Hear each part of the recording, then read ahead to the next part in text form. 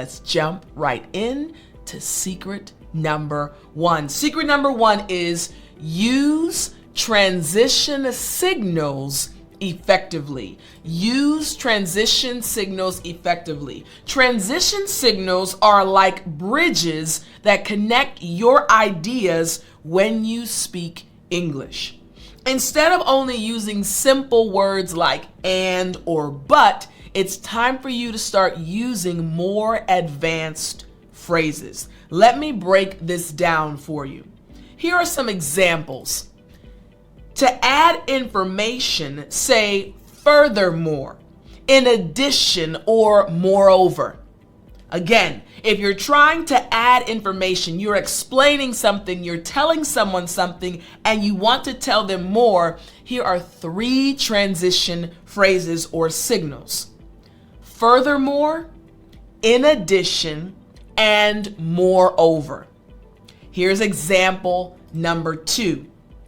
In order to show contrast, right? Contrasting thoughts, ideas, or things, you can say on the other hand, or however, or nevertheless. I am giving you the transition signals that we as native English speakers use on a regular basis to sound more confident, to speak English fluently. Again, if you want to show contrast, you can say on the other hand, you can say however, and you can say nevertheless.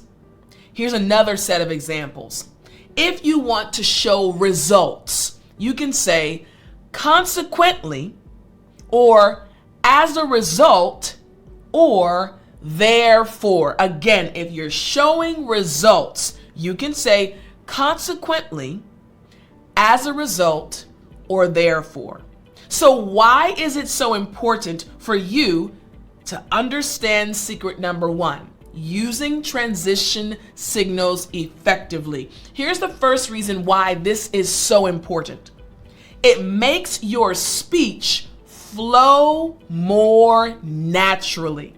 Just like a flowing river, your words will connect smoothly from one idea to the next. Remember, this is a secret that will transform your English.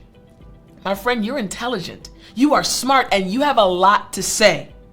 Now I'm giving you the tools you need to make sure your thoughts and ideas come out smoothly. Reason number 2, it helps you organize your thoughts logically. Like organizing items in different boxes, transition signals like however, therefore, these signals help you sort and connect your ideas clearly. Listen to me. This is just secret number 1. But if you master this secret, you will sound so much more confident when you speak English. Reason number 3, it helps listeners follow your ideas more easily. Clear transitions act like road signs guiding your audience, the individuals listening to you, through your message. When you're driving on the road, you see a stop sign, you see the lights. These are all signals to let you know what you can do as you're on your journey. And you need these signals. The same is true for English. As I'm listening to you, as someone listens to you, they need to know the journey you're taking them on. Using transition signals will help you take them on the smoothest journey ever. Secret number 1, use transition signals effectively. Now it's time to go to secret number 2. Secret number 2 is employ the rule of 3. Again, employ the rule of 3. I say this all the time to my students in the Speak English with Tiffani Academy. Employ the rule of 3. What does this mean? The rule of 3 is a powerful speaking technique where you group things in sets of 3. You've probably noticed that in most of my lessons, I group things in 3s. 3 examples, 3 sentences. It's something that great speakers, I would love to be a great speaker, great speakers have used throughout history. There's something about the number 3. When you speak in 3s, when you follow this rule of 3, the person listening to you will become more engaged. So let me explain this even more. Let's check out some examples. Here's the first one. The restaurant was cozy, affordable, and delicious. Again, there's a rhythm to it. The restaurant was cozy, affordable, and delicious. I could just say the restaurant was cozy. Grammar's good. Sentence is correct. But something happens when I add 2 other details. It was cozy, it was comfortable, affordable, and delicious. Now I said 4, but I meant to say affordable. So again, the restaurant was cozy, affordable, and delicious. The rule of 3s. Check out this second example. I love summer because it's warm, bright, and energizing. I love summer because it's warm, bright, and energizing. The rule of 3, my friend, this is secret number 2. I'm giving you these secrets to help you on your English journey. Example number 3. To improve your English, you need to practice, persist, and stay patient. That felt good, didn't it?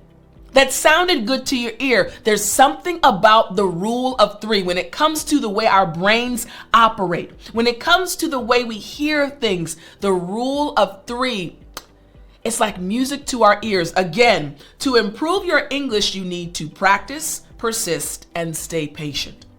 So what are the exact reasons? You're probably saying, Tiffani, why is this? Reason number 1. When you employ the rule of 3, it will create memorable patterns in your speech. Our brains naturally remember things better in groups of 3. Remember, these secrets are going to transform your English. Reason number 2, it adds a natural rhythm to your communication. Like a good song, groups of 3 create a pleasing pattern. There's something about the rule of 3. And reason number 3, again, you notice I always use 3. It helps emphasize key points effectively. 3 related ideas support each other and make your message stronger. It's like having a sandwich, the bread on top, the meat in the middle, and the bread on the bottom. It helps make your message stronger when you have 3 points as opposed to just 1. You have 1, 2, 3. Oh, you've thought about this. Okay, what you're saying I can probably agree with because you've taken the time to organize your thoughts and present enough information. Number 2, secret number 2 is employ the rule of 3. Now we go to secret number 3. Use purposeful repetition. Again, use purposeful repetition. Notice that I repeat myself when I want to emphasize something. Here's the explanation. Purposeful repetition means repeating important words or ideas in different ways to make them stick in people's minds. Rephrasing things, emphasizing them by using different words. Why? When you do this, the information will stick in the mind of the person listening to you. They'll become more engaged. They'll want to listen to you more. This is going to help you as an English learner because you'll feel more confident. Wow, Sally actually, she wants to listen to me. Mike is actually really engaged when I speak. Secret number 3, use purposeful repetition. Let me give you some examples. Here's example number 1. Learning English takes time. Time to practice. Listen closely. Learning English takes time. Time to make mistakes. Learning English takes time. Time to improve. Something happened in your brain as I repeated it each time. Learning English takes time. time to practice. Learning English takes time to make mistakes. Learning English takes time to improve. Your brain finds this pattern and it feels good. Here are 3 reasons why you must follow this secret. Reason number 1, it reinforces important points. Like hammering a nail, each repetition drives your message deeper. Reason number 2, it creates memorable speech patterns. When people hear something multiple times in different ways, they remember it better. Secret number 3, use purposeful repetition. And reason number 3, it builds emphasis naturally. Repetition helps highlight what's most important in your message. What you're saying is important, and you need the person listening to you to realize that what you're saying is important. Use repetition. Secret number 3. Now we have secret number 4. Start with what is known. Start with what is known. I actually love this one. Let me explain. Start with what is known. This technique means starting with familiar information before introducing new ideas. Think of it like climbing stairs. You start on familiar ground before stepping up to something new. This is the same thing you want to do when you're speaking English. Start with something familiar. I like when I'm teaching a class to start with something my students already know. How was your day? Tell me what happened. Give me something that you're already familiar with. It provides confidence, right? For example, check out this one. Again, understanding that the important thing is to start with what is known. Example, I love coffee. This is not about me. I don't drink coffee, actually. I love coffee. This delicious drink helps me start my day. The caffeine in coffee also improves my focus. Notice how we kind of built upon the previous statement. I love coffee. Many people can relate to loving coffee. Then the next sentence, the delicious drink helps me start my day. People, okay, I like coffee. Oh, it helps you start your day. And then what happens? The caffeine in coffee, you're getting more detailed. Check out this example. I enjoy watching movies. Many people can relate to that statement. These entertaining stories transport us to different worlds. We're going deeper. We start with familiarity. We start with something that everyone can understand and follow, and then we go deeper. Example number 3, I started learning to cook. This creative activity helps me relax after work. Anyone else like to cook? Something familiar. Then I go deeper. It helps me relax after work. Now, why is this secret so important? Starting with what is known. Reason number 1, it makes complex ideas easier to follow. Like building blocks, each new idea builds on what listeners already know. Oh, I like coffee. You like coffee. It helps you start your day. The caffeine is what helps. Building blocks. Reason number 2, it creates logical progression. I love logic. It creates logical progression. It helps listeners move smoothly from familiar concepts to new information. Maybe you didn't know that there was a lot of caffeine in coffee. I started off with, I like coffee. I drink it in the morning. Again, helping them with this logical progression. Think about the way you're speaking. These secrets are going to change your fluency. And reason number 3, it helps listeners stay engaged. When people understand the foundation, they're more interested in learning new details. I'm following you. I understand you started off with something I was familiar with, so I can follow along. Secret number 4, start with what is known. Secret number 5, end with impact. You gotta End with some impact. End with some power. Listen very closely. Secret number 5, you cannot miss this. This principle suggests putting your most important information at the end of your sentences or statements. It's like saving the best for last.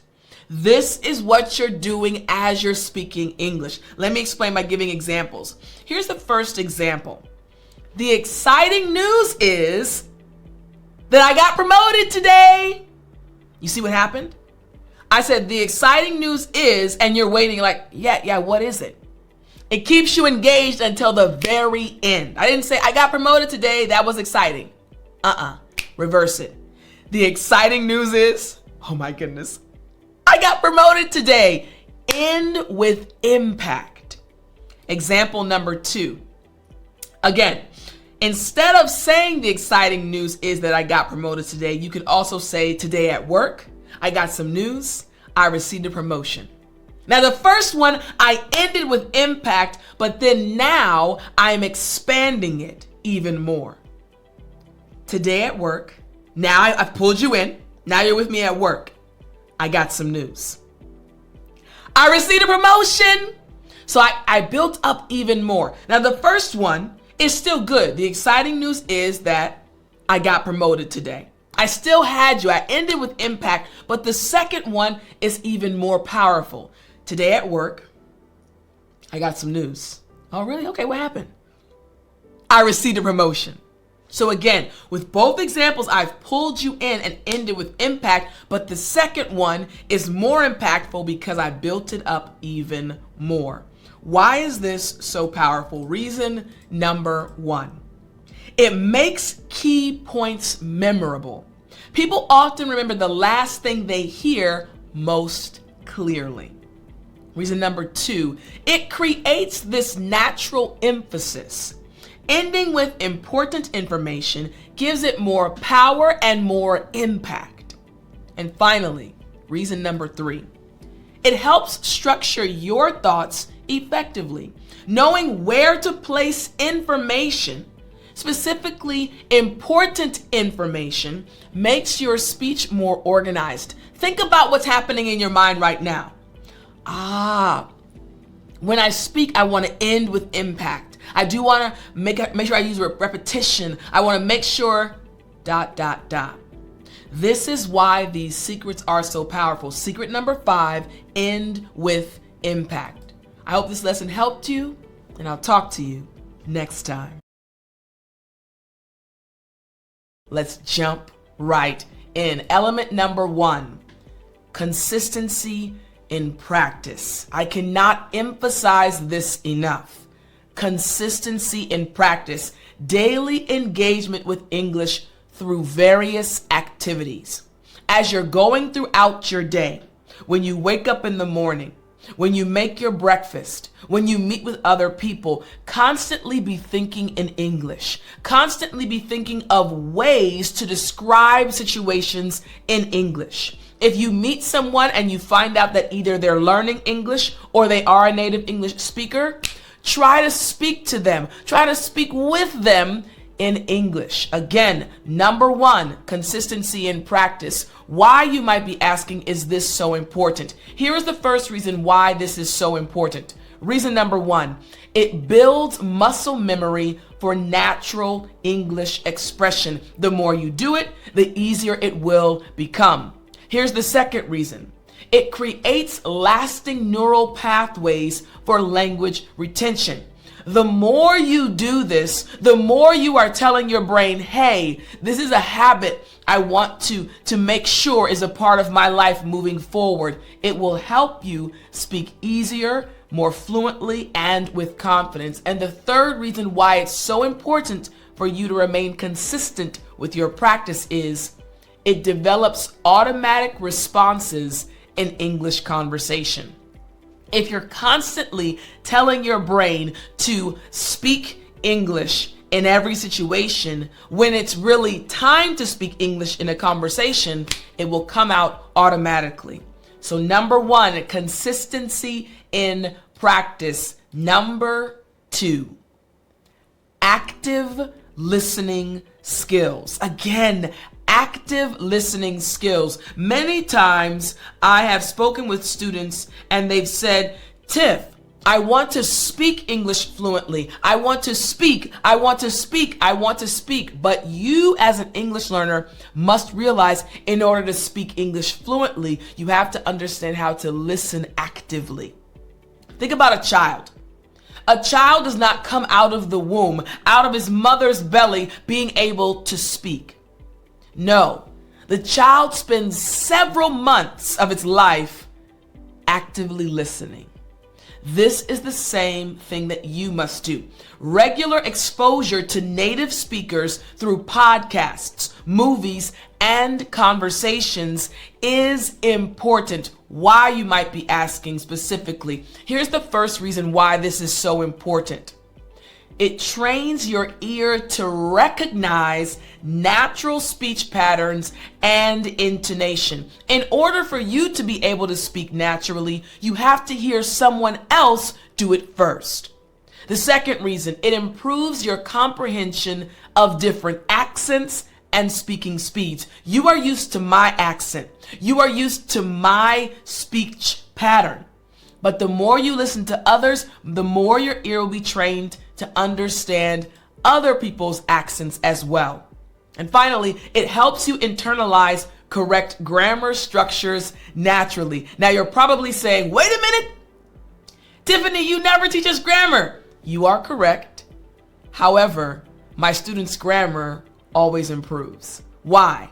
Because I'm teaching my students in my academy to follow certain patterns, to listen carefully to how native speakers speak.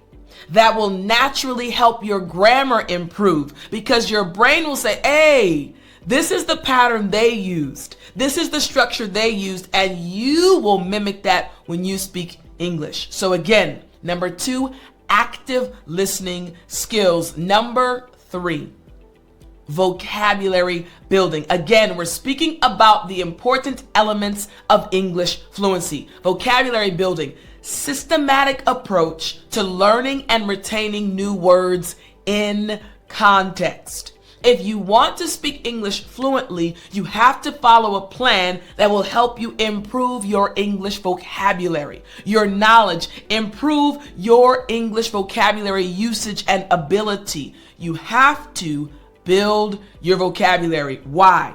Here are 3 reasons why this is so important. First, it enables more precise and nuanced communication. Instead of just saying all the time, good, that's good, that's good. Say, that's amazing, that's awesome, that's spectacular, that is out of this world. You need to expand your vocabulary so that you'll be able to be a bit more precise when you're speaking. The second reason, it increases your confidence in professional and social situations. When you are able to use vocabulary words that match a situation, all of a sudden, your shoulders will go back. Again, we're talking about speaking English fluently and the elements of English fluency. Here's the third reason why it's so important for you to build your vocabulary in order to speak English fluently. It allows for better understanding of native content without translation. You don't want to have to go to your phone or your computer each time you're trying to understand someone. The more you build your vocabulary, the more you will understand without having to go to a dictionary. Element number 4. Speaking practice. Now we're actually getting to the speaking part. Regular conversation practice with language partners or tutors. This has been a game changer. Notice it says language partners or tutors. As an English learner, sometimes you might think that you have to practice with a teacher. A teacher is what you need and no one else. In reality, you can improve by also practicing with a language partner, another individual who's also learning. Why? Because the stress immediately goes away. You don't feel like they're judging you at all. They're just learning just like you, and that will help you feel more confident. 3 reasons why this is an important element. Reason number 1, It develops quick thinking and response abilities in English. Practice. The more you practice, the quicker you'll become. Reason number 2. It will help you improve your pronunciation through real-time feedback. Even if you're practicing with a language partner, that individual will let you know, hey, what word did you just say again? That's what you're saying. You'll realize, my pronunciation wasn't correct. Or a teacher will also let you know. Finally, it builds practical conversation skills for real life situations. You practice, and then when you get to the real life situation, you'll have more confidence. Element number 5, pronunciation training, a natural transition into the 5th element, pronunciation training. Don't worry, we're going to get back to the lesson, but I had a question for you. Are you tired of feeling stuck at the same English level? You've studied English for months or years, but when it's time to speak, the words just don't seem to come out. Don't worry, I got you. I have a daily English lessons course, and it's the key to unlocking your advanced English level. With my 365-day study plan, you'll follow a step-by-step system that helps you speak English fluently, naturally, and with confidence in just 15 minutes a day. You don't need a multitude of expensive courses or endless grammar drills. Just follow the plan, achieve small wins, and watch your English be transformed. My students are already seeing real progress. Now it's your turn. Click the link right below this video and start your journey to advanced English today. Focus on accent reduction and proper sound production. Now here's the thing. It doesn't mean that you're going to remove your accent completely. It says reduction, right? And proper sound. For example, if you go to one of the southern states and you speak to an American there, they will sound completely different from me, your English teacher. However, you'll be able to understand what they're saying. Once you get over their accent, you'll understand the words that they're using and the words they're saying. Why? Proper sound production. So we're focusing on getting the sounds right. I'm saying this because sometimes English learners, and maybe you as well, get stressed because of their accents. And I say, listen, you want to reduce the accent a bit so that we can understand certain things, but make sure your sound is correct. For example, the TH sound. Your tongue has to come through your teeth. The. If not, it will sound like this. Duh. And that's the DA sound. The sound is not correct. So, learning the correct sound. Again, not being stressed about your accent. The way, there, this, thus, right? Putting your tongue through your teeth. Learning the right sound production, all right? 3 reasons why this is so important. It ensures clear communication and prevents misunderstandings. Again, when you learn the proper sounds. Here is the second reason why this is so important. It increases your credibility in professional settings. When you are able to make the proper sounds, you'll gain more respect. And it also builds confidence in speaking with native speakers. If you feel that you're available or able to produce a sound properly, you'll suddenly have more confidence to speak with native speakers.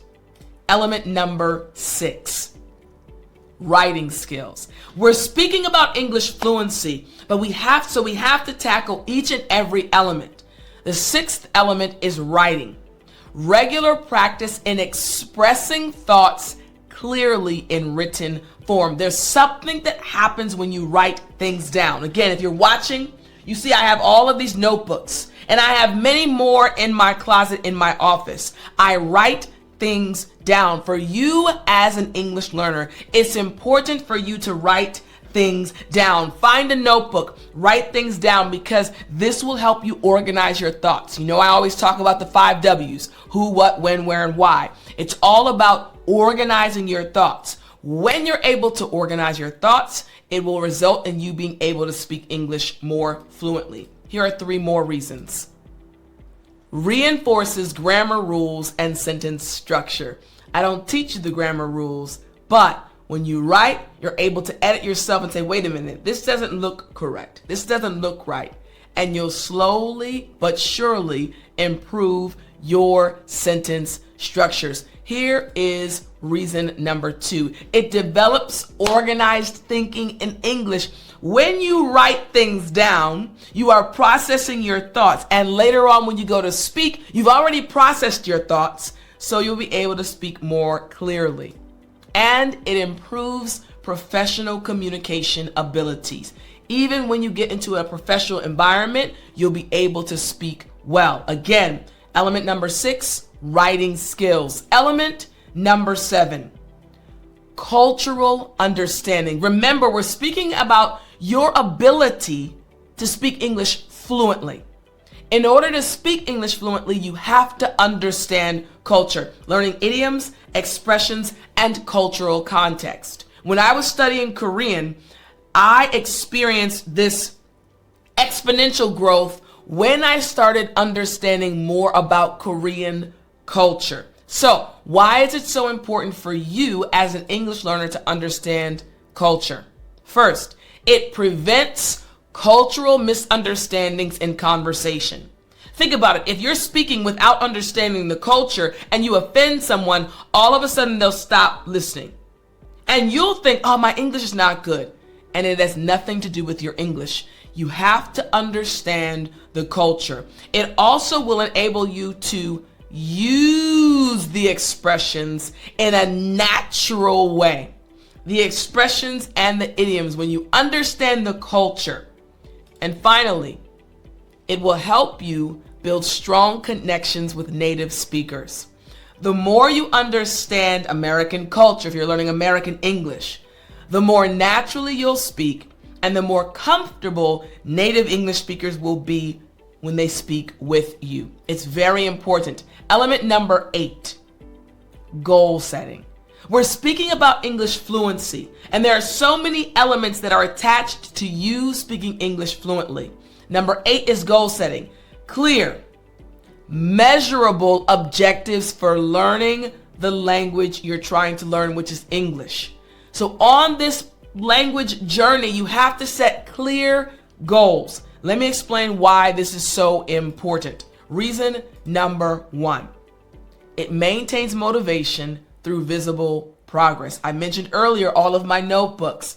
Write things down. Set goals that you can achieve. Don't set a goal to learn 150 words a day when you have a job, a husband, a child, and you're too busy. Set a reasonable goal and you will stay motivated as you track your progress. I learned 1 word today. I learned 1 word yesterday. I learned 1 word 2 days ago. You'll start feeling better. It also creates a structured path to fluency. You can track your progress. Instead of it being this random goal, you have a specific goal that you are tracking. And it allows for you to celebrate your achievements. This is important. On your journey to speaking English fluently, you need to congratulate yourself. It's important. Setting proper goals. Element number 9, confidence building. Notice what's happening. As we're going through these elements, now we're getting to this part where we're looking inside. How you feel about yourself. Overcoming fear of making mistakes and speaking publicly. This is an important element of your English journey to speaking English fluently. Why is this element so important? Reason number 1, it removes mental barriers to speaking freely. When you stop being afraid of making mistakes, when you allow yourself just to speak freely, all of a sudden your brain also starts to relax. It also encourages more frequent practice and interaction. Hey, listen, don't be scared, don't be afraid, just go for it. This will build your confidence and it will eventually lead to more natural and relaxed communication. No one wants to talk to someone who feels so tense. Relax. It's okay. Don't be afraid of making mistakes. This is going to build your confidence. Element number 10. Time management. Dedicated study schedule and consistent learning routine. This is so important. This element, you have to have a study schedule and you have to have a consistent learning routine. Even though you might be living a busy life, you can find 5 to 10 to 15 minutes a day to study English, but set aside that time, follow a plan, follow a schedule. Why is this so important? Reason number 1. It ensures steady progress through regular practice. We're trying to help you speak English fluently. It will also prevent burnout by maintaining balanced study habits. If you don't have a balanced study habit, you're going to be burnt out. 1 week you're studying hard and you're like, oh, I'm just too tired. No, make sure you have time management.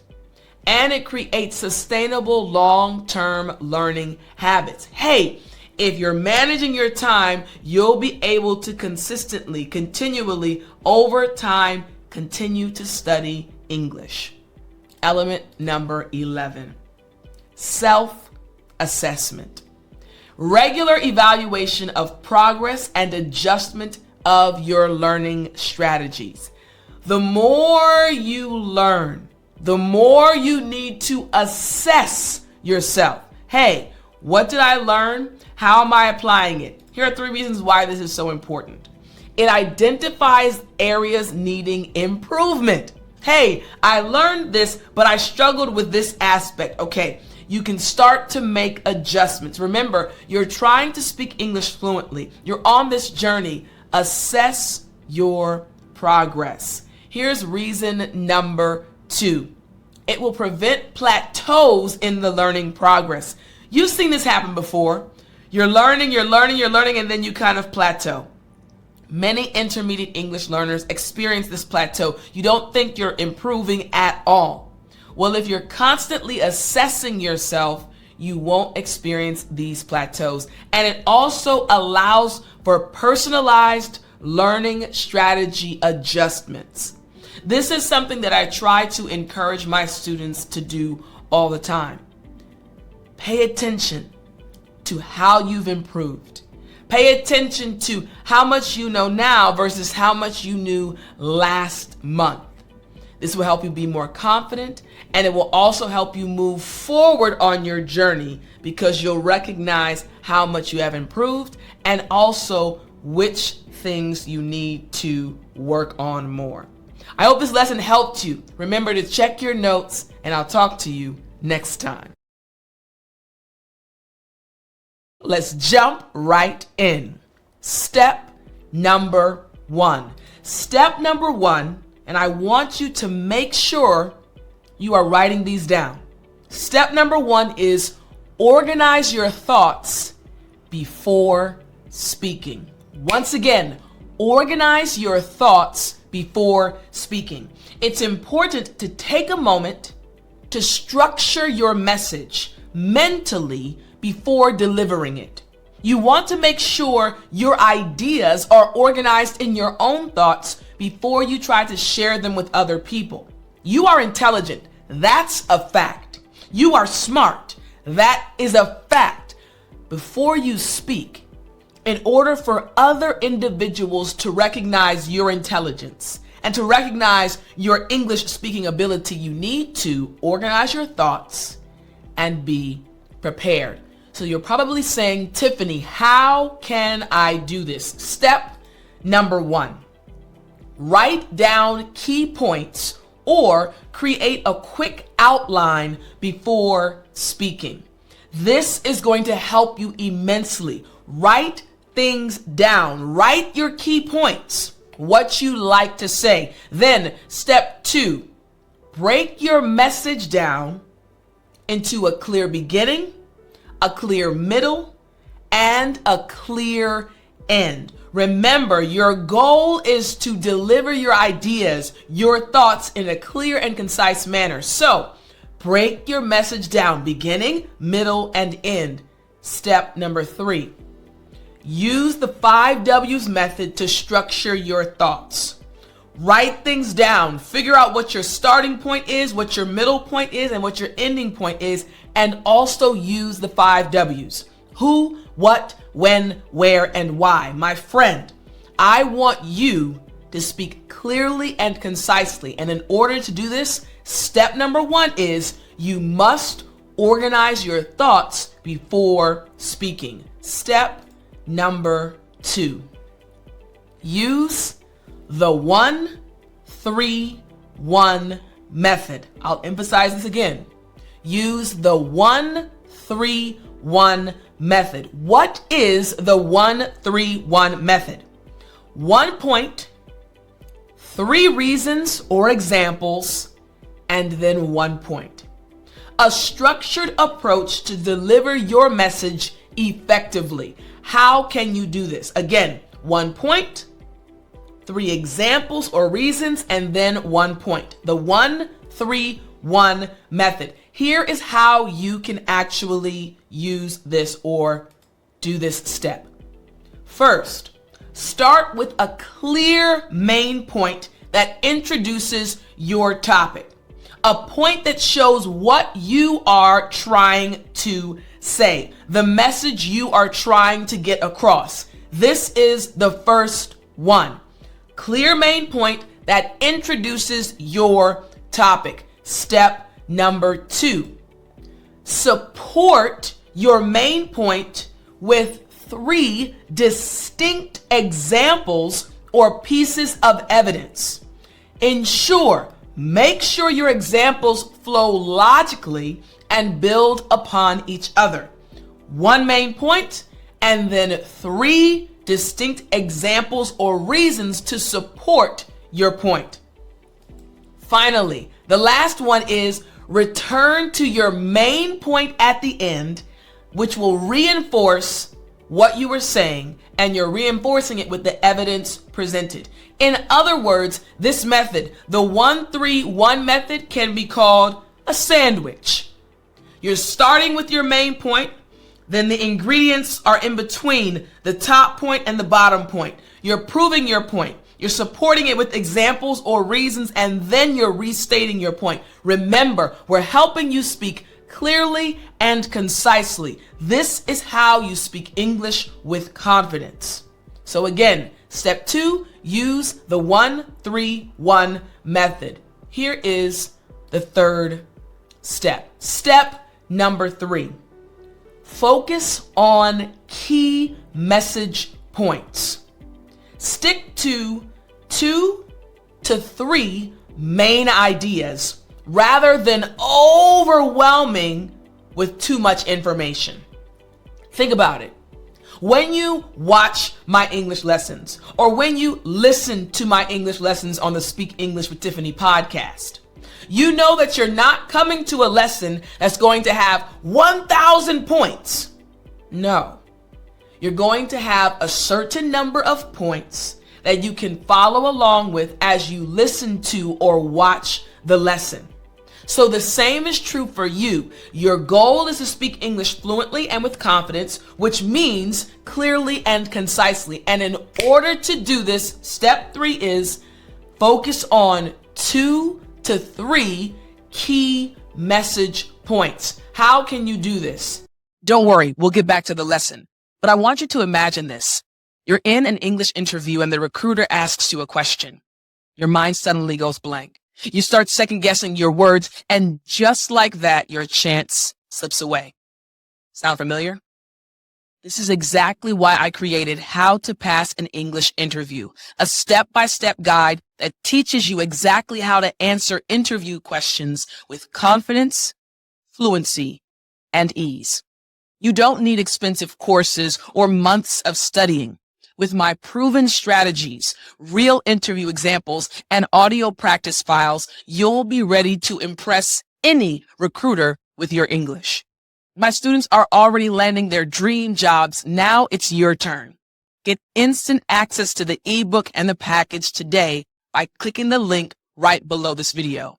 It's time for you to start preparing for your success. Here's how you can actually do this. First, identify your core message and eliminate, get rid of any secondary supporting details that don't directly contribute to it. If the point is not going to help you, let it go. Your goal is to give information to the individual listening to you that will help them understand you more, not confuse them. Then ask yourself, what are 2 to 3 things I want my listener to remember? And focus solely on those points. As your English teacher, when I was preparing this lesson, I was thinking about you, how intelligent you are, how smart you are, and how frustrated you can become when other people don't recognize your intelligence because of your English speaking ability. I want to help you. So I said, Tiff, what are the main points? Notice I keep emphasizing speaking clearly and concisely, right? Those are my 2 key points, helping you speak clearly and concisely. So you, again, focusing on your key message points, ask yourself, what are 2 to 3 things that you want the listener to remember? Then break complex ideas into smaller, digestible chunks that are easier for listeners to follow. You might be a scientist. You might be an amazing lawyer, a doctor, whatever your profession is. You are an expert in that field. But when you're sharing that information with someone else, you have to break it down. The complex ideas need to be broken down into smaller, digestible, easier to understand parts. The same is true when you're speaking about any other topic.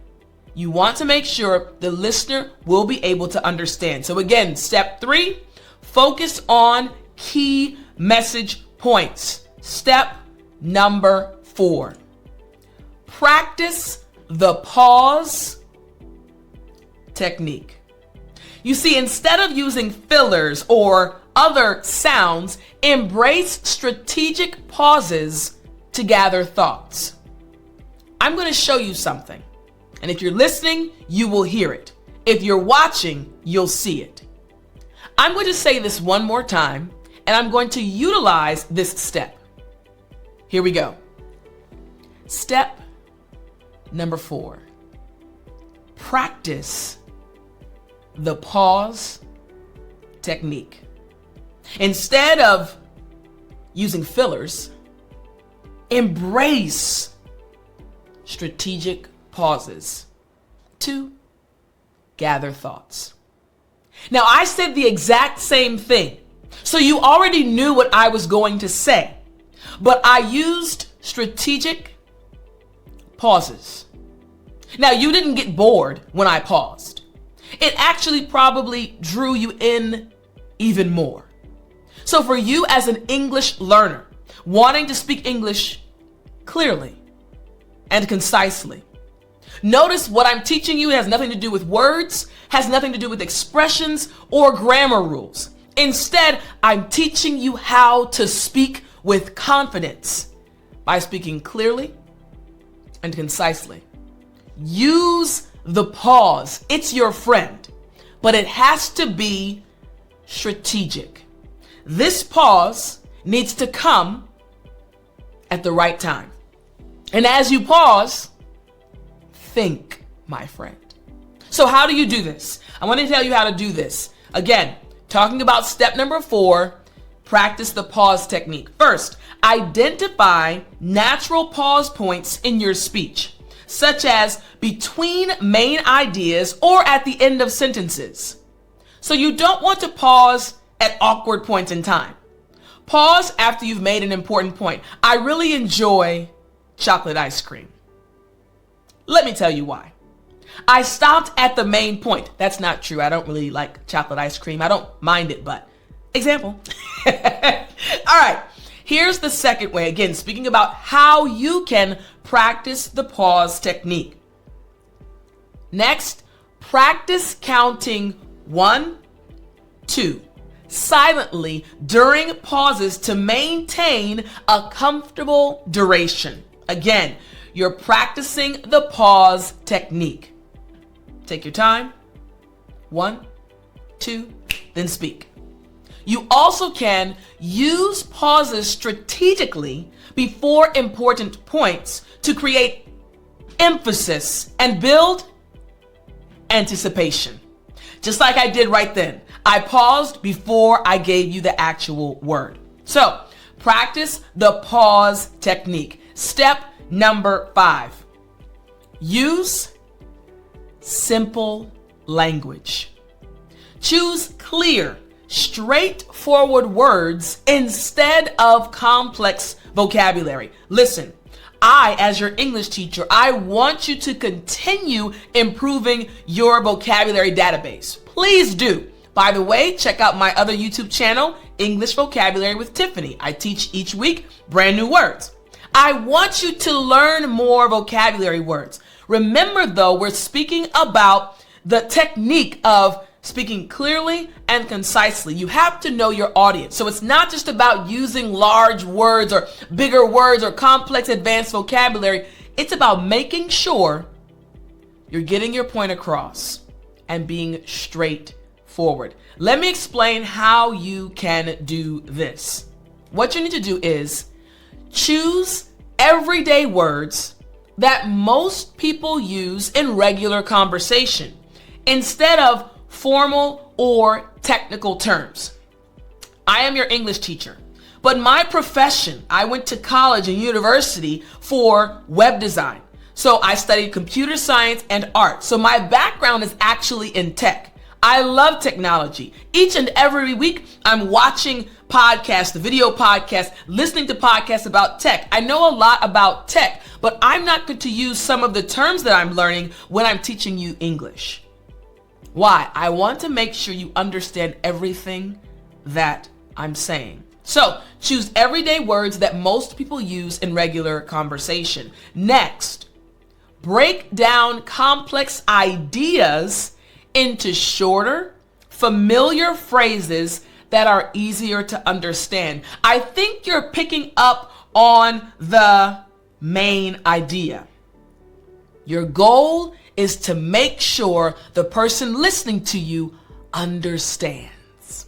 And then avoid using jargon or industry-specific terms unless absolutely necessary. It's not bad to use the terms, but your goal is to get your message across. Your goal is to be clear and concise. Your goal is to make sure the person listening to you understands. All right. So again, step 5, use simple language. Step number 6, record and review yourself. Listen to recordings of your speech to identify areas for improvement. You'll be amazed by how much you'll improve when you simply analyze yourself. So record yourself either in a video or an audio recording, voice recording, and then listen to yourself or watch yourself, and you'll be amazed how much you will catch. This is a powerful step helping you be more clear and more concise. How can you do this? Use your phone's voice recording app or a dedicated recording device to capture your speech during practice sessions. You can help yourself, my friend. Next, compare the recordings over time to track your progress and identify consistent patterns that need work. In my recording last week, I said this, and in the recording this week, I also said that. I have a habit of ... You'll be amazed by how well you can recognize the things you need to work on. Then, practice the same speech multiple times, recording each attempt to see how your delivery improves with each iteration. Each time you do it, are you improving? Are you utilizing the pause technique? Are you using terms that others will be able to understand? Step number 6, record and review yourself. Step number 7, end with purpose. Listen, I am trying to help you let others know how smart you are.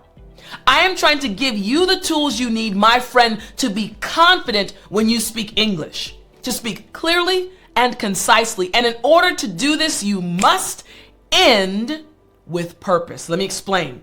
Conclude your points clearly rather than letting them trail off. Think about it. I'm teaching you this lesson right now. And if I ended the lesson by saying, well, yeah, hey, there you go. Hope you liked it. No. End with purpose. What I'm teaching you, I'm guaranteeing. If you follow these steps, I'm guaranteeing you will improve. Ending with purpose. How can you do this? Here's the first way you can do this. Summarize your key points in a clear, concise manner at the end of your speech. Use transition phrases like in conclusion or to wrap up to signal you're reaching the end. Hey, I'd like to conclude or I'd like to wrap this up by saying, and people lean in. Okay, what's the wrap up? You can also do this. End with a strong call to action or a memorable statement that reinforces your main message. End with purpose. And you can also remember to avoid introducing new information in your conclusion.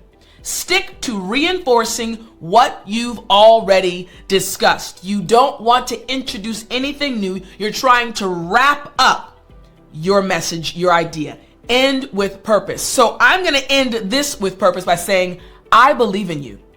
I know you're intelligent. I know you're smart. I know you have the ability to speak English fluently and with confidence. My friend, follow these steps and speak clearly and concisely. I believe in you, and it's time for you to believe in yourself. I'll talk to you next time.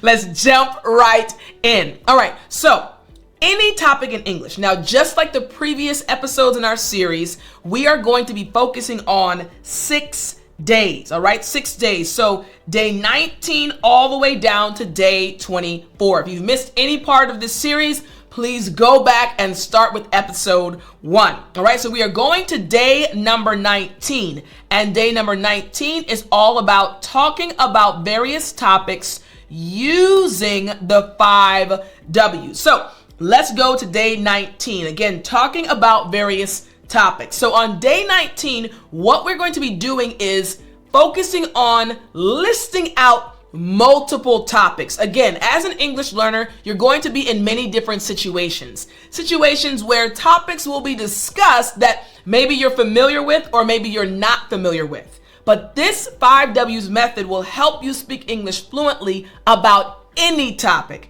So you won't be nervous, you won't be frustrated. So what you'll see is on day 19, we have a list of topics for each and every letter of the alphabet. For example, for the letter A, we have questions about art. For the letter B, we have questions about books. Letter C, questions about careers. You'll see again, for each letter, we have a topic. So when we go again to day 19, the second page, you'll see on the left, we have each letter. Then in the second column, we have topics that start with that letter. Then in the third column, again, all of this is organized for you to help you see and understand that you can use this method, the 5 W's method, to answer any question about any topic. So for the letter A, again, we have art. And the question is, who is your favorite painter? Oh, if you watched the last episode of this series, you'll know. This question is focused on which of the 5 W's?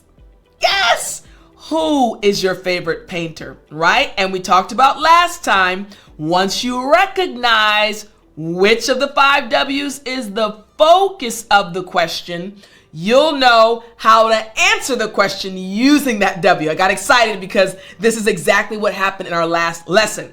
So for letter B, what's the topic? Books. And the question, What is your favorite book? All right, we're focused on what in this question, all right? So I want to read the other questions very quickly for 4 of the letters, 4 of the topics. We have career for C. Question, what kind of job do you do? For the letter D, we have dreams. The question, what was your dream when you were a child? For letter E, we have education. Question, why is education important? And for letter F, we have food. What is your favorite type of food to eat? Again, you'll see that we have all of these topics, and for each topic, we have selected a question. Now, what is the goal? The goal, again, is to help you answer any question about any topic using the 5 W's. Who, what, when, where, and why. Now, just like in our last lesson, I explained to you, I'm leaving this in there. Whenever there's a blunder, I leave it in. I explained to you that when you know what the foundation of a person's question is, you'll also know how to add that to your answer. So we have these questions relating to these topics. The goal is to help you answer the questions using the 5 W's. Now you're going to learn how to use each of the 5 W's in your response to the question. So let's move now to day number 20. All right, day 20 is going to focus on topics A through F. Now, again, for this live or this recorded lesson, I want to focus on a few of them. And again, you can continue studying along. If you want the PDF or the ebook, hit the link in the description. All right, so A to F. Again, we have art, we have books, careers, dreams, education, and food. And we have the questions connected to each of these topics. So let's start with the first topic and the first question. Man, I love this method. All right, here we go. Art, the question, who is your favorite painter? Now, from the last lesson in this series, we recognize that we're focusing on the who, but we also want to answer each of the 5 W's within our response. So check out the response. I'm going to actually make it a little bit bigger for you. Here's the response. Currently, my favorite painter is an American painter named Chuck Close because he paints with creativity, great detail, and passion. I answered the question, what's his name? Chuck Close. What's interesting though, I recognized what they wanted to know. You want to know who I like, but we also included each of the 5 W's in the response. Who? Let's go recognize it right here. Let's go see. Chuck Close. Very true. I love Chuck Close. What? What does he do? Or what is it? He's my favorite painter, right?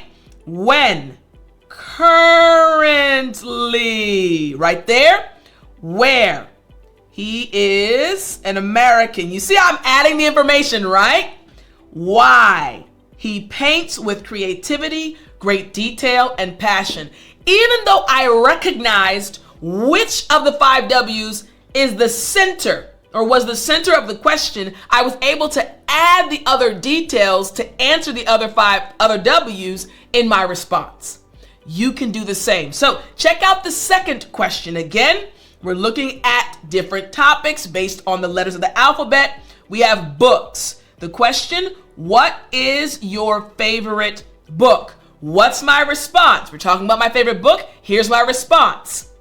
I enjoy reading love stories, so my favorite book is the 1991 American bestseller Redeeming Love by Francine River. What's my favorite book? Redeeming Love. But again, I am answering each of the 5 W's in my response. Hey, Tiffany, what's your favorite book? Oh, I enjoy reading love stories. So my favorite book is the 1991 American bestseller Redeeming Love by Francine Rivers. Who?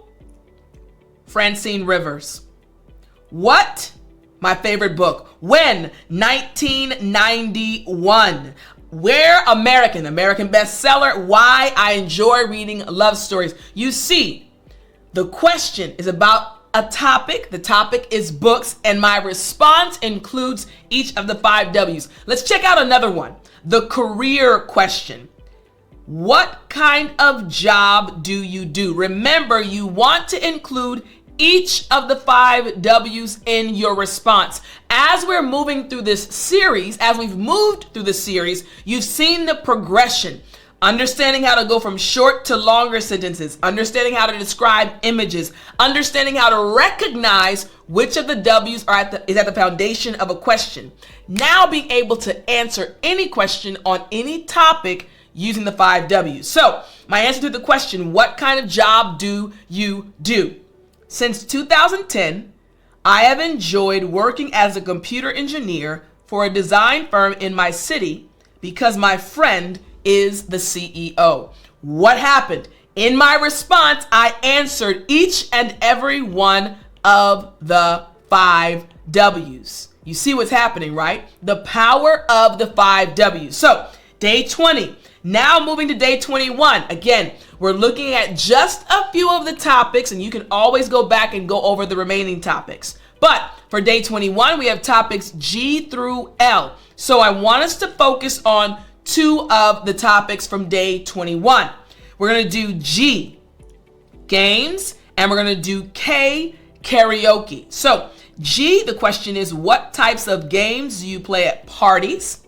And K, have you ever been to a karaoke room? All right, so now we have these questions, G and K, and we want to make sure we're able to answer the question using each of the 5 W's, the power of the 5 W's. Here's the first question again. What types of games do you play at parties? Now let's check out the response and see if it includes each of the 5 W's. Here we go.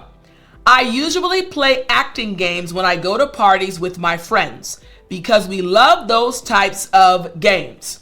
Now in this response, do we see each of the 5 W's? Who? I. What? Usually play acting games. When? When I go to parties. Where? Parties. Also, we have with my friends for the who. Why? We love those types of games. Each of the 5 W's can be found in this response. It doesn't matter what the topic is. You can use each of the 5 W's to answer the question. Once you understand the 5 W's method, it will transform your English and help you speak English more fluently. So now what about the K? We have karaoke. So here's the question. Have you ever been to a karaoke room? My answer, absolutely yes. I love to sing. All right, so how are we going to answer this question using the 5 W's? Have you ever been to a karaoke room? Here's the answer. When I was in university, some friends and I went to a karaoke room near our university to sing songs all throughout the night. Do we have each of the 5 W's? Do we have the who? Yes. I and some of my friends, some friends and I. Let's actually underline this part right here. Some friends and I. What? Went to a karaoke room. Where? Near our university. Why? To sing songs all throughout the night. When? When I was in university. All right, so you see, each of the 5 W's can be found in our response. No matter what the topic, you can recognize how to include each of the 5 W's in your response. Day 22. Now again, we're just looking at a few from each day, and you can look at the other examples when you have your own copy of the ebook. So day 22 now, we have topics M through S. It doesn't matter what the topic is. M through S. This time, let's choose money and restaurant. Again, these represent the topics based on the letters. All right, so what's the question for money? We have, what is the most amount of money you have spent in one day? For restaurant, we have, do you have a favorite restaurant? Now, what is our goal? Remember, we want to make sure we can answer the question, understanding what the question is And now we're going to include each of the 5 W's in our response. Who, what, when, where, and why. We're going to include each of them in our response along with the main one that is connected to the question. All right, so now looking at the first question, what is the most amount of money you have spent in one day? Check out this response. In 2008, I spent $8,000 on a new car that I bought from a car dealership near my office because I needed a new one. Can't you imagine the situation? As I was reading the answer, it was 2008. Okay, the car was $8,000. It was new. Okay, it was a car dealership near my office. I needed a new one. I'm painting a picture when I'm giving this response. How am I able to paint the picture? Because in my response, you can recognize each of the 5 W's. The same is true for our other question about the restaurant, for the R. Do you have a favorite restaurant? Here's my response. My favorite restaurant to go to after work is the Italian restaurant near my office because the food is amazing. In this response, each of the 5 W's can be found. Who are we talking about? Me. My favorite restaurant. What? Favorite restaurant. When? After work. Where? The Italian restaurant near my office. Why? The food is amazing. No matter what the topic is, you can respond to the question using the 5 W's.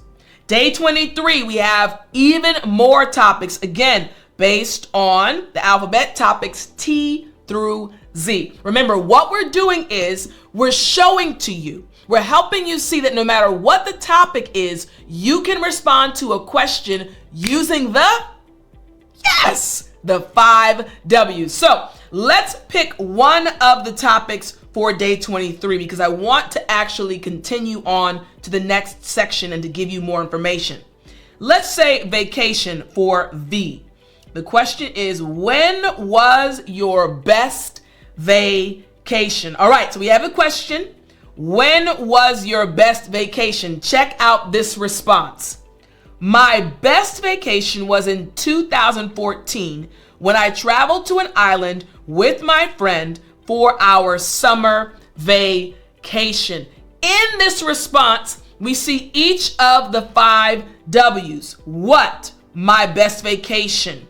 When? In 2014. Where? Traveled to an island. Who? With my friend. Why? For our summer vacation. You can use the 5 W's to respond to any question on any topic. So, day 23, we had topics T through Z. Now, when you get to day 24, the review day, I like this review day. Why? Because it is a very comprehensive review day. You'll see that it includes each of the letters of the alphabet, which means you have 26 different topics and 26 different questions. And these questions include answers that are all composed or comprise the 5 W's. So you can see again how to answer any question using the 5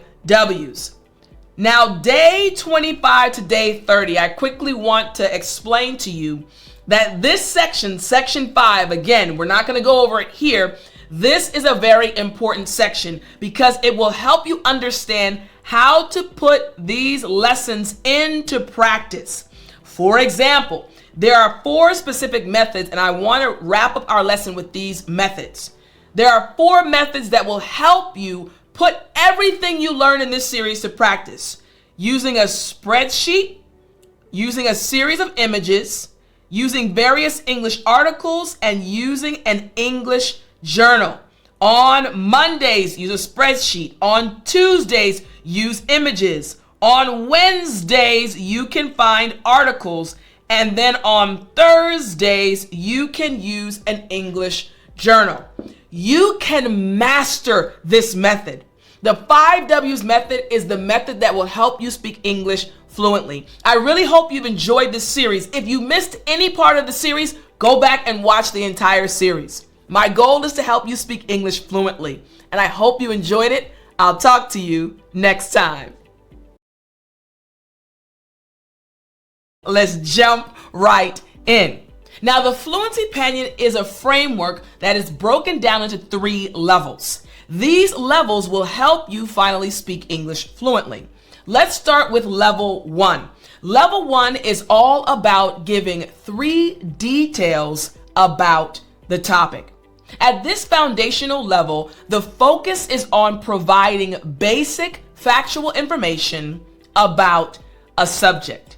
This is something that you as an English learner must master. In order to use this framework properly, you have to start with level 1. So why is this so important?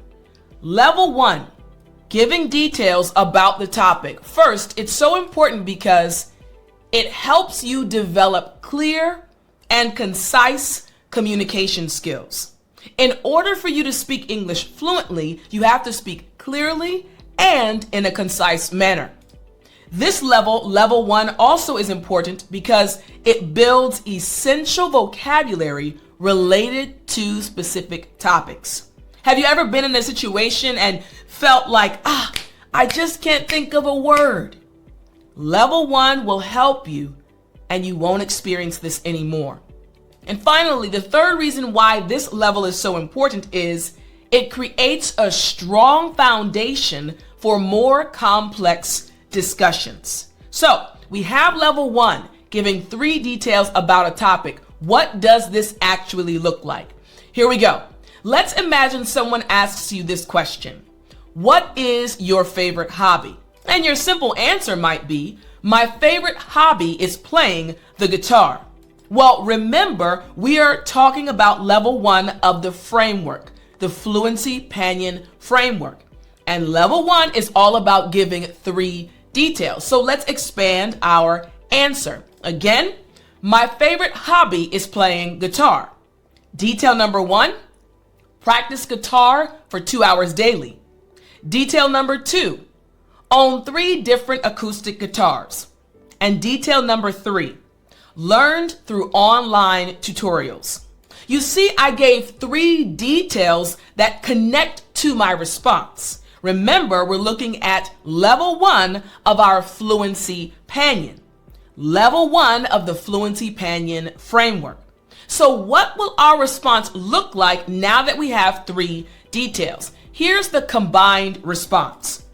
My favorite hobby is playing guitar.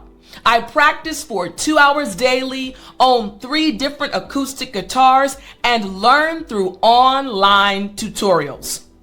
What happened? I gave you 3 details, and all of a sudden, my simple response turned into a much better response. Remember, we're speaking about the Fluency Panion, and we're looking at level 1, giving 3 details. So that response was really good. But does it really apply to every situation? Let's check out this next situation. Question: what type of movies do you enjoy? Simple answer: I'm a big fan of science fiction films. Now, that's a good answer, but it's also a basic or beginner level answer. So again, looking at level 1, how can we add 3 details? Here we go. Detail number 1, watch science films or science fiction films weekly. Detail number 2, have a collection of 50 plus movies. And detail number 3, prefer movies with special effects. Again, what are we doing? At level 1 of our framework, the Fluency Panion, we are giving 3 details related to the question and or topic that is being discussed. So what will our combined response now look like with these additional pieces of information? Here's the combined response. I'm a big fan of science fiction films. I watch them weekly, And I have built a collection of over 50 movies. I particularly enjoy movies with special effects. What happened? I added 3 details and all of a sudden my simple response became a much better response. Keep in mind though, we are still at level 1. Ooh, I can't wait until we get to level 3. We're giving 3 details based on level 1 of our framework. But does it really work for every situation? Here's another example. Again, using level 1. Here's the question. What's your ideal vacation? Simple response. My ideal vacation would be a beach destination in Thailand. Great response, but also a basic and beginner level response. But we want to add 3 details based on our framework. Detail number 1, beach destination in Thailand. Detail number 2, 2-week duration. And detail number 3, a budget of $3,000. Again, details are just pieces of information connected to the topic or connected to the question. We added 3 details. So now we have the information. What does our combined response now look like? Here's the combined response. My ideal vacation would be a beach destination in Thailand. I'd like to stay for 2 weeks and I've set aside a budget of $3,000 for the trip. Now that's a good response. Again, following the framework, level 1. We have 3 details, all right? 3 details. We understand now the importance of level 1, but now we need to move on to level 2. Level 2 of our framework, the Fluency Panion. Now we're going to understand the importance of personal opinions and reasons. So let's dive into our second level, personal opinion and 3 reasons. This intermediate level encourages you to focus on form and express personal viewpoints with supporting arguments. This is where things start to get really interesting. Level 1, the basic level of our framework, is all about giving facts. Now level 2 of our framework is all about giving your opinion, your thoughts, your ideas, and supporting your opinion. So let's see why this is so important. Here's the first reason why this is important. It develops critical thinking and analytical skills. You as an English learner, your goal is to speak English fluently, and you're searching for ways to do this. When you follow this framework, you'll be able to develop your critical thinking skills, which will lead to English fluency. The second reason why this second level, the intermediate level of our framework, is so important is it enhances your ability to construct logical arguments. This is good. Why? Learn how to support your opinion. And number 3, it will improve your confidence in expressing your personal views in English. Confidence is key. So level 2 of our framework, the Fluency Panion framework, is all about you giving your personal opinion and supporting it with 3 reasons. So what does this look like? Imagine someone asked you the exact same question. What's your favorite hobby? And you gave this response, your opinion. I believe playing guitar is the most rewarding hobby. Then you stop. Your opinion is, I believe playing guitar is the most rewarding hobby. But you have to support it. Now we have to give 3 reasons. Reason number 1, it helps reduce stress and anxiety. Reason number 2, it allows for creative self-expression. And reason number 3, it creates opportunities to connect with others. All of a sudden, we are going deeper. All of a sudden, we're getting more information to support our opinion. This is leading us to a more fluent English response. So, what would the combined response look like with our opinion and 3 reasons? Here's the combined response.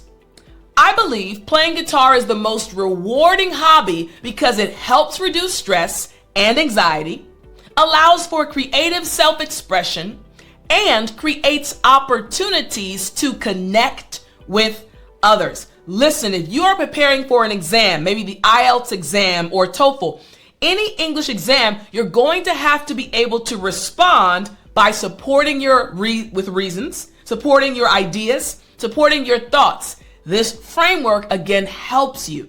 So, we saw the combined response, had 3 reasons and the opinion. Can it really be applied to any topic and any situation? What about this question we had earlier? What type of movies do you enjoy? Simple response. I strongly believe that science fiction films are the most thought-provoking movies. That's a strong opinion.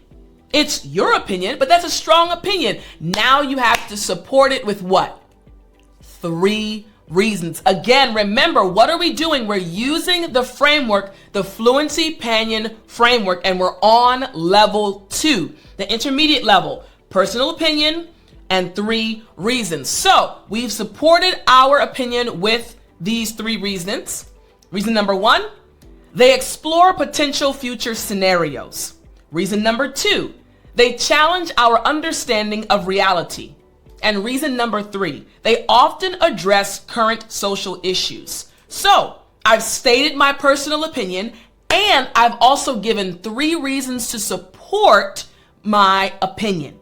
Makes sense, right? So now what would the combined response now look like? Here's the combined response. I strongly believe that science fiction films are the most thought-provoking movies because they explore potential future scenarios, challenge our understanding of reality, and often address current social issues. Listen to me. I want you to understand how powerful this framework is, the Fluency Panion framework. If a student in my class were to give this response, the response I just showed you, they would get an A. They would get an A. Why? Because they've told me their opinion and they've supported it. Ooh, wait till we get to level 3. This is a great response. But again, can you really apply it to any topic and any question? Let's go to the 3rd example.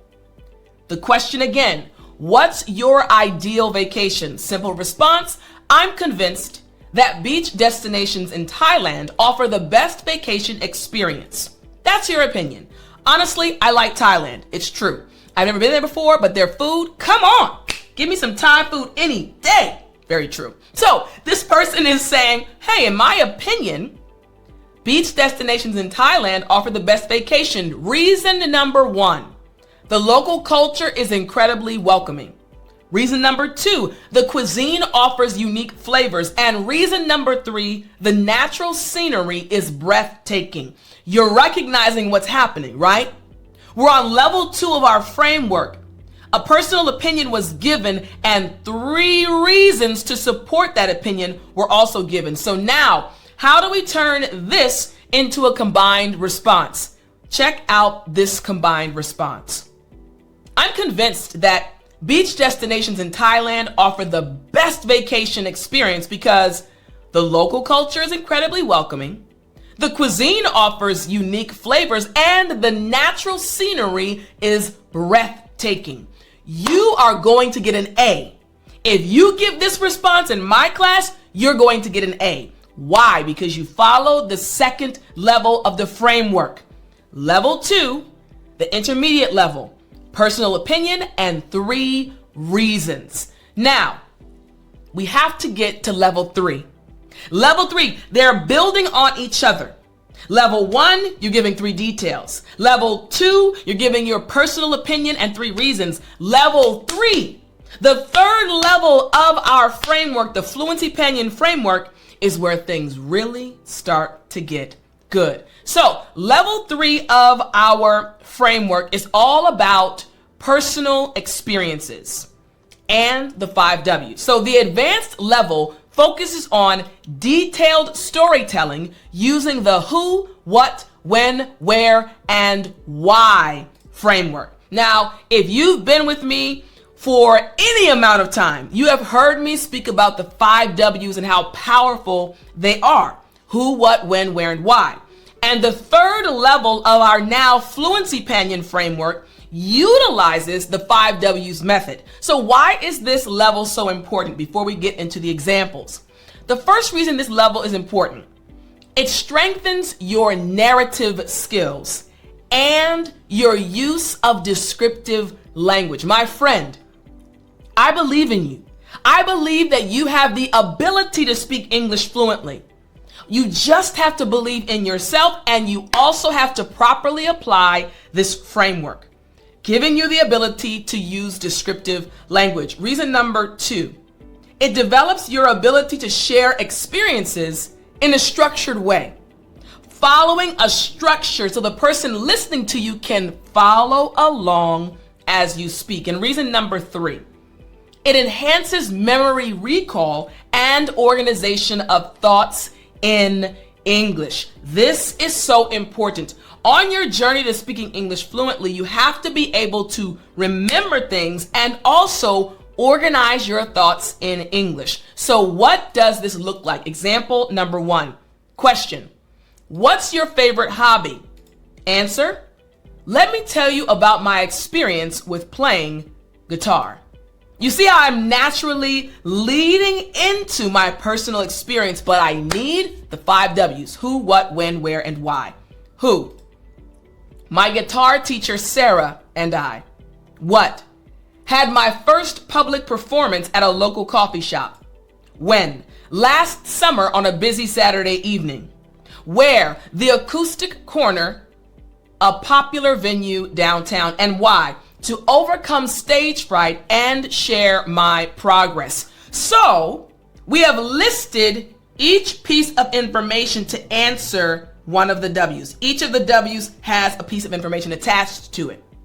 Remember, we are looking at level 3 of our framework, the Fluency Panion framework. So how can we turn this into a combined response? So here's the response. Last summer, my guitar teacher, Sarah, encouraged me to perform at the Acoustic Corner, a popular coffee shop downtown. On a busy Saturday evening, I played 3 songs for the audience. Though nervous, this experience helped me overcome my stage fright and showed me how far I'd come in my musical journey. Did you see the story play out? Who, what, when, where, and why? When did it happen? Who was there? Where?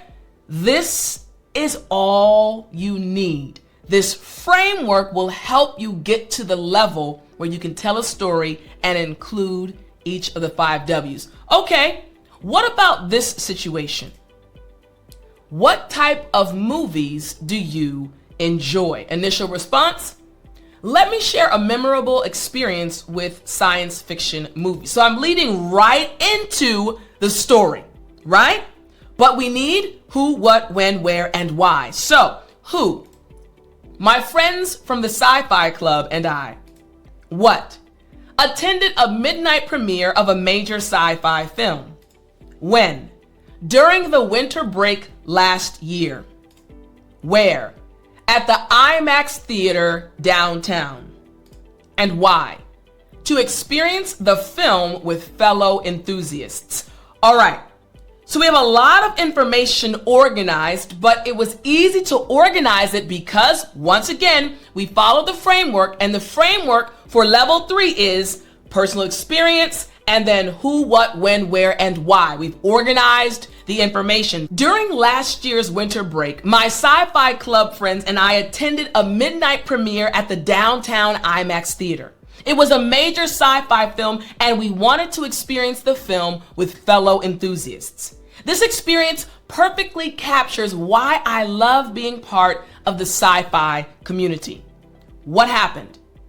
Each of the 5 W's, who, what, when, where, and why, can be found in that response, giving your personal experience. But what about the third question? What's your ideal vacation? Initial response: let me tell you about a memorable trip to Thailand. Simple response, but now we have to add in who, what, when, where, and why. Here we go. Who? My best friend and I. What? Explored hidden beaches and local markets. When? During the dry season last year. Where? Koh Lanta, a peaceful Thai island. Why? To experience authentic Thai culture and relax. Each of the 5 W's has been added. We're speaking about a personal experience, but what would the combined response actually look like? Here's the combined response. Last year, during the dry season, my best friend and I discovered the hidden gems of Koh Lanta, a peaceful Thai island. We spent our days exploring hidden beaches and browsing local markets.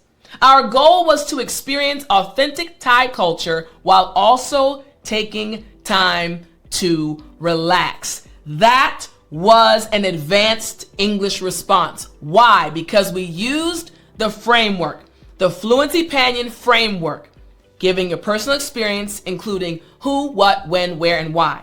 We went over each of the levels using this Fluency Panion. Now, if you want to continue studying using this framework and you would like a notebook, I actually have created a notebook for the Fluency Panion, and it's found at shop.speakenglishwithtiffani.com. The link is in the description. You can go to shop.speakenglishwithtiffani.com. And I actually have one right here with me. Again, as you're studying, I created this framework because this is something that can transform your English. So as you're studying, you can use this notebook, taking notes, and always having this framework right with you. Go to shop.speakenglishwithtiffani.com, and I'll talk to you in the next lesson.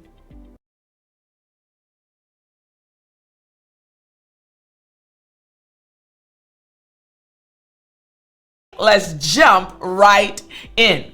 Element number 1, opinions. Opinions are personal viewpoints, beliefs, or judgments about a topic that may not be universally agreed upon. So, this is the part of a conversation where you share your idea, your thought, your opinion. But why is it so important to understand this first element? Here's the first reason. Expressing opinions helps you engage in meaningful discussions rather than just exchanging basic information. When you are trying to speak English fluently, you want to be able to give your thoughts, your ideas, or your opinions. The second reason why this first element is so important is sharing opinions allows you as the individual to express your personality and build deeper connections with others. This is a very important element. And finally, understanding how to respectfully state your opinion is essential for navigating disagreements in English-speaking environments. So the first element of opinions is very, very important. So when do you use it? And then we're going to look at an example. When do you use this element? The first time is when you are asking or being asked directly for your thoughts on a topic. Someone might say, hey, what do you think about this? They are asking you to give your opinion. You can also use it when you are participating in discussions or debates. Remember, English fluency is about mastering the 5 elements. You can also use this element when you're evaluating options or making recommendations. So what does this actually look like in practice? Check out this example dialogue. These 2 individuals are having a conversation. Alex is the man's name and Jamie is the female's name. Alex starts the conversation off by saying, I think documentaries are much more interesting than action movies. I believe they give us a deeper understanding of the world and help us become more informed citizens. He started the conversation off by giving his opinion, but check out how Jamie responds. That's an interesting perspective, Alex.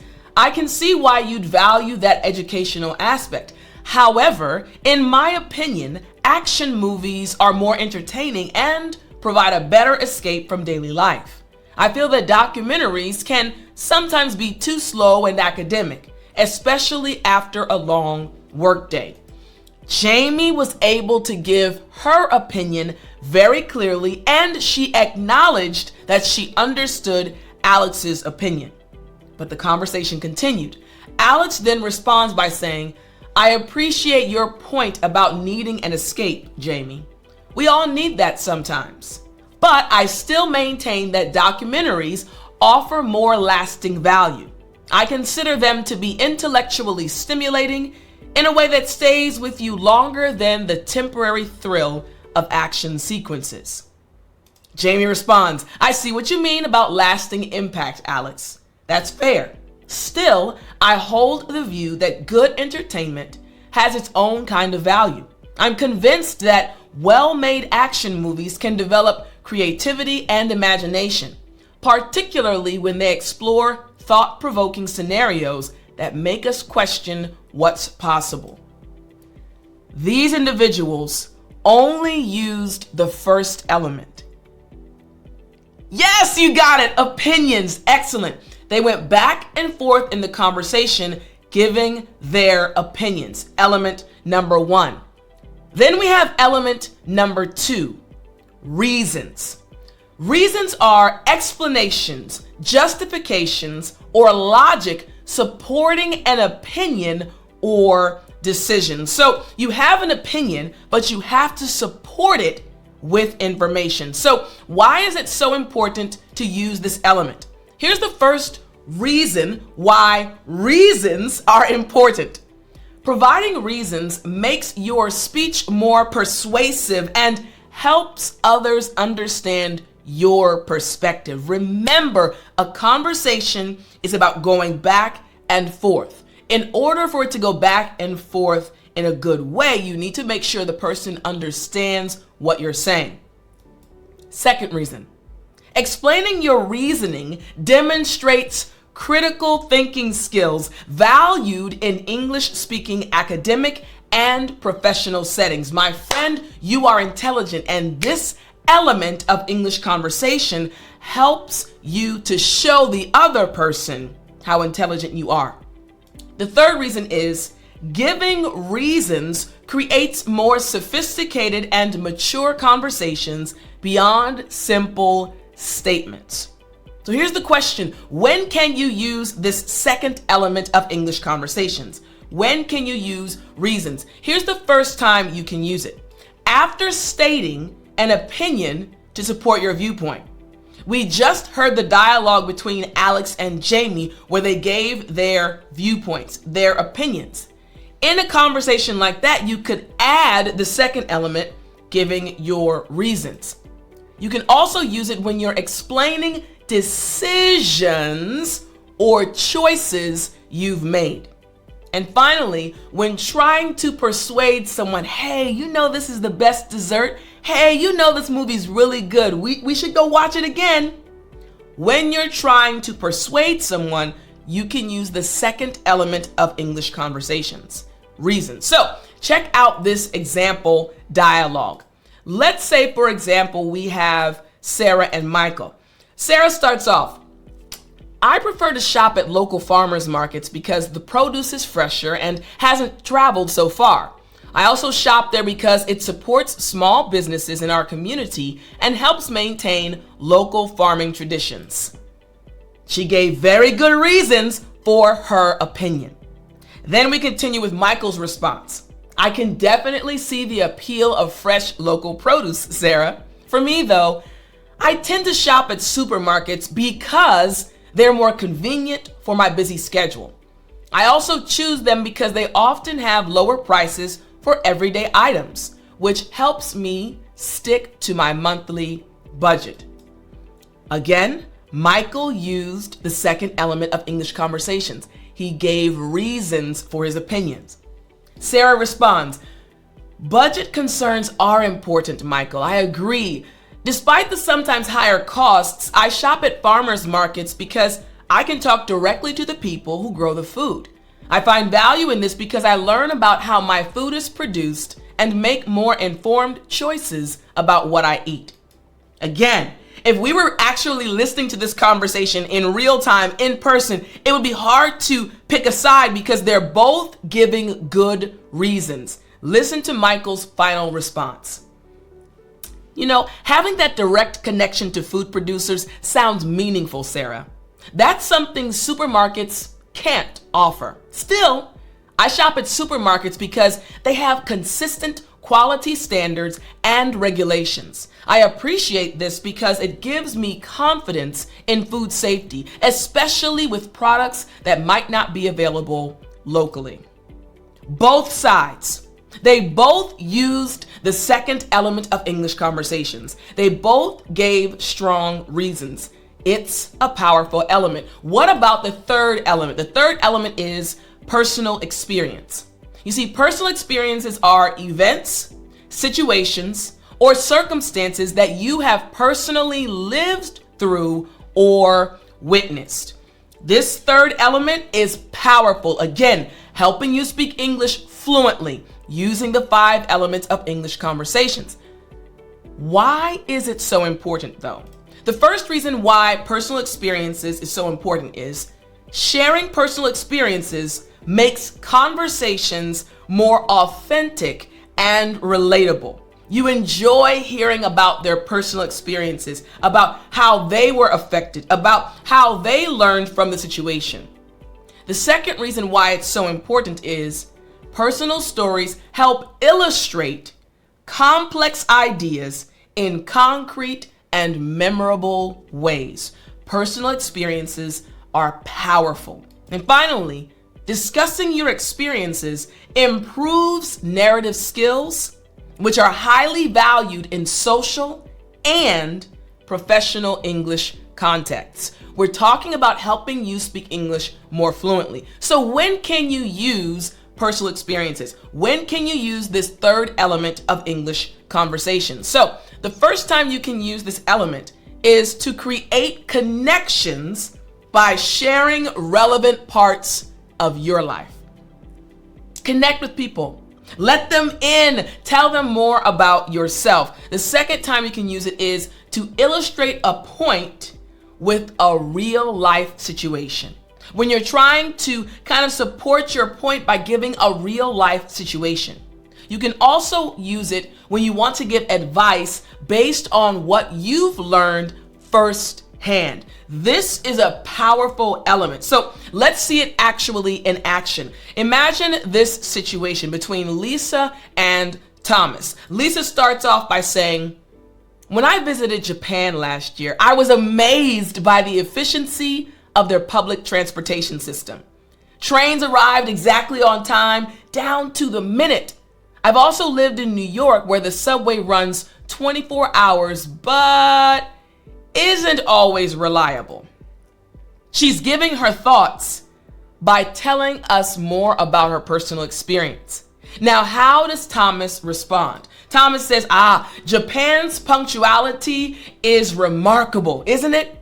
You know, I traveled there 2 years ago and was equally impressed. But what stood out to me was how polite everyone was, even in crowded Tokyo subway stations during rush hour. In contrast, I've spent time in rural areas where I had to rent a car because public transportation wasn't available at all. Now we have Thomas responding by also using the element of personal experience. So how will Lisa respond? Lisa says, that rural experience must have been quite different. While in Tokyo, I experienced an earthquake for the first time, and I was impressed by how calmly everyone reacted and followed evacuation procedures. It was nothing like when I had to navigate New York during a major power outage where there was much more chaos. It's like they're transporting us back in time. It's like we're going with them and we're experiencing their life with them. This is the power of the third element of English conversations, personal experiences. And Thomas responds by saying, the cultural difference in emergency responses is fascinating, Lisa. That reminds me of when I participated in a traditional tea ceremony in Kyoto. where I learned about the importance of mindfulness and being present. I've applied those principles when working as a tour guide in my hometown, which helped me notice details I'd previously overlooked. Lisa and Thomas just used the third element of English conversation. During this conversation, they weaved in all of their personal experiences. This is why it's so important to understand the 5 elements of English conversation. So what about the fourth element? The fourth element is detail. Detail, specific information, facts, descriptions, or characteristics that provide clarity and depth. This fourth element is very important. Why is it so important? Here's the first reason. Including details makes your communication clearer and prevents misunderstandings. The second reason why it's so important is detailed speech demonstrates a rich vocabulary and advanced language proficiency. You're able to give enough information to help the person listening to you understand. And the third reason is providing specific details makes your stories and explanations more engaging and memorable. This element of English conversations is very important. So when can you use this? You can use it when describing people, places, or things. Let's say, for example, someone says, "Hey, can you describe Teacher Tiffani?" You can say, Teacher Tiffani, she teaches us English. She's very passionate. I am. She's very happy. I am. And she loves to help us speak English fluently. I do. You can also say, "Oh, she's wearing a turquoise blue shirt that says, 'Let's jump right in.'" And you can describe my personality, my hair, my smile. This is what you can do using this element. All right? The second time, when giving instructions or directions, you can use this element. And finally, when clarifying information that might be misunderstood. So what does this look like, this element being used in a real conversation? Here we go. Imagine a conversation between two people, Emma and Noah. Emma starts off, "The apartment we're looking at has 2 bedrooms with large windows facing east that let in beautiful morning light. The kitchen is newly renovated with stainless steel appliances, granite countertops, and an island with seating for 4 people." Emma! Listen, if Emma was in my class, she would have gotten an A. Why? Because she gave so many details. But in this conversation, we also have to hear how Noah responded. Noah responds, "Those east-facing windows sound perfect for morning coffee. What about the bathroom? I noticed it has a walk-in shower with glass doors and marble tiles. The living room is spacious with hardwood floors and a built-in bookcase along the north wall." Noah! Yes! Noah is utilizing the fourth element, giving lots of details as he describes the bathroom and the living room. Then we have Emma's response. Emma says, "Yes, the bathroom is quite luxurious. Did you also see the master bedroom?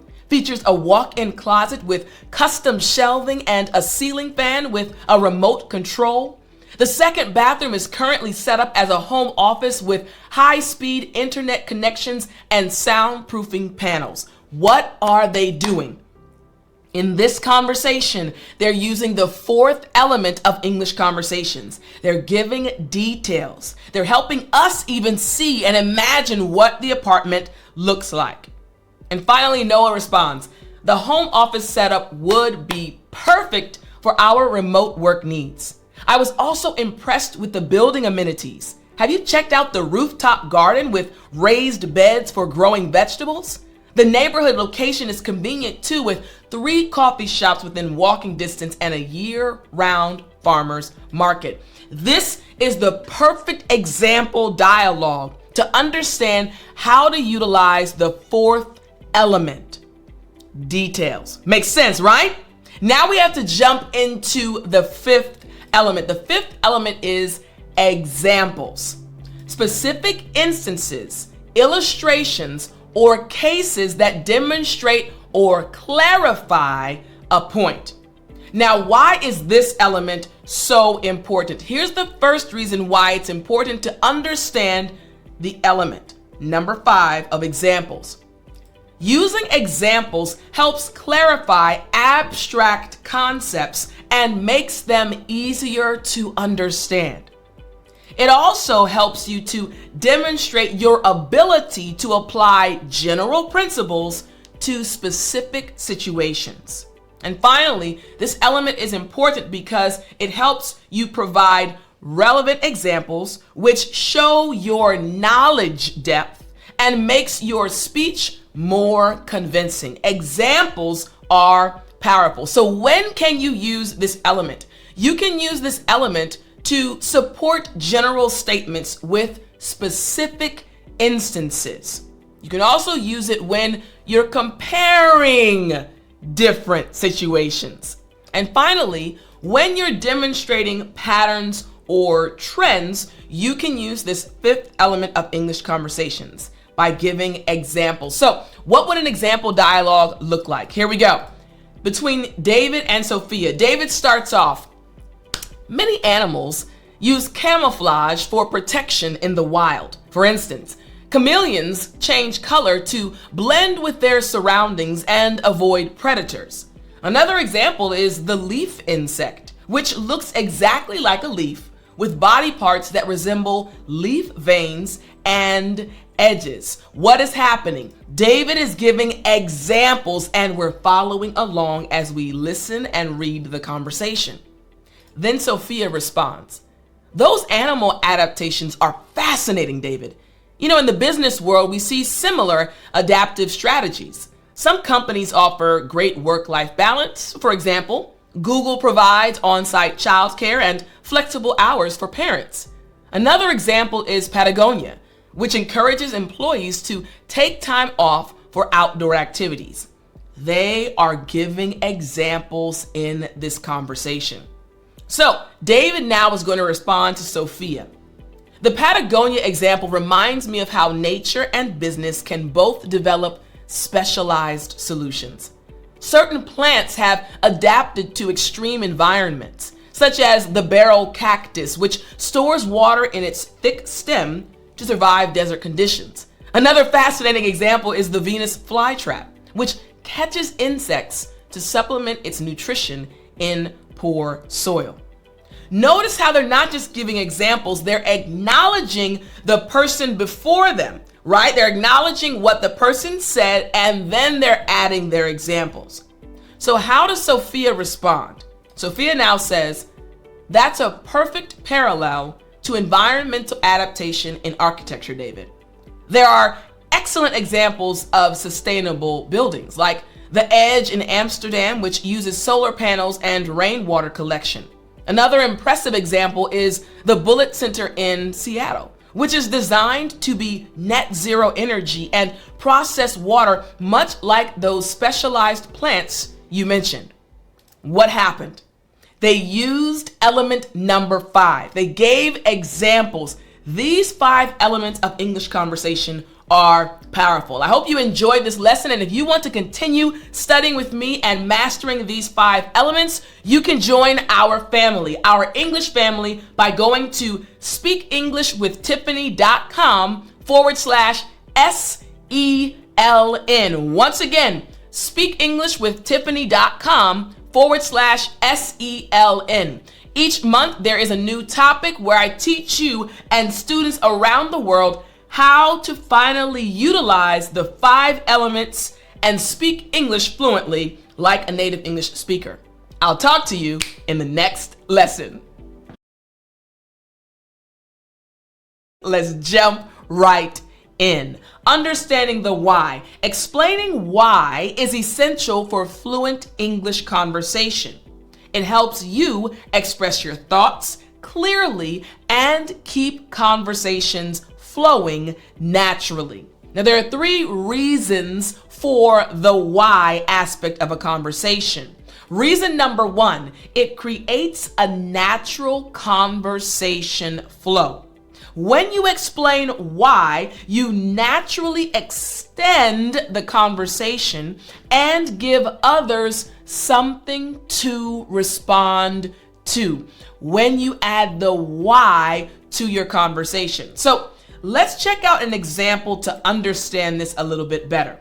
I want you to imagine that you're sharing your food preferences. Remember, we're speaking about reason number 1 for the importance of the why aspect of conversations. Reason being creating natural conversation flow. We're speaking about sharing food preferences, and you give a basic response. I love Italian food. That's a basic response, but why is this not effective? It's not effective because this statement ends the conversation without inviting further discussion. Remember, we're on reason number 1.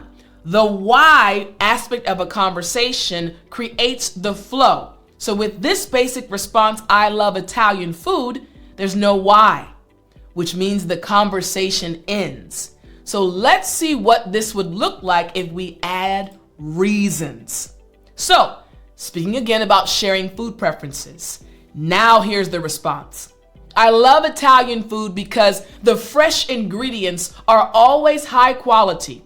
The cooking methods are simple but effective, and the dishes have the perfect balance of flavors.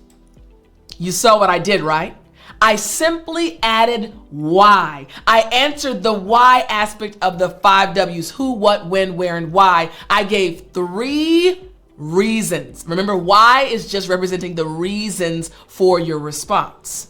That's why it was a better response. What about this example? Example number 2, if we're speaking about your career choices. And let's say your basic response is, I want to become a teacher. I personally think that's a great profession. You want to become a teacher. Great response, but why is this not effective? This doesn't share your motivation or passion for teaching. Remember, we're speaking about the why aspect of a conversation that keeps it flowing naturally. So how can we change this response? Here we go.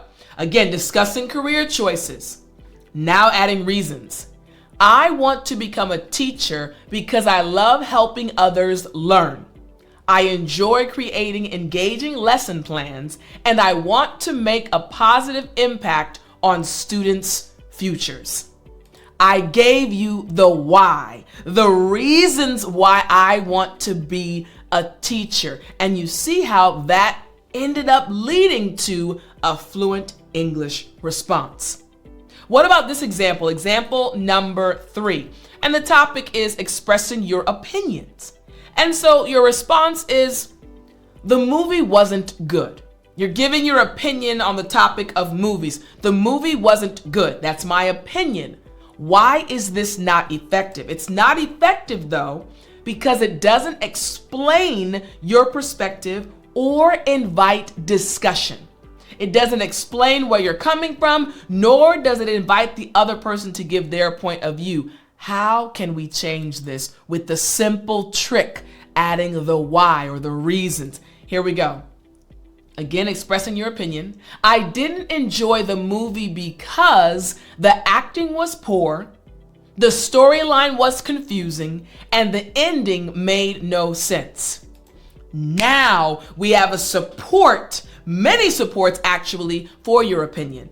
I didn't like the movie, and I've given you 3 whys or 3 reasons. You're catching it, right? This simple trick is going to change and transform your English fluency. What about our second reason for the importance of adding the why? The second reason is it shows critical thinking. When you add the why, explaining your reasons demonstrates that you've thought deeply about your opinions and choices. Again, when you're able to give reasons, you're showing that you have thought about this for a while. Look at this example right here.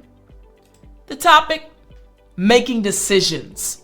The basic response, I chose this university. That is a good sentence. That is a decision you made, but why is it not effective?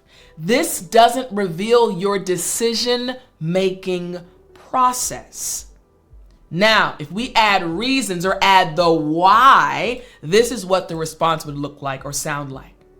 I chose this university because it has an excellent reputation for research, offers generous scholarships, and is located in a vibrant city with many job opportunities.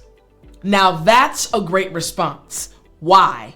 Because I added the why. In other words, I gave 3 reasons for my idea, my opinion, my decision.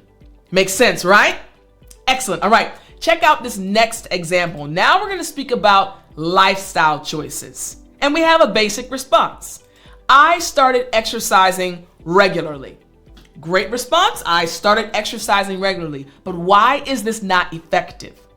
This doesn't share your motivation or goals. Remember, understanding the importance of adding why or adding reasons to your response. Now let's see what this would sound like. With reasons about lifestyle choices.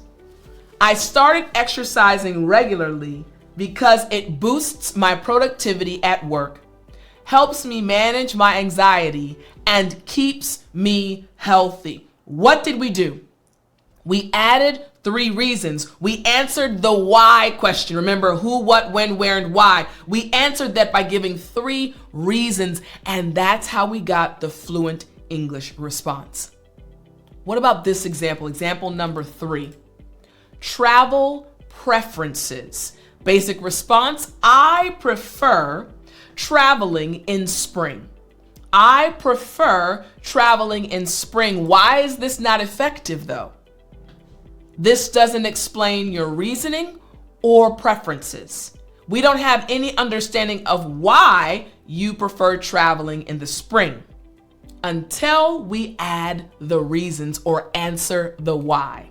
Now, speaking about travel preferences, here's the response. I prefer traveling in spring because flights are cheaper, the temperature is perfect for sightseeing, and you can enjoy seasonal events like cherry blossom festivals.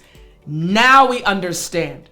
Now we can add follow-up questions and the conversation will continue, but we also understand the critical thinking behind your response. You get it, right? Excellent, excellent. All right. Now, what about this reason? Reason number 3, explaining why it's so important to add the why to your conversation. Reason number 3 for the importance of why is it builds deeper connections. When you share your reasons, you help others understand your perspective and find common ground. In other words, they can connect, they can relate to what you are saying. So let's say, for example, we have this topic, discussing hobbies. Your response, I like playing guitar. Very good, but why is this not effective? It's not effective because it doesn't reveal your passion or connection to music. We don't know anything else but the fact that you like guitar. Now let's add reasons. Here we go. With the reasons, again, discussing your hobbies. I like playing guitar because it helps me relax. I enjoy creating my own music, and it's a fun way to spend time with friends. This is a simple trick, but it's very powerful. Adding the why, giving 3 reasons after you say your opinion, after you say your thought. You're seeing how powerful this one simple trick is. Example number 2. Speaking about your living preferences. Your response, I want to live in the city. Why is this not effective though? It's not effective as a response to keep a conversation flowing because this doesn't explain your lifestyle preferences. Remember, explaining the why, giving your reasons helps to connect. So how can we give a better response than I want to live in the city? Here we go. giving reasons. Again, speaking about living preferences. I want to live in the city because it's convenient for shopping and entertainment. There are better job opportunities and public transportation is easily accessible. You see what happened, right? Giving 3 reasons, your why helped to expand the response and keep the conversation going and make connections. What about this example? Cultural interests. Basic response, I'm learning Korean. Oh, really? I'm learning Korean, but why is this not effective? This doesn't share your motivation or cultural interests. We need to understand more, so we have to give reasons. We have to answer the why. Here are the reasons. I'm learning Korean because I'm fascinated by Korean cinema. I want to understand K-pop lyrics without translations, and I plan to visit Seoul next year to experience the culture firsthand. Now we have some background information. Now we understand why you're going to do this. Now we are connected and the conversation will continue to flow. Makes sense, right? Excellent. I hope you enjoyed this lesson. Don't forget to continue studying with me. Hit the link in the description. This lesson was brought to you by the Speak English Like a Native membership, a membership where each month I provide a brand new topic with lessons to help you master that topic and to speak English fluently. So go to speakenglishwithttiffani.com/SELN. I'll talk to you in the next lesson. Let's jump right in. Element number 1. Element number 1 is very important. Idiomatic expression mastery. Learning and correctly using common English idioms and phrases. You want to speak English fluently. You want to sound like a native English speaker. You want to be confident when you speak English. The first element you must master is idiomatic expressions. You must be able to use the idioms, the phrases that native English speakers actually use. Why is this so important? Here is reason number 1. It bridges the gap between textbook English and authentic speech. Listen, my friend, you are intelligent, you are amazing. But it's not fair to you when people look at you and wonder what you're saying, or when you feel uncomfortable because it seems like others don't understand you. One of the main reasons is that you might be using textbook English instead of real life English. That is why element number 1 is so important. You have to master idioms. Idioms are the terms, the phrases that we as native English speakers use. Reason number 2 for the first element being so important. It helps avoid literal translations from your native language. When you learn the right idioms, you won't translate word for word from your own language. I remember when I was actually learning Korean, a little story time. Stay till the end though. Story time. I remember when I was learning Korean and I was in level 1, and in English we say take a shower. Now I was trying to translate that literally, take a shower. But in Korean, that does not make sense. In Korean, it's 샤워하다, right? But if I translate that directly, that's do a shower. I'm not doing a shower. Remember, you have to learn based on the language, based on the phrases, the idioms that are used in the language, not the phrases you are used to in your own language. Just an example of the importance of not translating word for word. This is why it's important to learn the idioms, English idioms. Reason number 3, it makes conversation sound more natural to native speakers. When you start using lots of idioms, I, as a native English speaker, will say, okay, come on now, English. Yes, you're doing well. It makes it feel more natural. So again, element number 1 is idiomatic expression mastery. Master idioms. Now remember, everything that I'm teaching you, everything I teach you each week, you can find it in my app, the English with Tiffani app. You can download it for free and you can start practicing what you're learning each week with me. Join thousands upon thousands of students around the world. I want you to master the English language. So, element number 2. Element number 2 is paraphrasing skills. Ooh, I love this one. Paraphrasing skills. So, your ability to express the same idea in multiple ways. Again, paraphrasing skills, your ability to express the same idea in multiple ways. For example, I can say, ooh, my mom's cooking is amazing. Or I could say, my mom's cooking, woo-wee, is out of this world. I could also say, my mom's cooking is outstanding. I say the same thing 3 different ways. This is element number 2 of English fluency. So why is this so important? Why do you as an English learner need to master this element? Reason number 1, it overcomes vocabulary limitations when specific words aren't known. My friend, this happens all the time. You're speaking to someone. You're speaking in English and you want to express yourself, and all of a sudden, your mind goes blank. When you master this element, paraphrasing skills, instead of just sitting there not being able to say anything, your brain will give you another option, another way of saying what you're trying to say. Here's the second reason. It develops flexibility in communication style. Hey, you can be flexible. There's not just one way to say anything. There are many ways to say the same thing. And reason number 3, it enhances problem-solving abilities in conversations.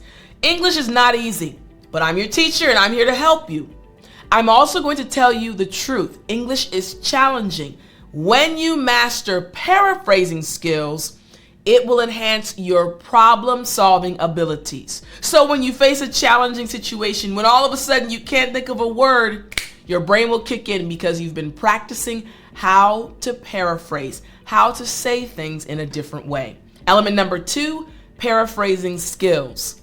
Element number 3, smooth conversation transitions. This refers to smooth navigation between topics in conversation. Now, I'm sure you've heard this happen before, and you've probably watched a drama, a television show, or a movie where people are speaking English and it seems like their conversation started on one topic and then went to a different topic and then another topic and then wrapped back around to the original topic, but it happened so seamlessly, so smoothly, so fluid. Everything was fine. This is element number 3. Being able to transition within a conversation naturally and smoothly. Here are the 3 reasons why this is so important. Reason number 1, it prevents awkward pauses and communication breakdown. So someone asks you, hey, how was your day? You say, oh, my day was good. Okay. What's the next follow-up question? What's the next follow-up statement? What's the next transition? My day was good. Oh, you know, I did see this movie that I thought was good. Wait, have you seen this movie? Natural transition. My day was good. I saw a movie. Have you seen this movie? Do you like this type of movie? Smooth transitions eliminate awkward pauses. Reason number 2. It creates more cohesive and engaging interactions. Just now, I went from saying my day is good to, hey, I watched this movie. And I'm sure you were probably curious, oh, what movie did Tiff see? I gripped you. I grabbed your attention. Again, it creates more cohesive and engaging interactions. Reason number 3. It signals increased proficiency to conversation partners. When you, my friend, are able to make these smooth transitions during the conversation, the person listening to you will feel like your English is absolutely amazing. Wow, your English is really good. You're really proficient. Notice I didn't say it's about the number of words you've used or the number of expressions you've memorized. Those things are important. But you have to master this third element of English fluency. And when you do, it will prove to others, wow, you are really proficient. Element number 4. Element number 4 is also very important. Receptive skill expansion. Again, receptive skill expansion. What in the world, Tiff? You're probably saying? Don't worry, it's simple. We're referring to comprehension. So, comprehending increasingly complex and faster speech. You notice how I sped up those last 3 words? Again, your ability, element number 4 is about your ability to comprehend increasingly complex and faster speech. I've had students tell me, Tiff, when I first started studying with you, I could understand a little bit.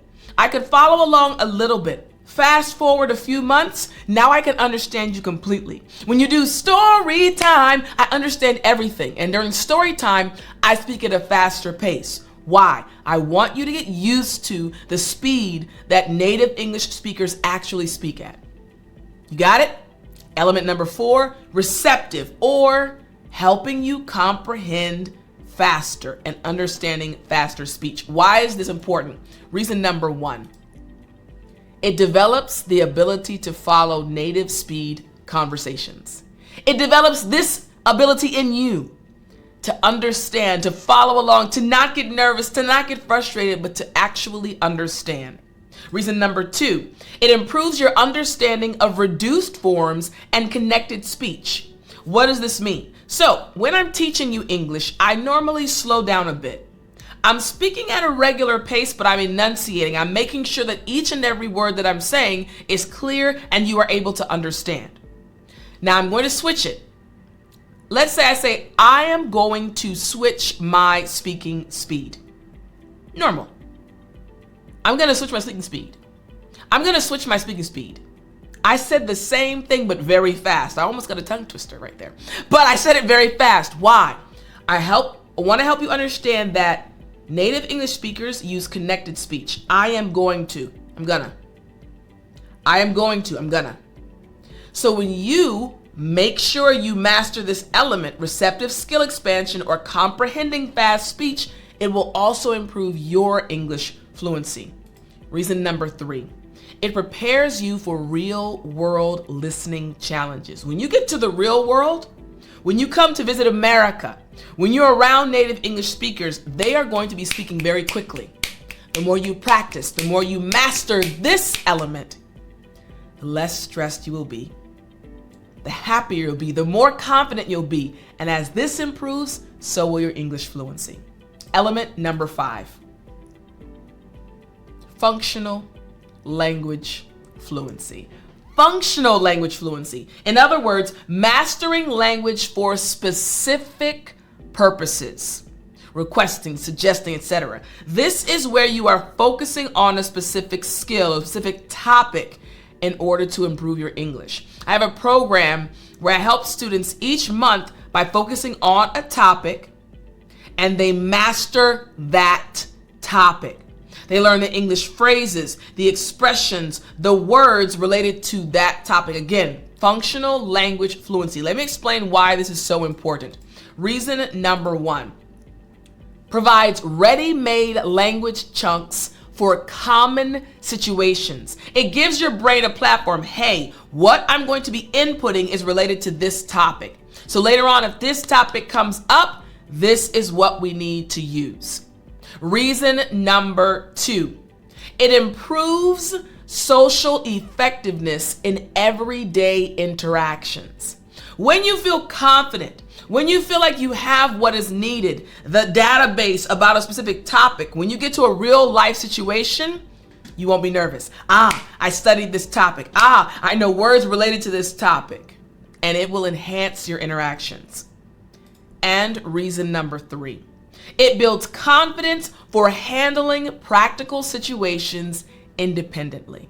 We're talking about English fluency, but notice these elements are about your confidence, your listening skills. Fluency is not just about the number of words that you know. Again, the 5th element, building confidence to handle practical situations independently. The third reason for this element. Now let's move on to the sixth element. But before we do, I mentioned that I have a program where I help English learners like you around the world each month. If you want to join us, you can join me in the Speak English Like a Native course. Now, each month, I give you a new topic. If you want to join us, go to speakenglishwithtiffani.com/SELN. Once again, speakenglishwithtiffani.com/SELN. Each month, you get a brand new topic and you master that topic. You watch videos, you listen to conversations related to this topic. Now let's move on to element number 6. Element number 6 is self-correction techniques. Listen, self-correction techniques. I know as an English learner, you want to have a teacher sitting by you each and every day. You want to have a native English speaker correcting each and every word.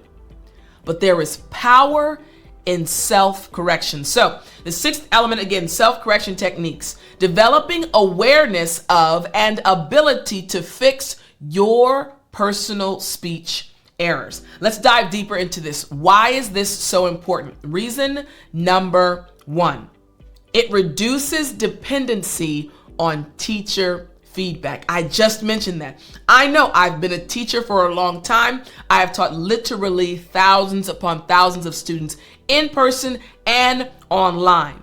And I know how much you want a teacher to be with you. I know that you want a teacher right by your side each and every step of the way. But my friend, you cannot forget the power of self-correction. You have to learn how to recognize your own mistakes and how to correct them. Reason number 2, this actually, listen, I'm trying to help you. I want you to speak English fluently, baby. Reason number 2, it speeds up language development through self-directed practice. In other words, even if you are living in an area and there are no native English speakers around you, even if you're the only one speaking English, you can still learn how to speak English fluently. This speeds up your language development as you correct yourself. I know it sounds wild, but it's true. Reason number 3, it creates habits for continued growth beyond formal instruction. Again, I mentioned earlier, I have this course where each month I'm giving a new topic and students from around the world are studying this topic. Now I'm giving the content, but you have to study the content. This is the relationship. The same is true when it comes to self-correction. You learn something, now correct yourself. This is part of the process, the relationship, the information you found, the teacher you're watching online, the book you're reading, and then you have to put in the effort to correct yourself. Again, teachers are great. I'm a teacher. Hey, but self-correction is powerful. Number 6, self-correction techniques. Element number 7, strategic competence. Again, strategic competence. In other words, developing workarounds for language limitations. Remember, earlier I mentioned, and then also in a previous lesson, that sometimes you're in situations where your mind just goes blank. You forget the words. You're not sure what to say. But in those moments, you have to learn how to pivot, how to continue speaking using other words. Again, developing workarounds for language limitations. Maybe you don't know as many words as your classmate or someone else, but use what you do know and figure out how to work around. Reason number 1, why this element is so important. It builds resilience when facing communication challenges. Listen, English fluency is not just about memorizing tons of words and expressions. Yes, it's important to know many words and expressions, but you have to improve your ability to trust yourself. Listen to me. Confidence is important, and this builds resilience when you are able to work around, not get stuck when your mind goes blank, but work around. That actually will build resilience and more confidence and improve your fluency. Reason number 2, maintains conversation flow despite vocabulary gaps. Hey, you might not remember that vocabulary word, but use a different one, connect it, and keep moving. Reason number 3, it increases your willingness to take communication risks. In order to speak English fluently, you're gonna have to make mistakes. You're gonna have to try, like maybe this will work, maybe that will, maybe it won't, but try. Being more resilient results in confidence, results in more English fluency. You can do it. Element number 7, again, strategic competence. Element number 8, contextual vocabulary deployment. In other words, using appropriate vocabulary based on situation and audience. Remember earlier I mentioned, once again, in my program, I've helped students giving them a topic and then words related to that topic. So as you're studying, my friend, again, my program or another program is totally okay. As you're studying, make sure you're learning words, you're learning expressions, you're learning idioms, you're learning concepts, phrases related to a topic. This is how your English fluency will improve. Reasons. Reason number 1, it demonstrates awareness of register and formality levels. When you learn the right words and expressions for a topic, you'll also understand when and how to use those terms. Reason number 2, it prevents communication and misunderstandings in specific contexts. When you know the right terms to use for a specific topic, you will be less susceptible to making mistakes. And number 3, it promotes cultural sensitivity and social awareness. Again, when you've learned things in a group related to a topic, you won't use the wrong word because you've learned the right words for the right situations. Learning things in context is key to learning how to finally speak English fluently. Element number 9, real-time processing capacity. Thinking and responding in English without mental translation. If I asked you right now, hey, my friend, yeah, you, hey, what's your name? Boom. You would say it without hesitation. If I say, hey, where are you from? Boom. You would answer without hesitation. You're not thinking in your language and translating it to English. You just know the answer. Real-time processing capacity. Again, we're speaking about how you can finally speak English fluently. 3 reasons. Reason number 1, this eliminates processing delays in conversation. The more you practice responding quickly, processing things in your head very quickly instead of translating, the less delay you'll experience. Reason number 2. Reason number 2 is creating authentic, natural sounding dialogue. Not pausing, not hesitating, but just continuing the conversation.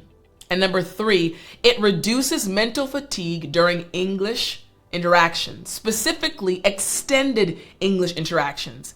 If you're having your brain translate into your native language, then think of a response and then translate that back to English, you're going to be overwhelmed.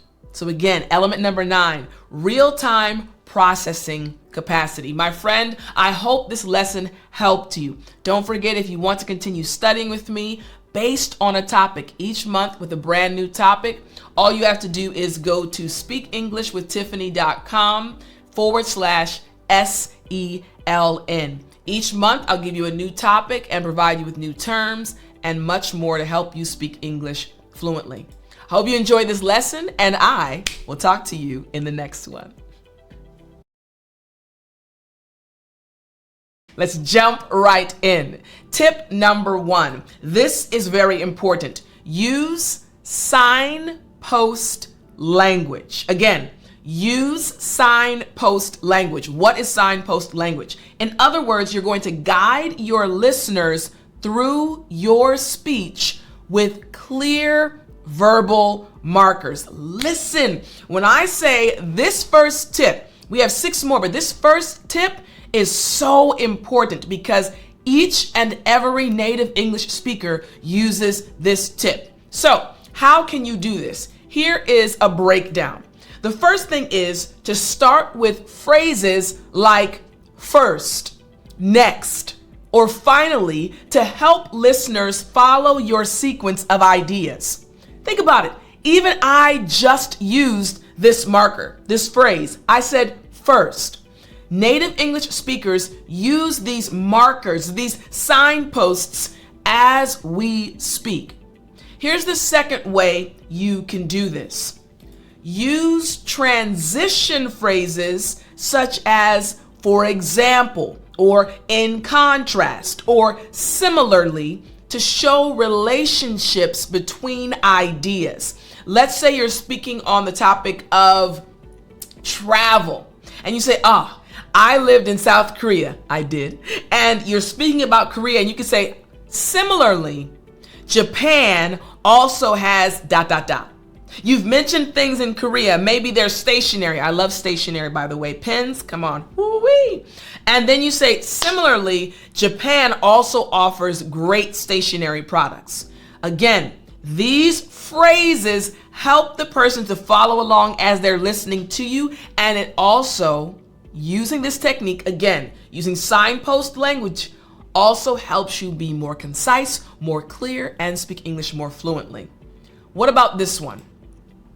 Indicate shifts in topic with phrases like moving on to, or turning to, or let's now discuss. Again, tip number 1 is all about using the signpost language. You're literally directing someone through your brain. Listen, you have many thoughts because you're intelligent.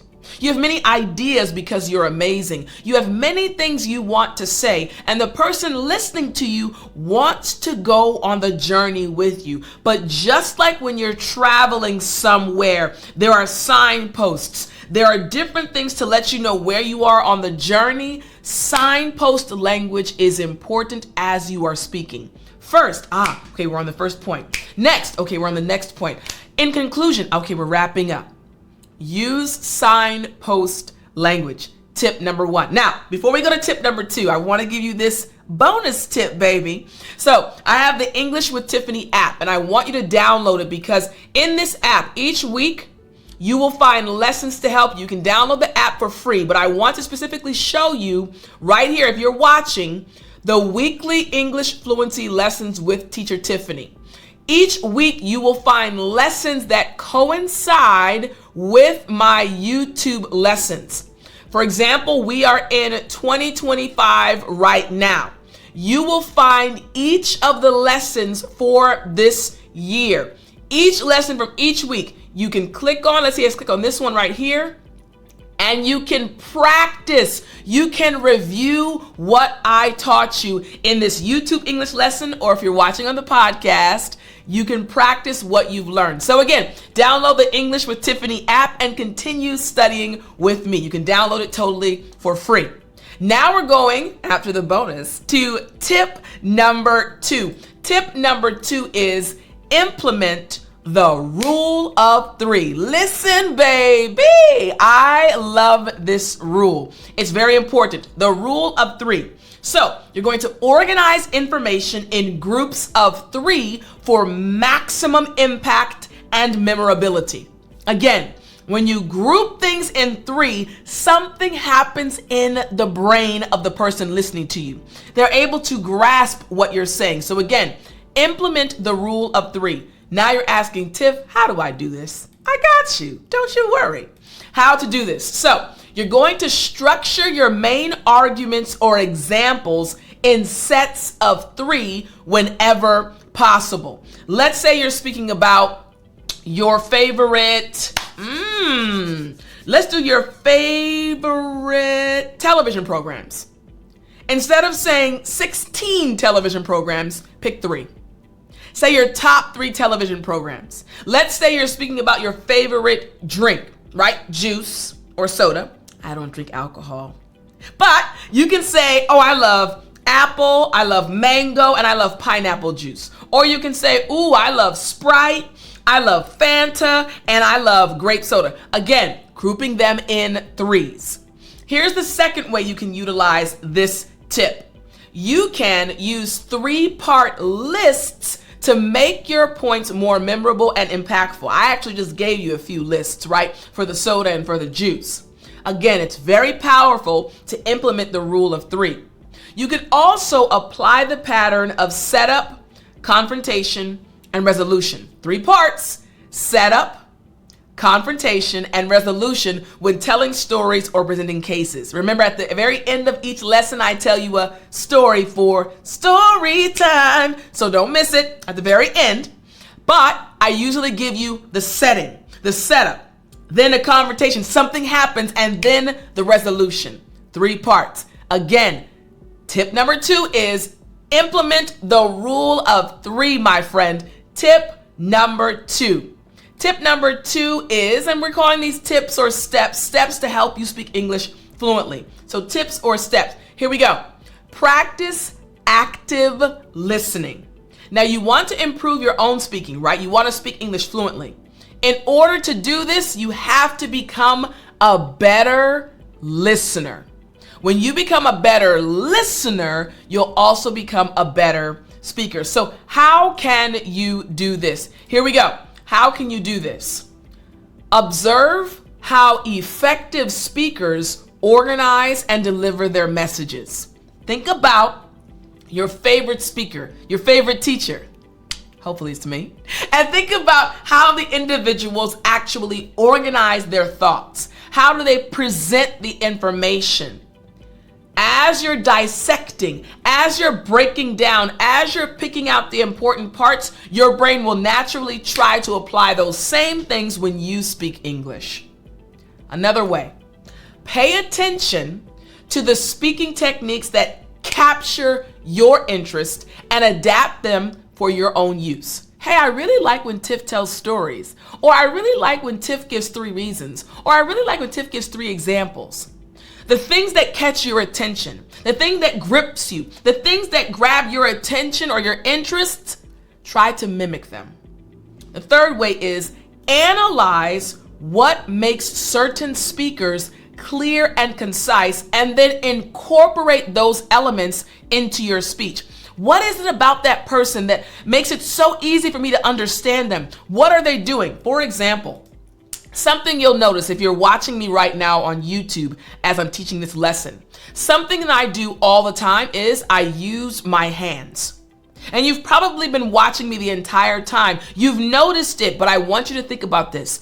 I purposely use my hands when I speak. Why? Because I want to enhance your experience. As you're watching me, as I'm teaching you, when I say I'm giving you 3 elements, when I say here, this is number 5, something happens when what you're hearing, what you're listening to matches what you see. The brain is connecting these things and it makes it easier to understand. So think about the individuals you enjoy listening to. If you're watching them, watch them closely as you listen to them and try to mimic, try to emulate, try to copy what they are doing. Make sense? Yeah, you got it. All right, now let's move on to tip number 4. Employ the bottom line up front technique. Say it again. Start using the bottom line up front technique. In other words, start your conclusion first, then provide supporting details. You start with the end and then you go backwards. They do this in movies sometimes. They show you the final scene and what happens. It opens up this curiosity. Hold up, what? Wait a minute. Why is this woman crying on the boat? What happened? And then the movie starts. And it fills in those holes, like what happened? Remember, English fluency, it's not just about the words you've used. It's about your ability to convey an idea, to convey a thought, to share your ideas in a clear and concise way. One tip, one strategy is to start using the bottom line upfront technique. So how do you do this? Here we go. How can you do this? Begin with your main point or conclusion before explaining how you arrived at it. For example, you've heard me say this before. The 5 W's method is the most powerful method to help you speak English fluently. Now, if you've You've probably heard it because you're my student. But let's say someone new comes up and they're like, well, what's the 5 W's method? Immediately they're curious. I've given the conclusion. The 5 W's method is amazing. Who, what, when, where, and why. But how do you apply it? How did she come up with this? Why does Tiffani think that's the best method? And then I provide information. Again, bottom line up front. Or you can use phrases like, the key takeaway is, or what this means is, to highlight your main message, to highlight the most important point, and then you give the support. It's basically like working backwards, bottom line up front. Or you can structure your speech as an inverted pyramid with the most important information first. Inverted, so a pyramid is usually like this, inverted. You see that? Inverted. And tell the most important information first. All right? Element tip number 4. Now it's time to move on to tip number 5. I don't know if you can tell, but I really like teaching English and I'm having a ball. I hope you're enjoying this lesson too. Here we go. Tip number 5. Practice chunking information. In other words, group related ideas together to make them easier to follow. Think about it. In this lesson, I'm helping you understand important tips to help you be more clear and more concise. I'm not teaching you 5 English words. I'm not teaching you 3 English expressions. I'm not teaching you 2 idioms. No, our focus for this week's lesson is how you can speak English clearly and concisely using these 7 tips. We're speaking about English fluency. One focus, one topic. Makes sense, right? Chunking information. So how can you do this as an English learner? Here's the first thing you can do. Organize your speech into logical sections of related information. Logical sections of related information. My friend, I hope you understand. I'm gonna actually pause my lesson really quickly just to encourage you. I hope you realize how intelligent you are. I know English is challenging. I know that you've learned lots of words and it's frustrating when you get to a situation and you can't find them, but I need you to realize you're intelligent. And the main reason why you've struggled is because no one has taught you about organizing your thoughts, about the importance of being logical when you're speaking English, not about using 5,000 words. It's about using the right words in the right context at the right time. Logic is important when you are trying to speak English fluently. And I want you to realize that. And you're intelligent. You are a logical person. You can do it. So element number 5, back to it now. Organize your speech into logical sections of related information. Another thing that's powerful is use pauses between chunks to help listeners process one set of ideas before moving to the next. So let's say, for example, I'm telling you my favorite foods, right? And I say I have 3 favorites. I have first Indian, then Thai, then Mexican. And I start talking about Indian food. I remember the first time I had Indian food. Honestly, I really do. I remember my friend in high school, her mom made this I think it was egg drop soup or some kind of egg curry. Amazing. Burned the mess out of my mouth, but the flavor, absolutely delicious. And I'm telling you the story about Indian food and how I first had it and how delicious it was. Then I pause. Indian food? Woo! Absolutely amazing. But let me tell you now about Thai food. I paused for a moment to let your brain know, okay, we finished with this section. Tiffani told me a short story about her first time eating Indian food. Her friend's mom made this egg curry that was so delicious but spicy. Now it's time to move to Thai food. Again, pausing for a moment to give the person's brain an opportunity to say, hey, this chapter's done. Now it's time to move to the next chapter. Listen. Being clear and concise. This proves and shows that you can speak English fluently. Here's the third way you can do this. Create clear verbal transitions between chunks to signal when you're shifting to a new group of ideas. Think about it. I told you about the Indian food experience I had. Then I said, now let me tell you about Thai food.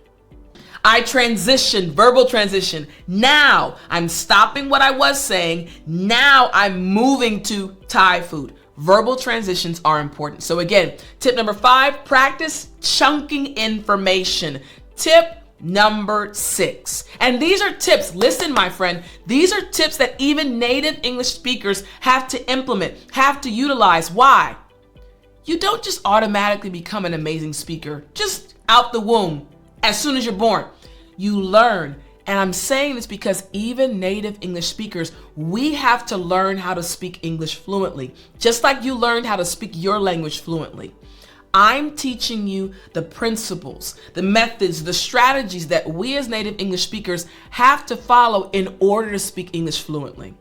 If I just start using random words, you're not going to watch me anymore. You say, Tiff, I don't know what you're saying, but I know how to speak in chunks. I know how to use transition words. I know how to teach you in a way that is logical, and you're going to be able to speak the same way. Tip number 6, eliminate redundancy. I like this word, actually. I like pronouncing this word. Eliminate redundancy. You like that? Say it. Redundancy. Good job. All right. So say things once clearly instead of repeating the same idea in different ways. Now, there are certain periods of time when it's important to say the same thing in different ways. You're trying to emphasize something. You're trying to teach something, which is what I'm doing. But in general, it's important to say what you mean and say it clearly.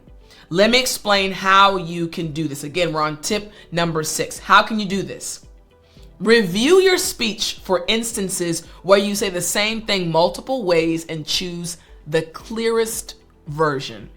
Let's say I've said, oh, Indian food is amazing. Indian food is awesome. Indian food really matches my taste buds. Okay.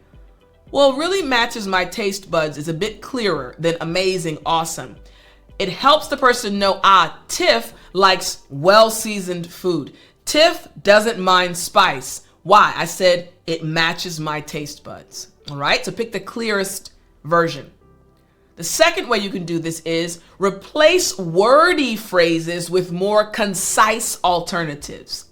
So instead of saying, at this point in time, and again, it depends on the situation, but instead of saying, at this point in time, I could say, now. So I was speaking about Indian food and my first experience when my friend's mom made it, and I said, now let's transition. I could have said, at this point in time, I would like to tell you about Thai food. Now, I'm going to tell you about Thai food. So be clear and concise. The third way is to use precision in your word choice to avoid needing clarification or repetition. Be clear, be concise, know what you want to say, my friend. We're speaking about being clear and concise to improve your English fluency. Tip number 7, create a mental framework. Woo! Man, I love teaching English. Create a mental framework. Use visualization techniques to organize and remember your speaking points. Let's say, for example, you have to give a speech and your speech is going to be about your family. And you want to speak about each member of your family, your father, your mother, your sister, your brother, and then maybe even your dog, right? And you want to speak about them, but you want to visualize it as you're preparing. So maybe your dad will be an apple, your mom will be a banana, your sister might be a grape, your brother might be a walnut. Pick something and then you're visualizing it. Even just now when I said that, it sounded interesting. You're like, oh, huh. So now I'm thinking, okay, the apple, what is an apple? Apple is very strong. An apple is sweet inside, even though strong on the outside. A banana is kind of soft and my mom is really soft and you see what happened right there, right? Create a mental framework. Make these connections so when you go to give the speech, apple, banana, grape, walnut. I'm thinking about these things to describe my family. Ooh, even just now, I'm like, wow, it really works. How can you do it? Here we go. Here are 3 ways you can do this. First, visualize your speech as a physical structure or journey with distinct locations for each main point. Let's say I'm going to tell you about my life journey, literally, right? And I want to talk about my experience when I was in South Korea teaching English and also learning Korean, right? For about 10 years, I was there. True story.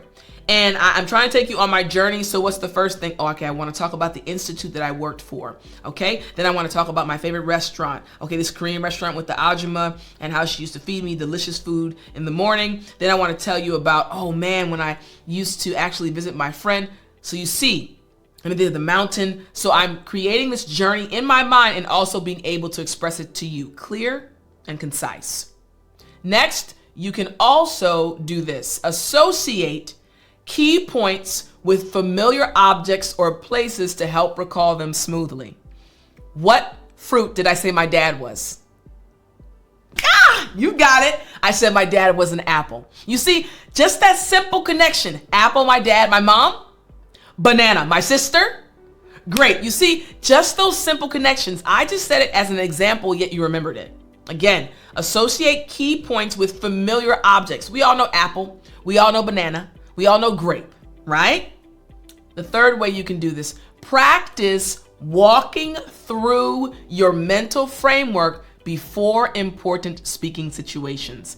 If I'm going to talk about my family, okay, let me remember. Ooh, okay, apple, banana, okay, grape, okay, walnut. And then when I get to the conversation, I'll just naturally start speaking. Why? Because apple, banana, grape, walnut, these are things I see on a regular basis. It's very comfortable. Think of something easy to connect to a challenging topic, and it'll make it easier for you to speak on that challenging topic because you have the familiar things in your mind. Make sense? Yes, my friend, you're so smart. I hope you enjoyed this lesson. If you want to continue studying with me, you can actually start my course, the 365-day English study plan, where each day for an entire year, you'll get a lesson from me, helping you get to the advanced English level. All you have to do is go to speakenglishwithtiffani.com/365plan. Again, speakenglishwithtiffani.com/365plan. My friend, I will talk to you in the next lesson. Let's jump right in. All right, let's get started with tip number 1. The very first thing to help you, again, speak English with confidence is to immerse yourself in English media. Now, I'm going to break down this tip a little bit more, but I want to say it again. Immerse yourself in English media. We are living in a time where the internet, cell phones, computers, all of these technological advancements have connected us in ways that did not exist 20, 30, 40, 50, even 60 years ago. And that means that for you as an English learner, this is the best time to take your English to the next level. You can do this because the internet is available to you. That's how you're watching me. So in order to speak English with confidence, you must immerse yourself in English media. Let me break it down some more for you. You have to surround yourself with English books, movies, TV shows, and music to expose yourself to the language consistently. In our last lesson, the previous week, when I told you the story during story time, I got another one for you later on. I mentioned how I learned the importance of consistency. The same is true for this tip. You have to consistently, on a consistent basis, be immersing yourself in the English language. You need to immerse yourself in the culture as well. So maybe you're wondering to yourself, Tiffani, how can I do this? I live in a country where I'm actually the only one learning English. Or maybe you live in a country where you have friends trying to learn English, but there's no other native English speakers around you. Let me tell you this. Even if you're in that situation, you can still immerse yourself in English. Get out your cell phone if you have one. Get your computer, whatever device you have where you access the internet. Get that device. Find a podcast you like. Find YouTube channels, not just with English teachers like myself. I'm happy you're watching the video or listening to this lesson. but find other videos on YouTube about topics you're interested in. Music, food, technology, whatever you're interested in, but find a channel that is run by a native English speaker and watch it. Immerse yourself in it. Even if you don't understand everything in the beginning, at the beginning you might not understand every word, every expression they're using, but over time you'll start to understand more. We're talking about helping you speak English with confidence. You need to immerse yourself in the language, and the internet is now giving you the ability to do this even if you're not living in a native English speaking country. So, tip number one, immerse yourself. Every day be watching something or listening to something or even reading something in English. Enjoy it though. Have fun with it. All right? Tip number one. Now let's move on to tip number two. Again, we're talking about helping you speak English with confidence. Tip number two. Practice speaking with native English speakers. Now you're probably thinking to yourself, once again, Tiffani, how? I'm not in a situation where I have access to native English speakers. My friend, don't you worry. Don't worry. Let me explain this tip a little bit more. It's important to find conversation partners or join language exchange programs to practice speaking with native English speakers. You can engage in conversations on various topics. Now, you might be in the situation where you cannot afford to pay for a tutor. Again, going back to what I said earlier, my friend, you do have access to the internet. Go online, find Facebook groups, Facebook forums. Go online and find different websites where people are chatting, having conversations, and join the conversations. You don't have to start out with, I'm sorry, I'm an English learner, or I'm sorry, my English is not good. No, just hop, you see that if you're watching the video, hop right into the conversation.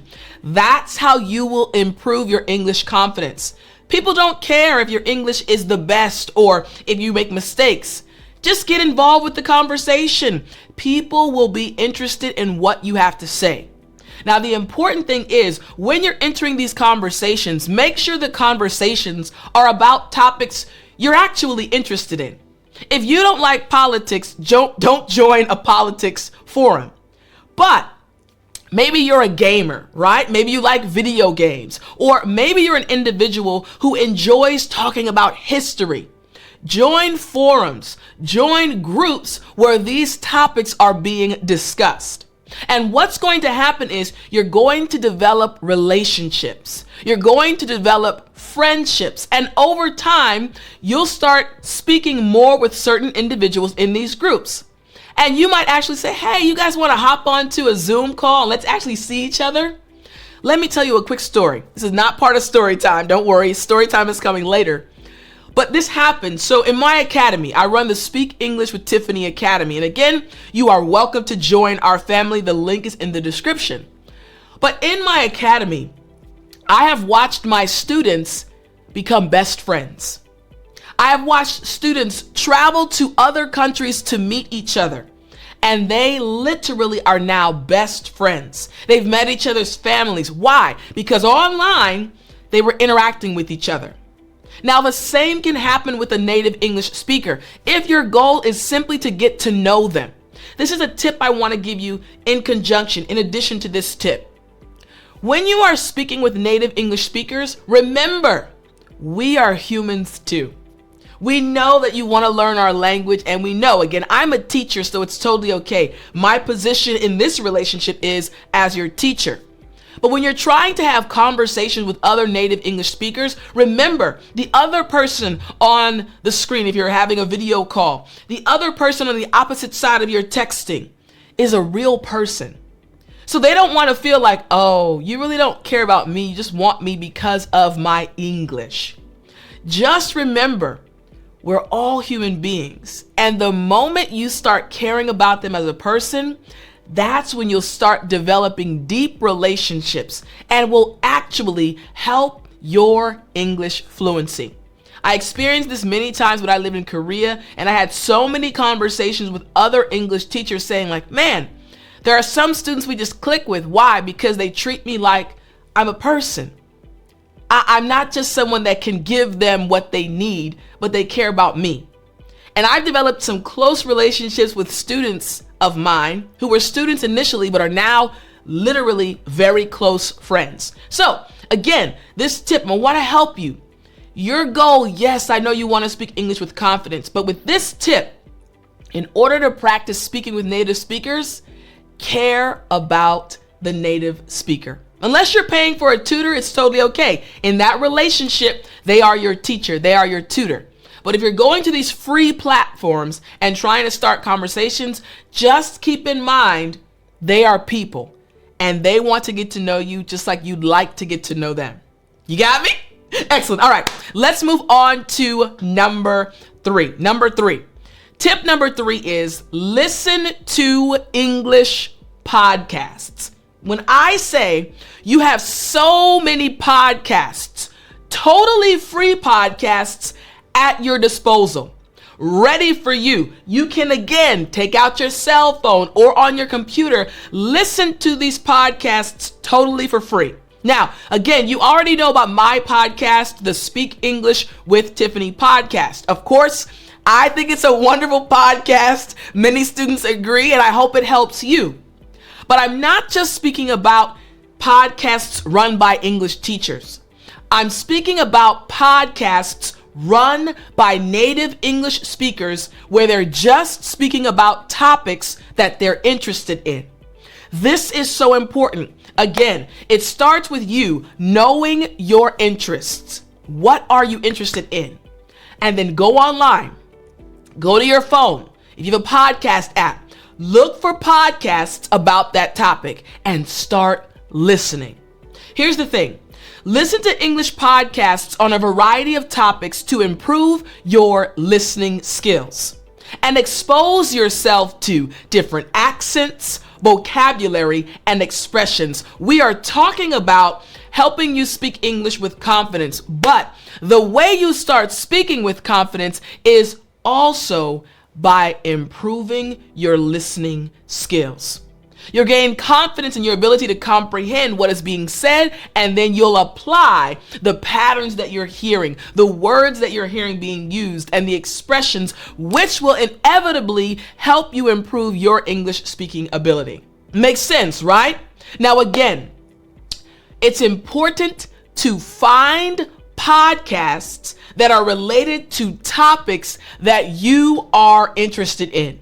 You don't want to find podcasts about random things because you're not interested in random things. So find podcasts that are really about topics you are interested in, and these podcasts will help you improve your listening skills. If that makes sense, I want you to shake your head.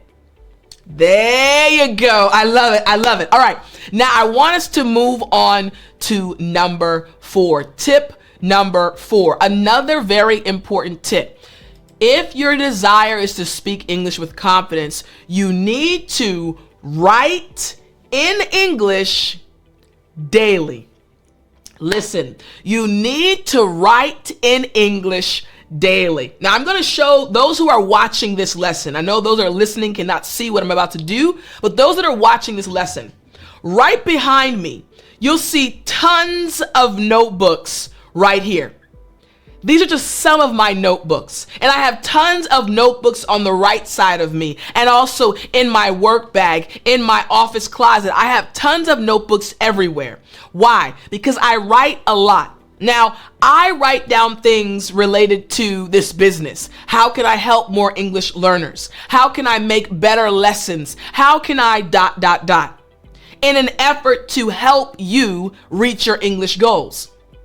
I write things down. There's something that happens when you write things down. It helps your brain process information, and it also helps you retain information. So for you as an English learner, Set aside time each day to write in English. Whether it's journaling, writing essays, or practicing grammar exercises. Seek feedback from native English speakers if possible. Remember, the goal of this practice is not to get every single word that you write corrected. Is the grammar right? No. The goal is to help you process your thoughts and produce them on paper in English. It's interesting, right? I'm helping you speak English with confidence, but the last two tips have been about listening and writing, not speaking. The reason is because of the way our brains work. In order to speak with confidence, the very first thing that must happen in your brain is your thoughts being organized. So you have to process your thoughts. So listening to other people processing their thoughts actually helps you learn how to process your thoughts better in English. The same is true for this tip. Writing in English. In order to write something down on a piece of paper, you have to process information. What do I want to say? What do I want to write about my day today? In order to write, I must first organize my thoughts. So for you, my friend, your goal is to speak English with confidence. I'm telling you right now, if starting today, you begin writing, it doesn't matter the amount of time. Remember I said last week, consistency and just doing it. As long as you pick, it could be 2 minutes, it could be 5 minutes, it might be 15, it's up to you, but do it every day. Just write what happened during your day, write something that you heard that really impressed you. I guarantee later on what you wrote is going to come out of your mouth because you've already processed it in your brain. Makes sense, right? Excellent. All right, here we go. Tip number 5, another important tip. Here we go. Take advantage of language learning apps. Listen, I am telling you, the time that we are living in right now, you have everything literally being put on a plate for you.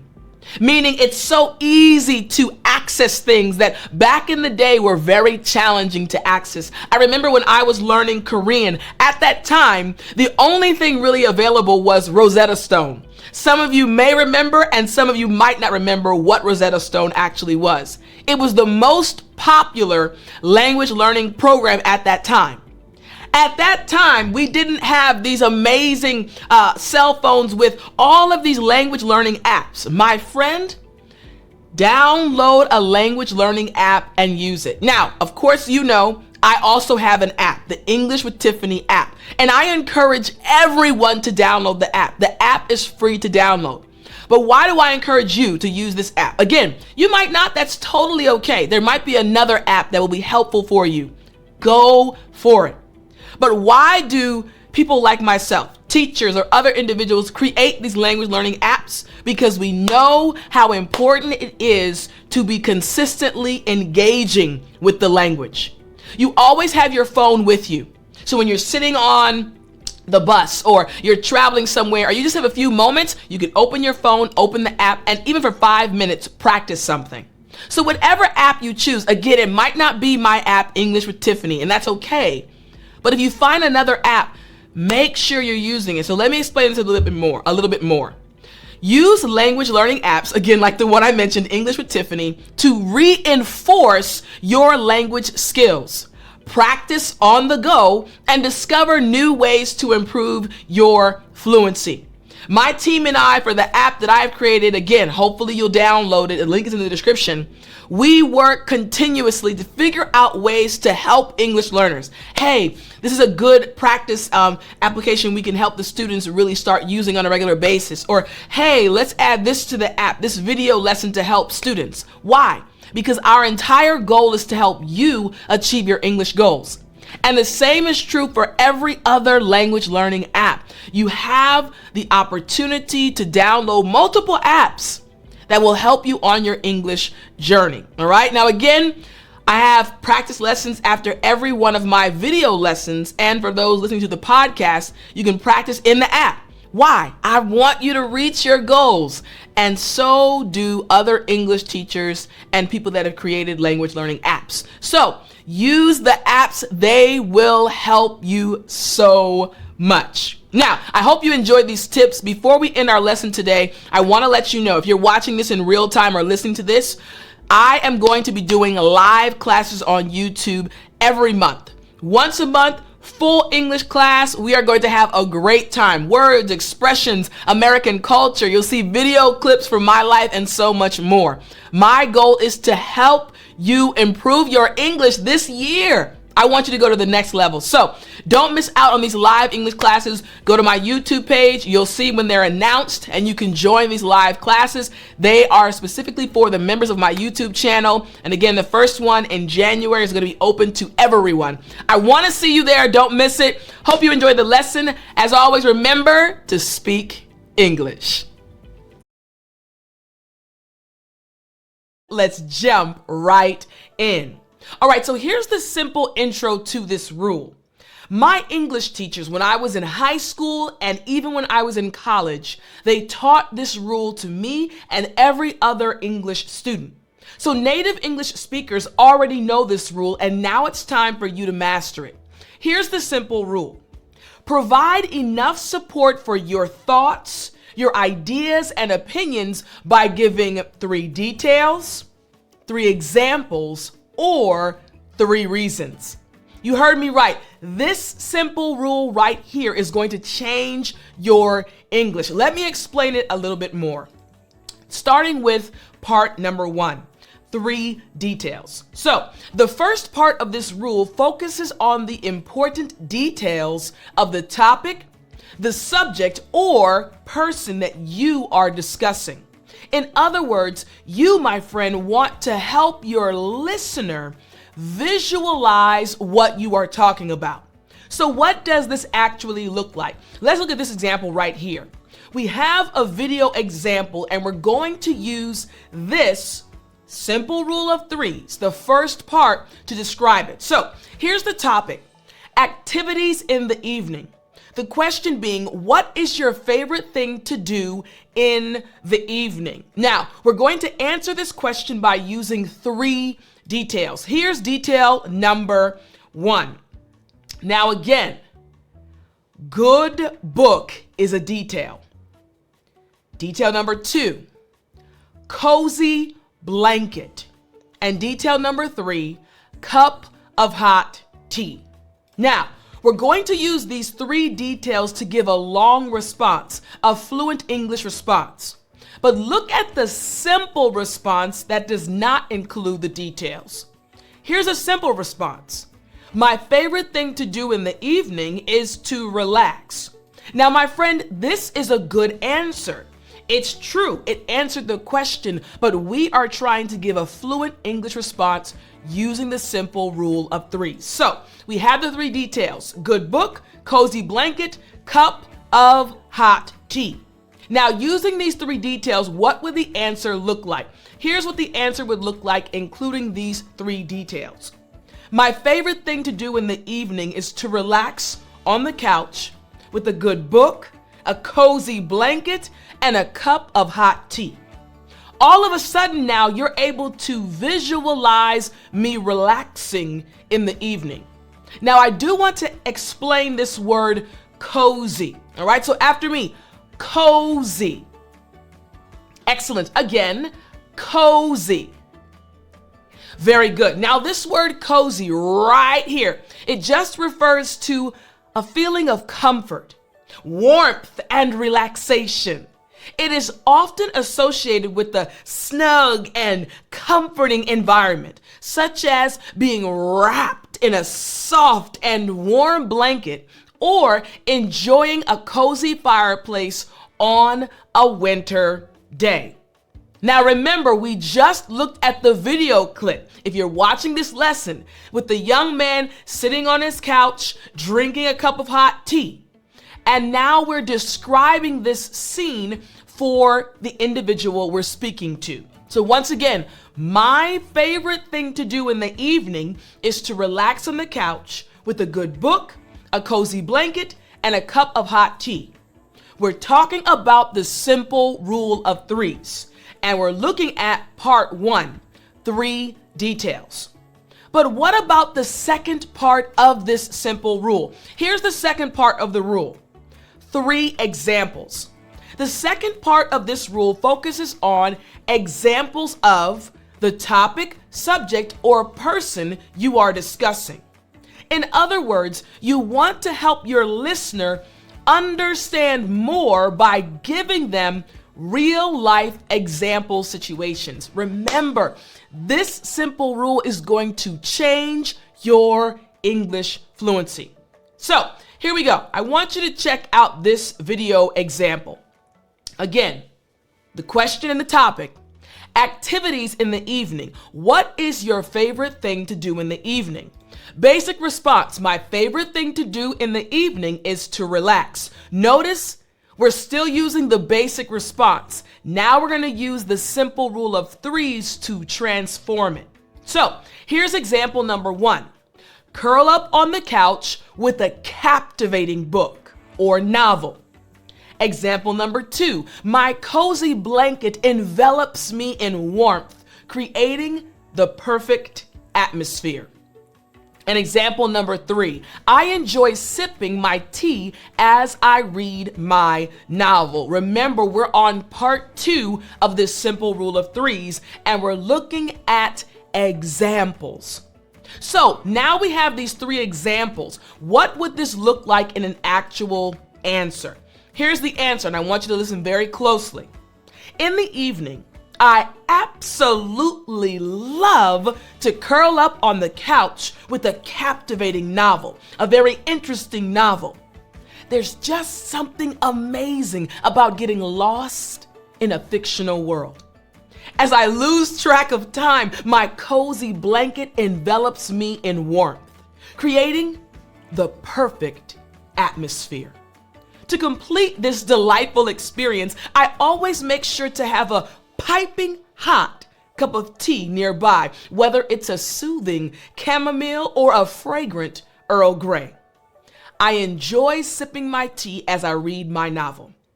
Now, my friend, I know you stepped on into my situation, right? As I explained what was going on, I gave you clear examples. Now I want to describe and explain some of the words and terms that were used. The first one is lose track of time. After me, lose track of time. Great job. Now this just means to become unaware of the passing of time, or to be so engrossed or absorbed in activity that one loses awareness of the time passing. This happens to me a lot. When I'm drawing, when I'm painting, when I'm spending time with friends, I lose track of time. Oh my goodness, I didn't even realize 2 hours went by. In English, we say lose track of time. And what about the other word that I used? Envelop. Good. Again, envelop. Excellent. Now this just means to completely surround or wrap something or someone, typically in a covering or an atmosphere. Remember, I said my cozy blanket envelops me in warmth. In English, we say envelop. Good job. All right. The next thing I said piping hot cup of tea. So after me, piping hot. Good job. I love it. Now, piping hot, it just means very hot, boiling or extremely heated. You have to blow on your cup if you're drinking piping hot tea, right? Excellent. All right. And finally, I said I enjoy sipping my tea as I read my novel. So after me, sip. Good job. Again, sip. Excellent. Now this just means to drink a beverage by taking small mouthfuls or swallows, or to drink slowly and in small quantities. In English, we say sip. Good job, good job. So again, you're seeing how we're using this simple rule of threes to truly give fluent English responses. Once again, part 2, 3 examples. Now it's time for us to move to part 3 of this simple rule. Part 3 is 3 reasons. The third part of this rule focuses on giving specific reasons for your ideas on the topic, subject, or person you are discussing. In other words, you want to help your listener understand your thought process and how you developed your idea. Remember, this simple rule of threes is going to help you, starting today, speak English more fluently. Remember this rule, and I guarantee it will transform the way you speak English. So, same situation, activities in the evening. What is your favorite thing to do in the evening? The simple response, my favorite thing to do in the evening is to relax. We have the same response. Now we're using part 3 of our rule. Here's the first reason. Allows me to escape from the stresses of the day. Reason 2, snuggling under a soft blanket creates a sense of comfort and relaxation. And reason number 3, sipping a cup of tea warms me up and enhances the overall cozy experience. I'm giving reasons for my response. Part of this simple rule of threes. So, what will this look like in a fluent English response? Here's the response, including those 3 reasons. I find that my favorite thing to do in the evening is reading because, firstly, it allows me to escape from the stresses of the day and transport myself to different worlds and adventures. Secondly, the act of snuggling under a soft blanket creates a sense of comfort and relaxation that makes it even more enjoyable. Finally, sipping a cup of hot tea while engrossed in a book adds another layer of pleasure, as it not only warms me up, but also enhances the overall cozy experience. Come on now. That's an amazing English response, a fluent English response that any native English speaker would give. And all we did was use the simple rule of threes. Part 3 being 3 reasons.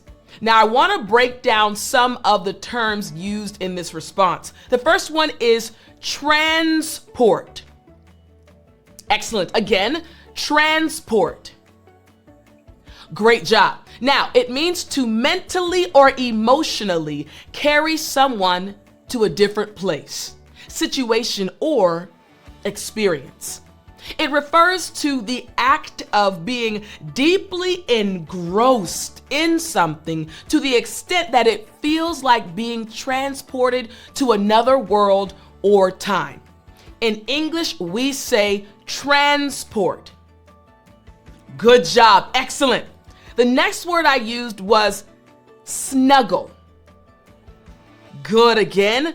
Snuggle. Excellent. It just means to get close and cozy with someone or something, to snuggle up, usually by nestling or cuddling up against them or it. It implies seeking warmth, comfort, and affection by getting physically close to someone or something. In English, we say snuggle. Just like I said, secondly, the act of snuggling under a soft blanket. You got it? Excellent. All right. And then I said, add another layer. Good. Again, add another layer. Excellent. Now, this expression just means to introduce an additional aspect or element that enriches or deepens an experience, idea, or situation. It suggests enhancing or expanding upon something by incorporating another dimension or level of complexity. In English, we say add another layer. Again, I said while engrossed in a book adds another layer of pleasure. I was already enjoying the experience of snuggling up in my blanket, but now engrossing myself in this novel adds another layer of pleasure. You got it? Excellent. All right, here we go. The last word I want to explain is enhance. Good. Again, enhance. Excellent. Now, this just means to improve or amplify the quality, value, or effectiveness of something. It involves making something better, stronger, or more desirable by adding elements or features that enhance its overall impact or appeal. To make something better or have a greater impact. Make sense? Excellent. All right, so again, you understand the words and you see how the 3 reasons helped us expand our response and make it more of a fluent English response. I hope you enjoyed today's lesson, and remember, this simple rule of 3s can transform your English fluency. Don't forget, if you want to continue improving your English with me, you can get my free email every week, 3 times a week. I send it out totally for free. Go to www.dailyenglishvocabulary.com. This one is actually from Sunday to Friday, more than 3 times a week. So if you want daily English vocabulary sent to you via email for free, go to www.dailyenglishvocabulary.com, and I'll talk to you in the next lesson. Let's jump right in. Here's tip number 1. Tip number 1 is read a short news article and summarize. Listen very closely. Read a short news article in English and summarize it in writing. This will improve reading comprehension and writing skills. The key is to summarize what you have read. Let me explain why this is the first insider tip to improve your English fluency. Reason number 1, why this is so important. It exposes you to various vocabulary, sentence structures, and writing styles. Your brain, my friend, is absolutely amazing. So as you're taking information in, as you're reading these articles, you're actually seeing various patterns. You're seeing sentence structures. You're seeing new words used in context, which will affect your ability to speak English fluently. The second reason why this tip is so important is it enhances your understanding of how information is organized and conveyed in written English. When you improve your reading skills, you actually will end up improving your speaking skills. Now, we'll talk about confidence. Don't worry, I believe in you, right? But again, this will enhance your understanding of how information is organized. When you're learning another language, it's important for you to learn how people who speak that language actually think. How do they organize their thoughts? That's why I talk about the 5 W's all the time. Who, what, when, where, and why. In the last lesson, if you didn't see it, please go watch it after this lesson. I talked about the simple rule of 3s. Reasons, explanations, or examples, and also giving your ideas in a clear way using the simple rule of 3s, right? This is important for you as you're reading following this tip. The third reason is it helps develop your ability to extract key information and summarize it effectively. Your goal is to speak English fluently, right? You want to sound like a native English speaker. My friend, I believe in you. I know you're smart enough. In order to achieve this goal, though, you must understand how to pick out the key pieces of information. Because English fluency is not just about talking for long periods of time. No, it's about getting the key pieces of information and presenting them clearly, which is why I teach you English. My goal this year is to help you achieve your English goals. So it's important for you to be able to pick out the key information. Now, don't forget, you can practice what you're learning. All you have to do is download the English with Tiffani app. It's free. The link is in the description. but I want you to be able to organize your thoughts by seeing how other native English speakers actually organize their thoughts. So, tip number 2 to crack the code of English fluency is listen to a podcast or watch a video.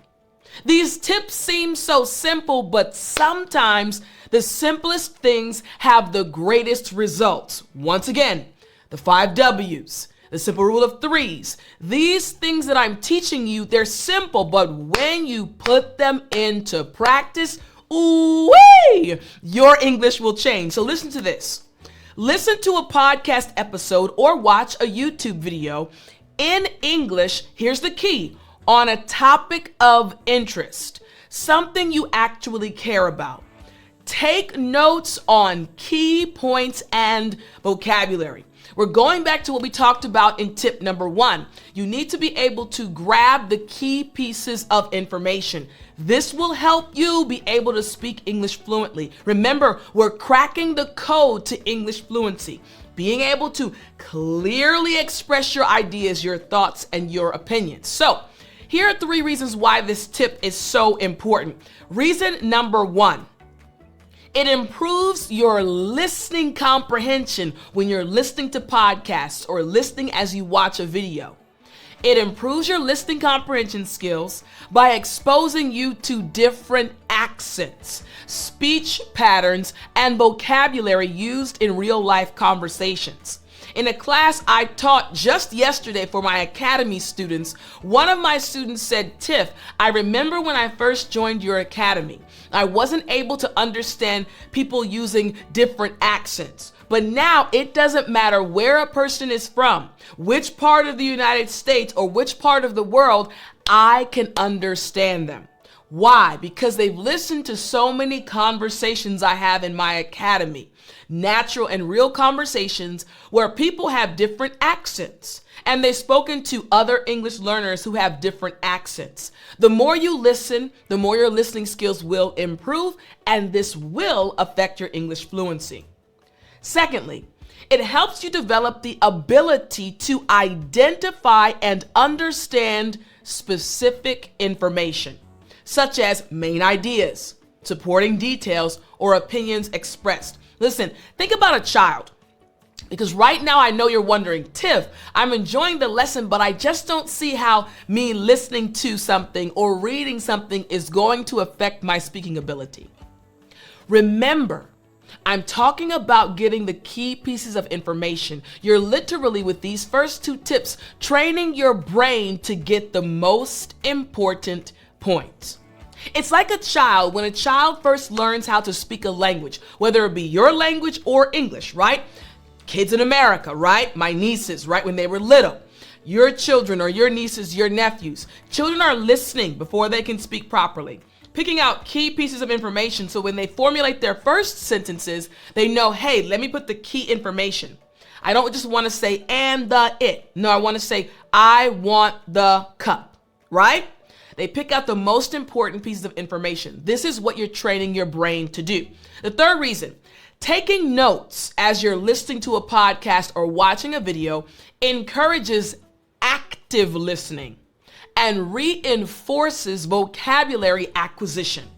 As you're listening, if you're taking notes, you're telling your brain, hey, these are the words.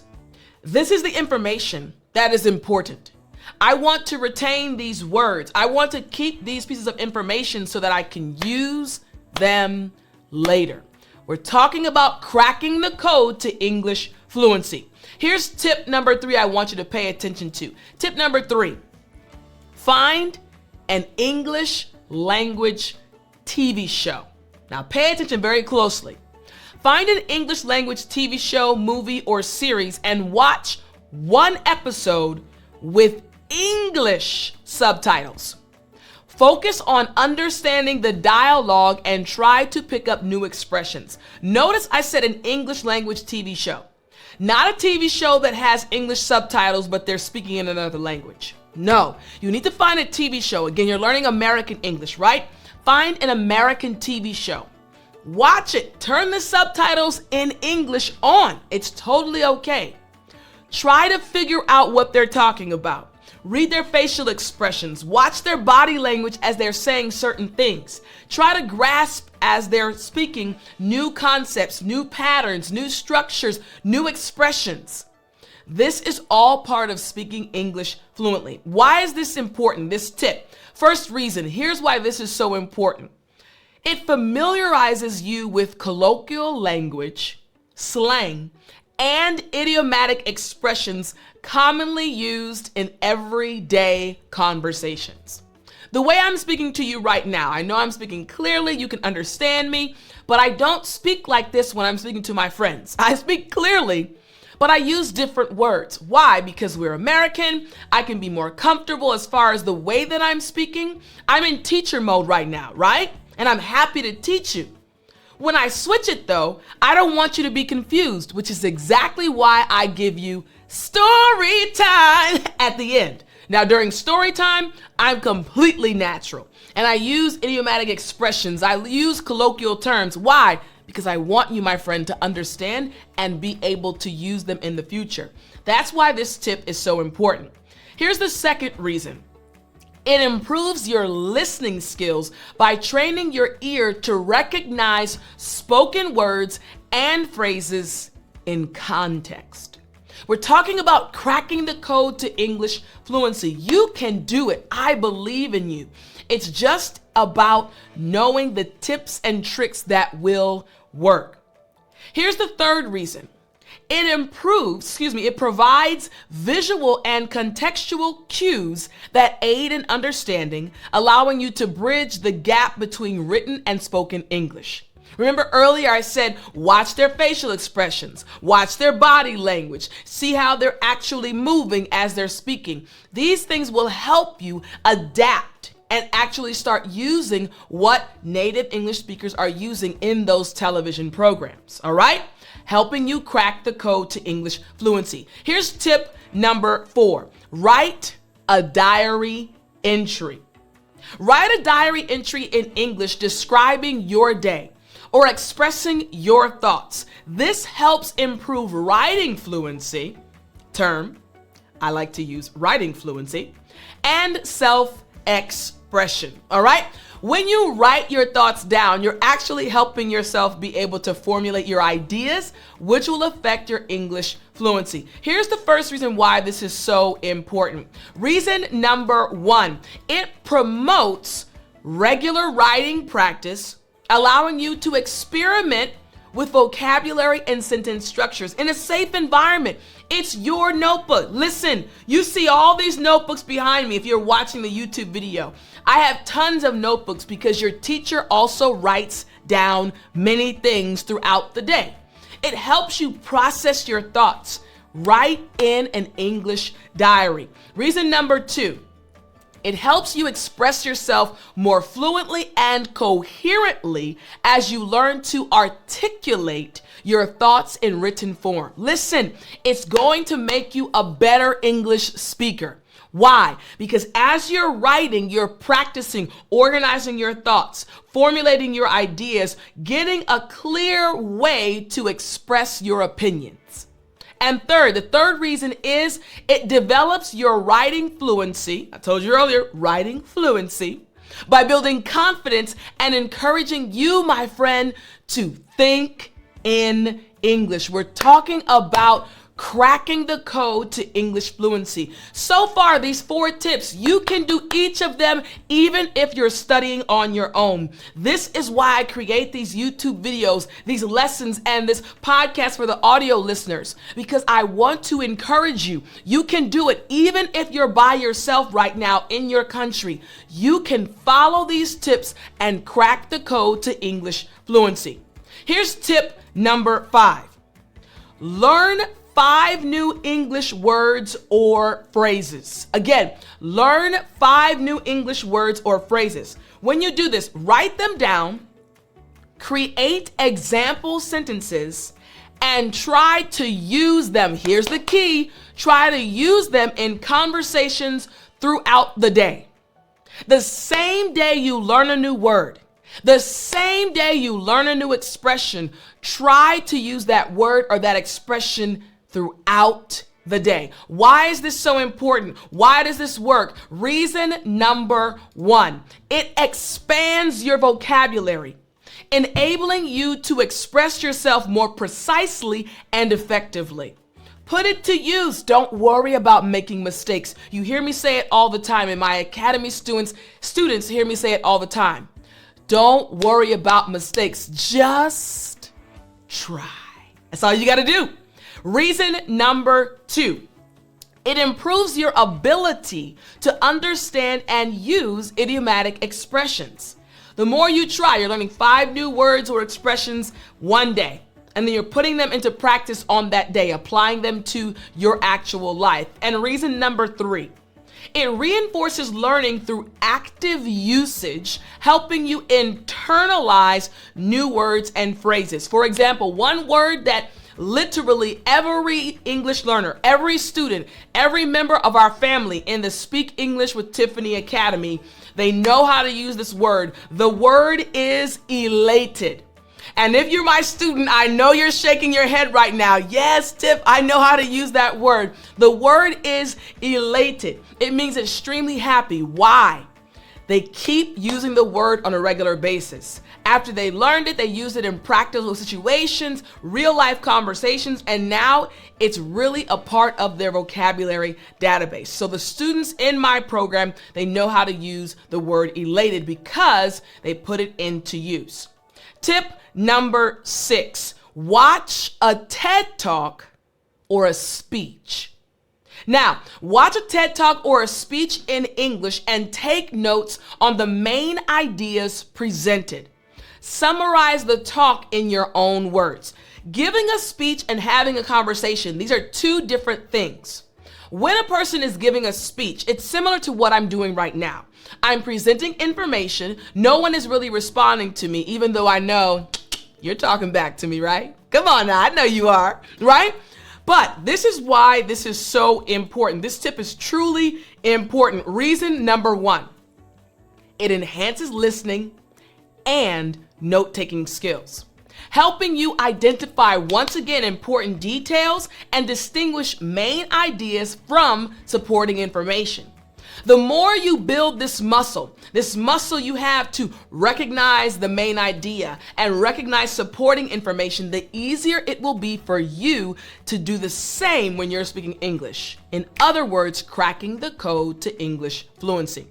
Here's the second reason. It improves your ability to condense information and express it fluently and accurately.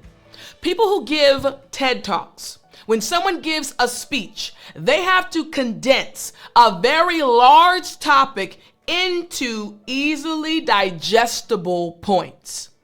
I'm teaching you about English. English is a very expansive language, tons of words, but I'm able to teach you something that you can take back to your home, to your friends, to your family, and you can start using. Why? I'm giving you key points and supporting information. You'll learn how to do this the more you watch others do it. And reason number 3, it exposes you to a wide range of topics and speakers, expanding your knowledge and vocabulary. You're cracking the code to English fluency. The more you listen, the more you watch English speakers, the more you'll start to emulate them or copy them, like hopefully you're copying me as well. Tip number 7 to cracking the code. Follow English speaking social media accounts. Woo, listen very closely. Follow English speaking social media accounts, not of English teachers. Keep following my channel, don't worry. Keep following me, yes.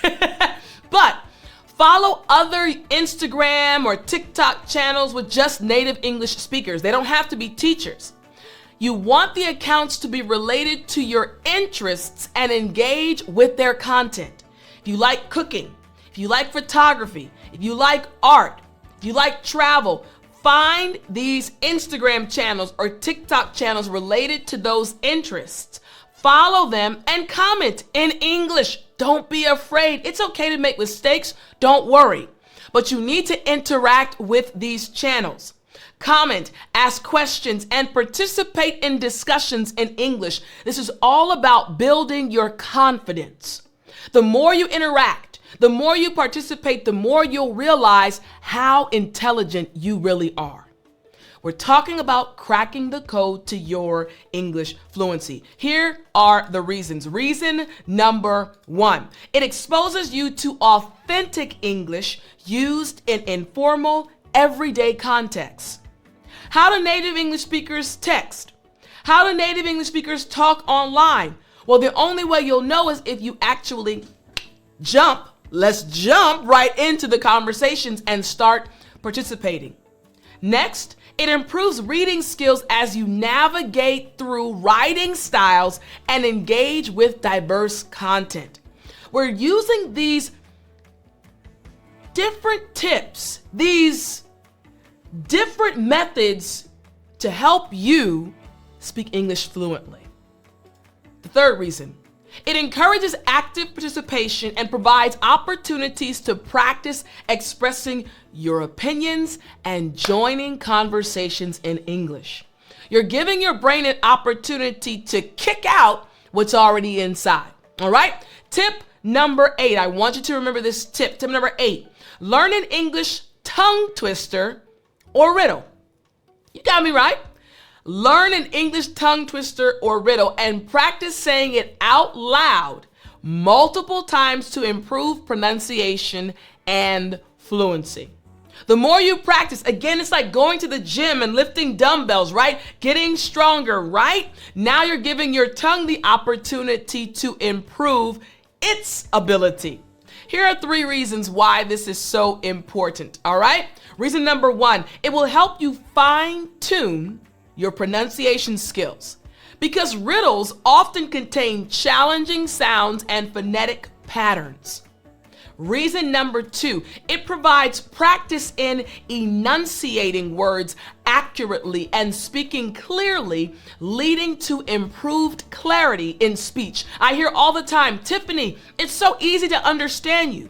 I know how to pronounce my words clearly and enunciate. The more you practice with these riddles, the more you'll be able to enunciate and pronounce words properly and clearly. And here's the third reason why this tip is so important. It will require you to speak quickly and smoothly, which will train you to develop a natural and fluent speech rhythm. There are moments during my lessons where I have to speak very quickly, but because I'm speaking very clearly, you can still understand me, right? You want to develop the same exact skill. Tip number 9, record a short message, a voice message in English. Introducing yourself or sharing a small story. This is a key aspect to helping you crack the code to English fluency. Listen to your voice message and take notes. Make note of areas where you can improve pronunciation or clarity. You don't realize how important you are to your English journey. You actually know so much more than you realize. So when you record yourself and listen to it again, you'll recognize where the errors are. You'll recognize the things you need to improve. Take notes. Why is this so important? Reason number 1. It will allow you to objectively evaluate your pronunciation and identify areas for improvement. You'll be able to see where you need to improve. Reason number 2, it will help you identify and work on specific sounds or words that may be causing difficulty for others in understanding your speech. You'll hear what they hear and be able to improve yourself. And reason number 3, it will help you see your improvements, which will boost your confidence in speaking English and encourage further practice and self-correction. As you continue doing this, cracking the code to English fluency, you'll see and be able to chart your progress, which will help you be more confident.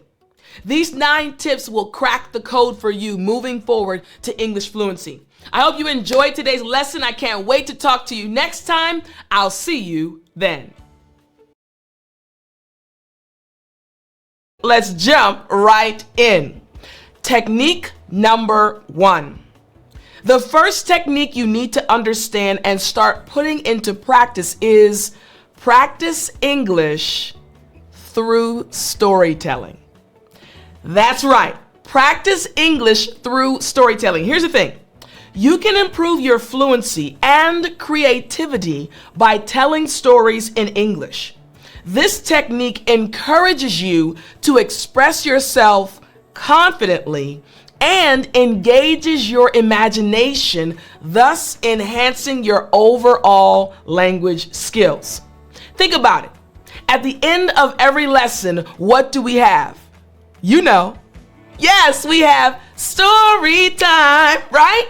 Don't worry, I'm going to give you a story today as well.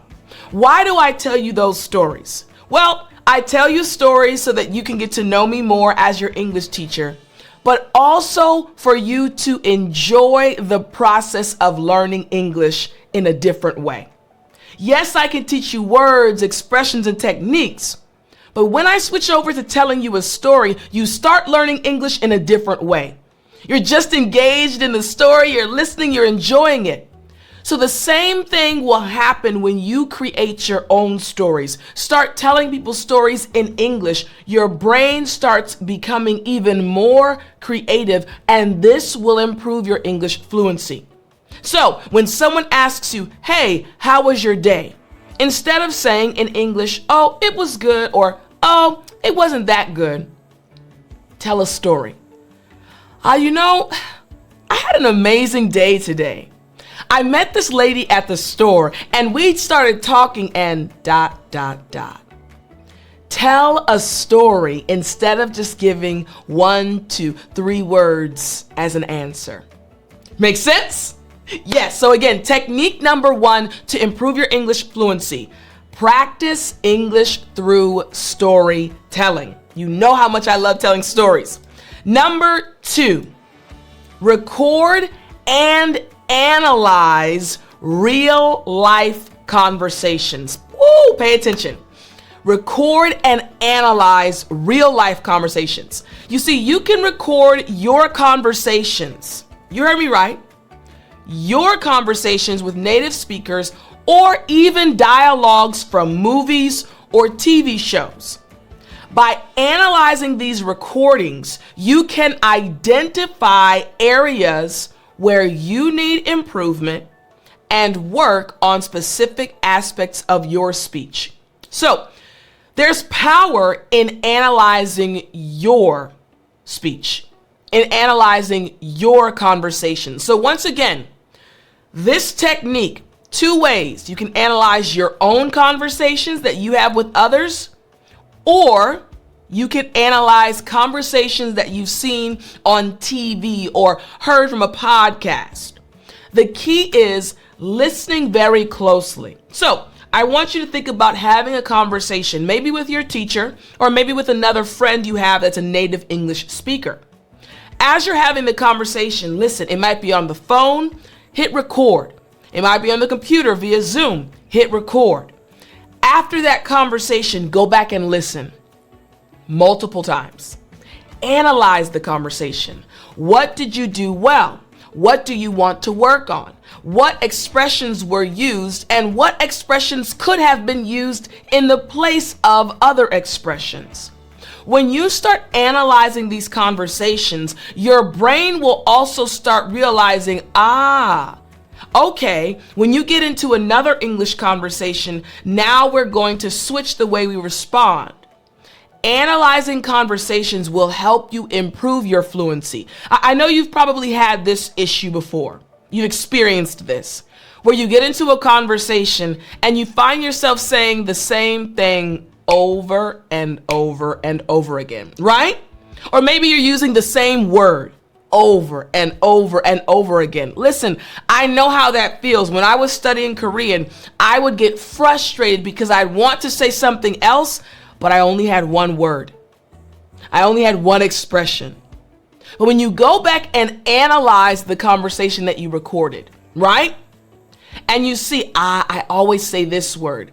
Then you figure out what you can say in place of that word. There's something that happens when you analyze your own conversations, okay? Again, you can also analyze conversations from other people's experience as well, and it will have a good effect. but I want you to also focus on analyzing your own conversations, okay? All right, here we go. Technique number 3. Again, your goal being to speak English more fluently. Speak aloud while reading. When you have a book, right? I have a book right next to me. I'm reading this book. Instead of reading silently, right? Read it out loud. That difficulty is ... Read it out loud so you can hear yourself. Here's the thing. Read aloud to improve pronunciation, intonation, and rhythm in spoken English. This technique helps with fluency and building confidence in speaking. The more you practice, the better you'll get. Again, speak aloud while reading. I know you might feel shy. I understand. I know you might not like hearing yourself per se because you don't feel like you sound like someone else. Don't worry about that. Speak aloud while reading. The more you do it, the more you will improve. We're talking about this year. This year, my friend, improving your English fluency. So again, speak aloud while reading. You got me? Excellent. All right, we're going to move on to technique number 4, but I want to remind you, I have a daily English vocabulary newsletter that I send out via email, totally for free. This year, I want to help you speak English fluently. So today, I want to tell you about this newsletter. Go to dailyenglishvocabulary.com. Every day from Sunday to Friday, I'll send you an email for free with 5 new vocabulary words about a specific topic. I want you to be able to speak English fluently about topics. So every day I'm going to send you 5 new words. So go to dailyenglishvocabulary.com and get it totally for free. All right. So let's move on to technique number 4. Technique number 4 is seek out natural English conversations.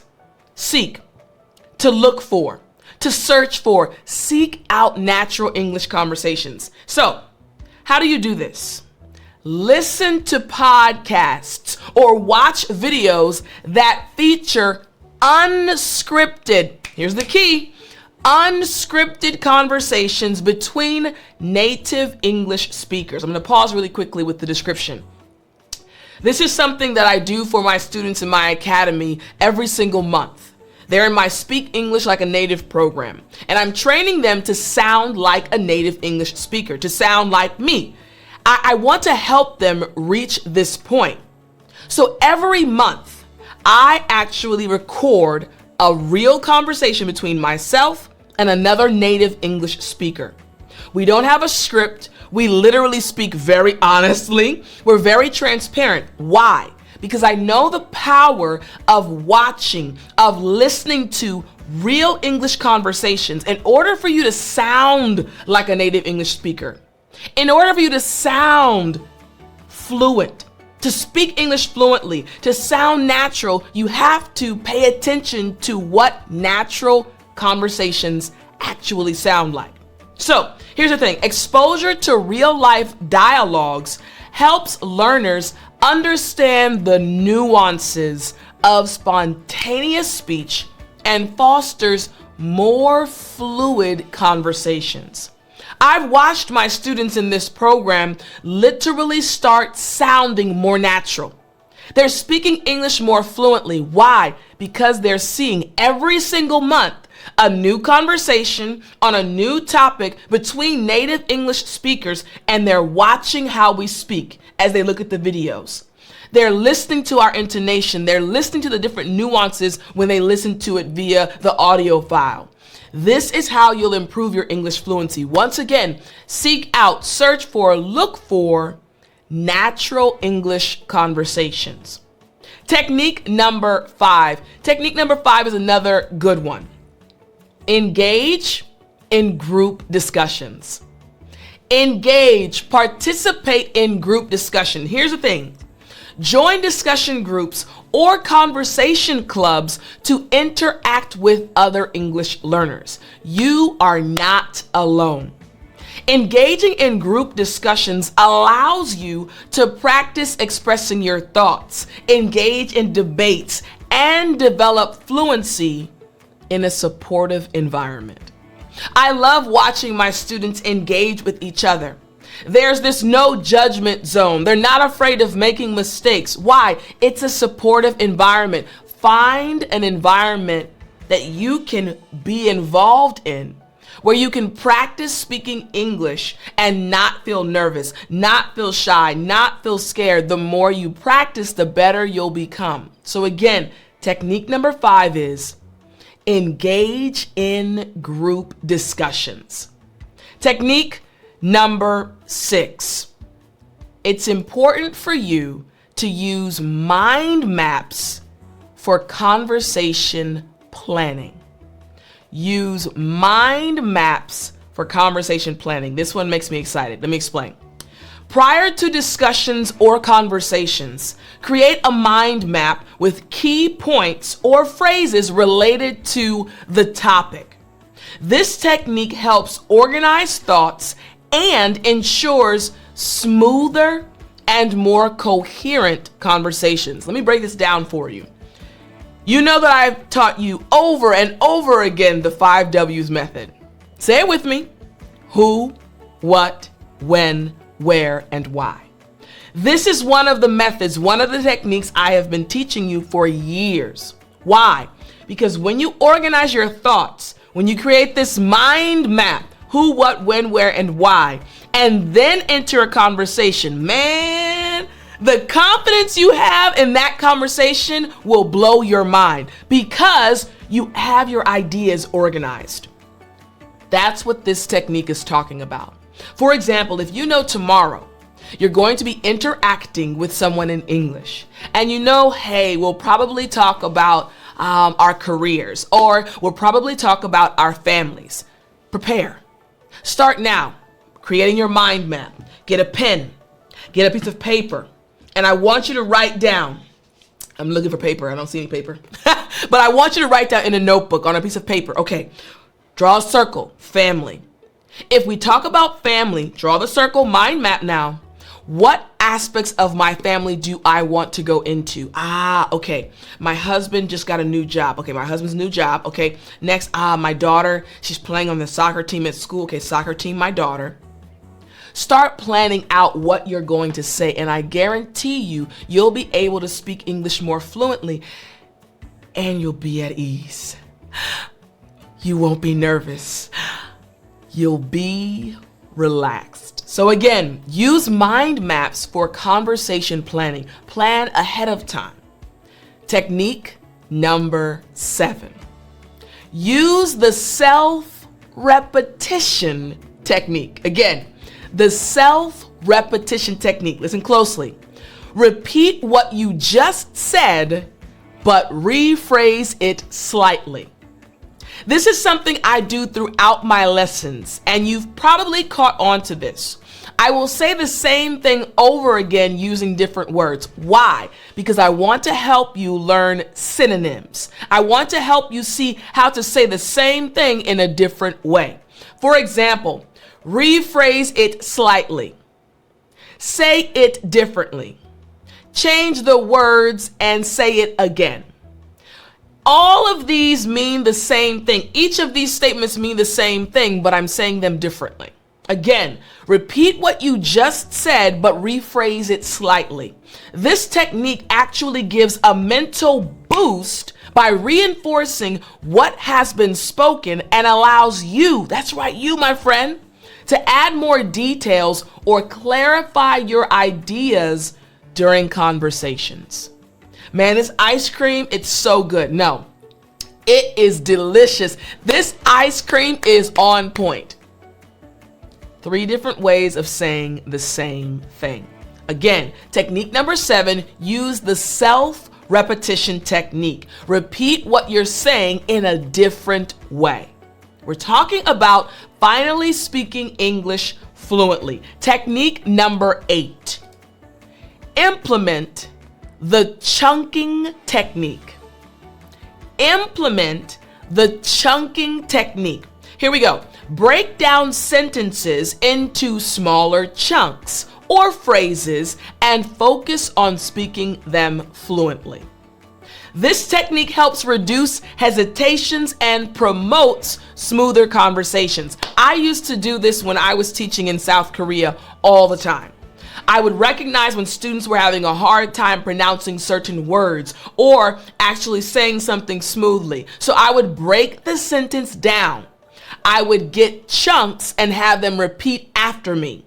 Slowly at first, then a little bit faster, and then very fast. Then we'd move on to the second chunk. Slowly at first, then a little faster, and then very fast. Then, once they had each chunk properly done, they were able to say them well, I would connect them. This is called the chunking technique. For example, the last sentence I just said was, "This technique helps reduce hesitations and promotes smoother conversations." That sentence might be too long for you, so I would break it up into chunks. This technique helps reduce hesitations. This technique helps reduce hesitations. Say it over and over again until you can say it smoothly like me. Then you move on to the second chunk, and promotes smoother conversations. And promotes smoother conversations until you're able to say it smoothly like me. Then put the two chunks together. This again is called the chunking technique. We're talking about, we're talking about speaking English fluently. All right, let's move on to technique number 9. Use many short or small speeches. Use many, M-I-N-I, for those listening, many speeches. Give short speeches in English. For example, on a current event or an interesting topic. This technique helps build confidence in speaking and promotes fluency in expressing ideas. You, my friend, can and will achieve your English goals this year. This is one technique that will help you achieve your goals. Pick a topic. Write a short speech about that topic. Short. It doesn't have to be 10 minutes, 15 minutes. No, it can be a short 2-minute speech, 3-minute speech. But practice giving a speech. Practice giving your ideas on a specific topic, even if you are alone. Practice doing this, because what you're doing is training your mind to be able to produce your ideas, produce your thoughts, produce your opinions in another language, and that language being English. So once again, technique number 9, use many speeches. Technique number 10, practice storytelling using pictures. Now, we talked about the other technique of storytelling. This is my other favorite technique. Practice storytelling using pictures. This is something I did all the time with my students in Korea as well. I would get an image, I would get a picture, and I'd ask them to describe it, to tell a story based on the picture. Why? It opens your mind. It helps you become more creative, which will improve your fluency. Here's the deal. Use pictures to practice telling stories in English. This technique helps with fluency and creativity in conversation.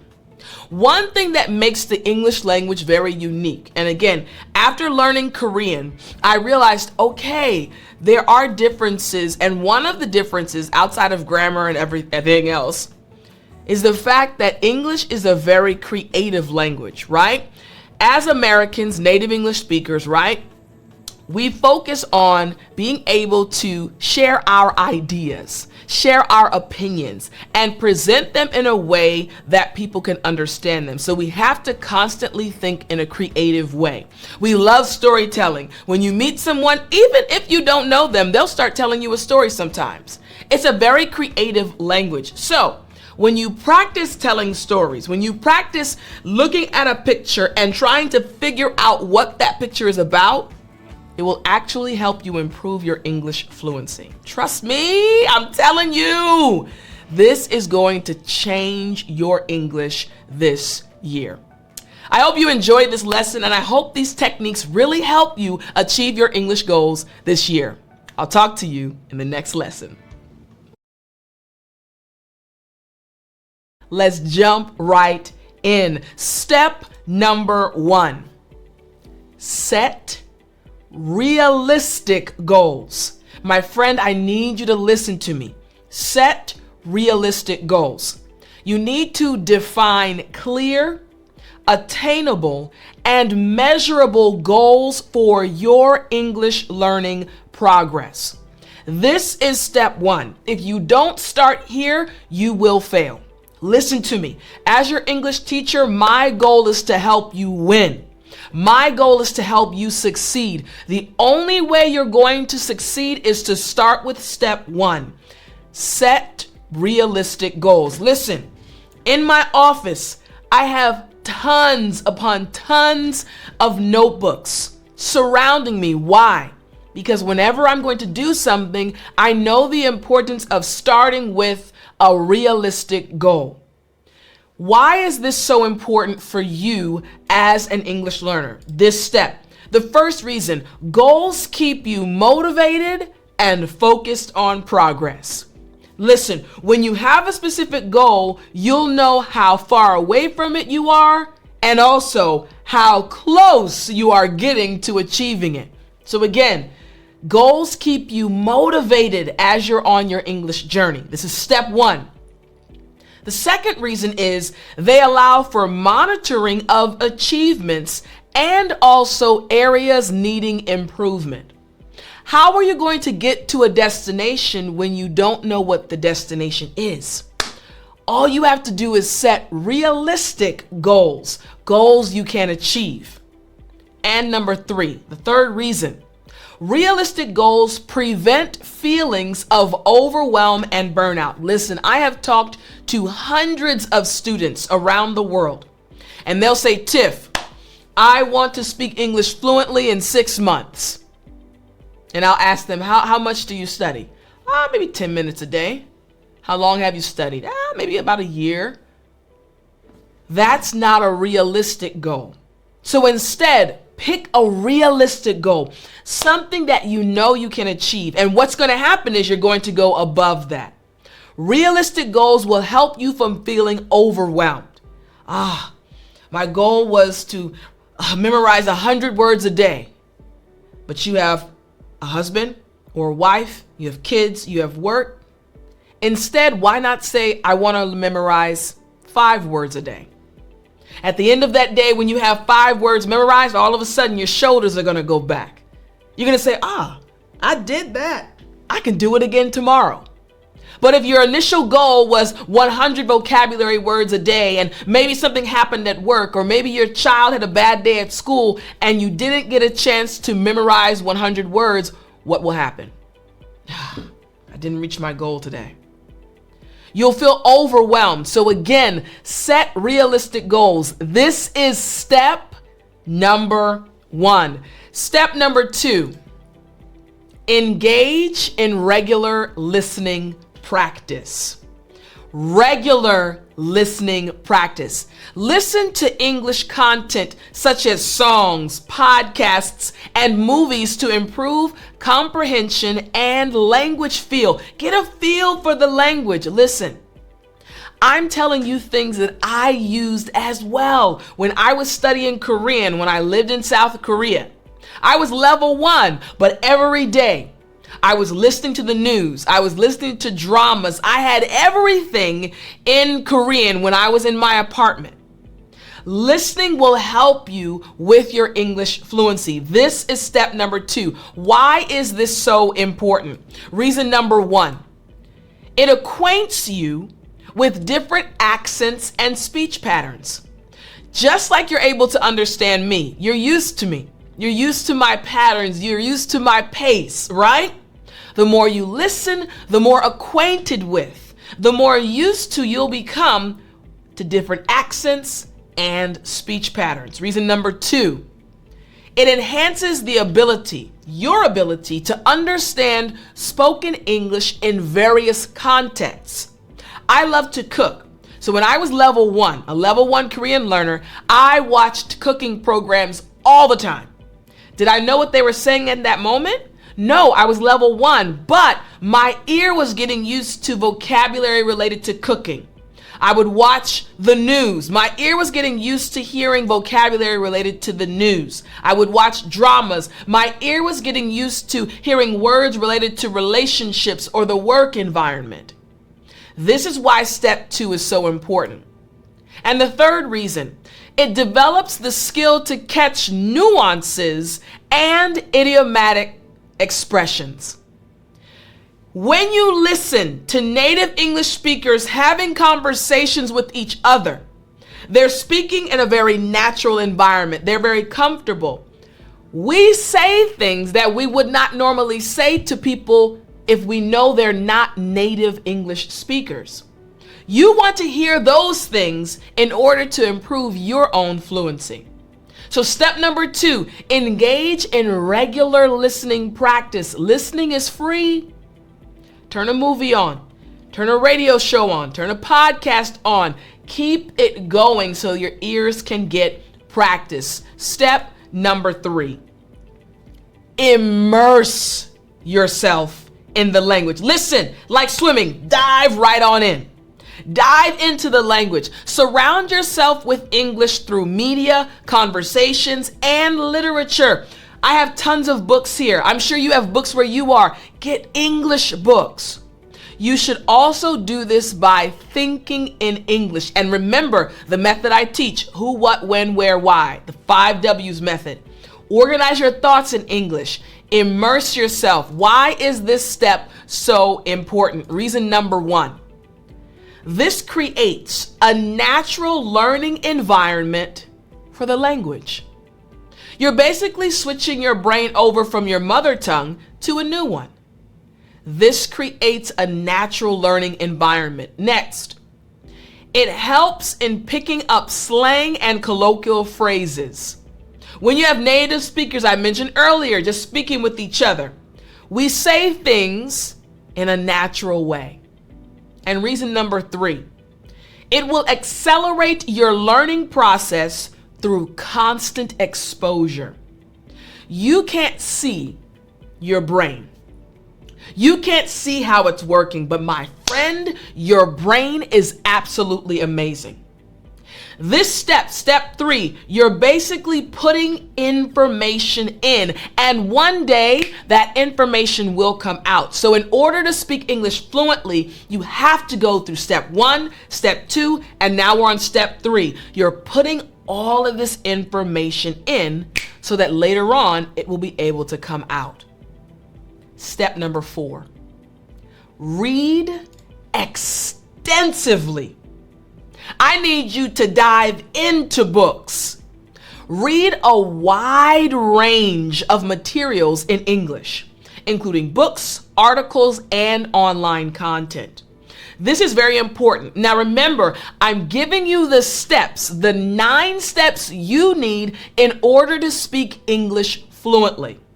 These 9 steps are very important. Step 4, read extensively. Why is reading so important? Reason number 1, reading introduces more vocabulary and sentence patterns.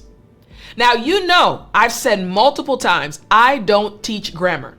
However, my students, they always improve. Why?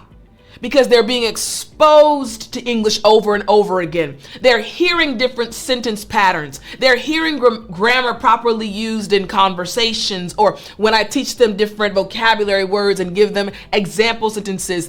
This is how you're going to speak English fluently. Step 4, read extensively. Step 4, reason 2.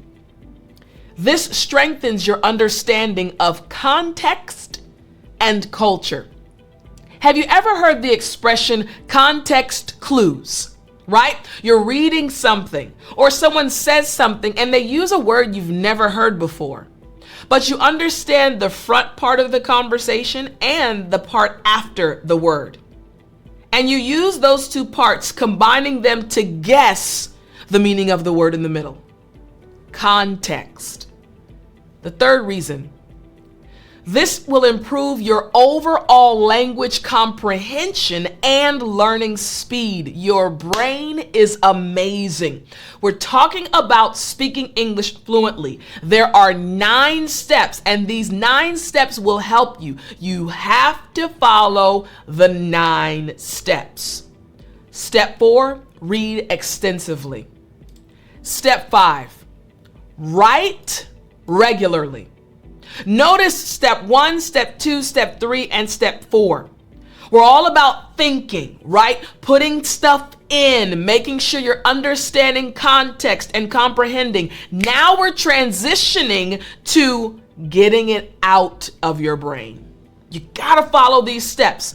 Keep a journal, write essays, or even social media posts in English to practice your writing skills.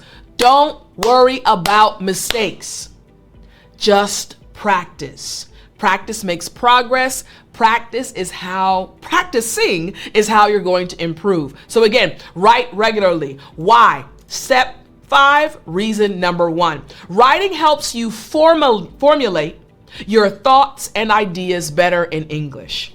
It helps you organize your thoughts. Remember, we have the 5 W's: who, what, when, where, and why. I talked in our last lesson about the simple rule of 3, supporting your answers with details, supporting them with examples, and supporting them with reasons. It helps you organize your thoughts when you write regularly. Reason number 2, it allows you to express thoughts clearly and cohesively. Clearly and cohesively. You want to be able to speak in a way that is easy to understand. You want people to draw to you, not go away from you. And reason number 3, this provides a method for active call and language review. Active recall, bringing something back to mind. If I've read it later on when I'm in a conversation, I remember that word. I remember that concept. I read about it yesterday. This is what's important. When you've read about something, step 4, and now you're writing regularly, your brain is formulating ideas and putting them together. Step 5, write regularly. Step number 6, speak a lot. I'm going to say it again. Speak a lot. Notice I didn't say when or where, I just said a lot.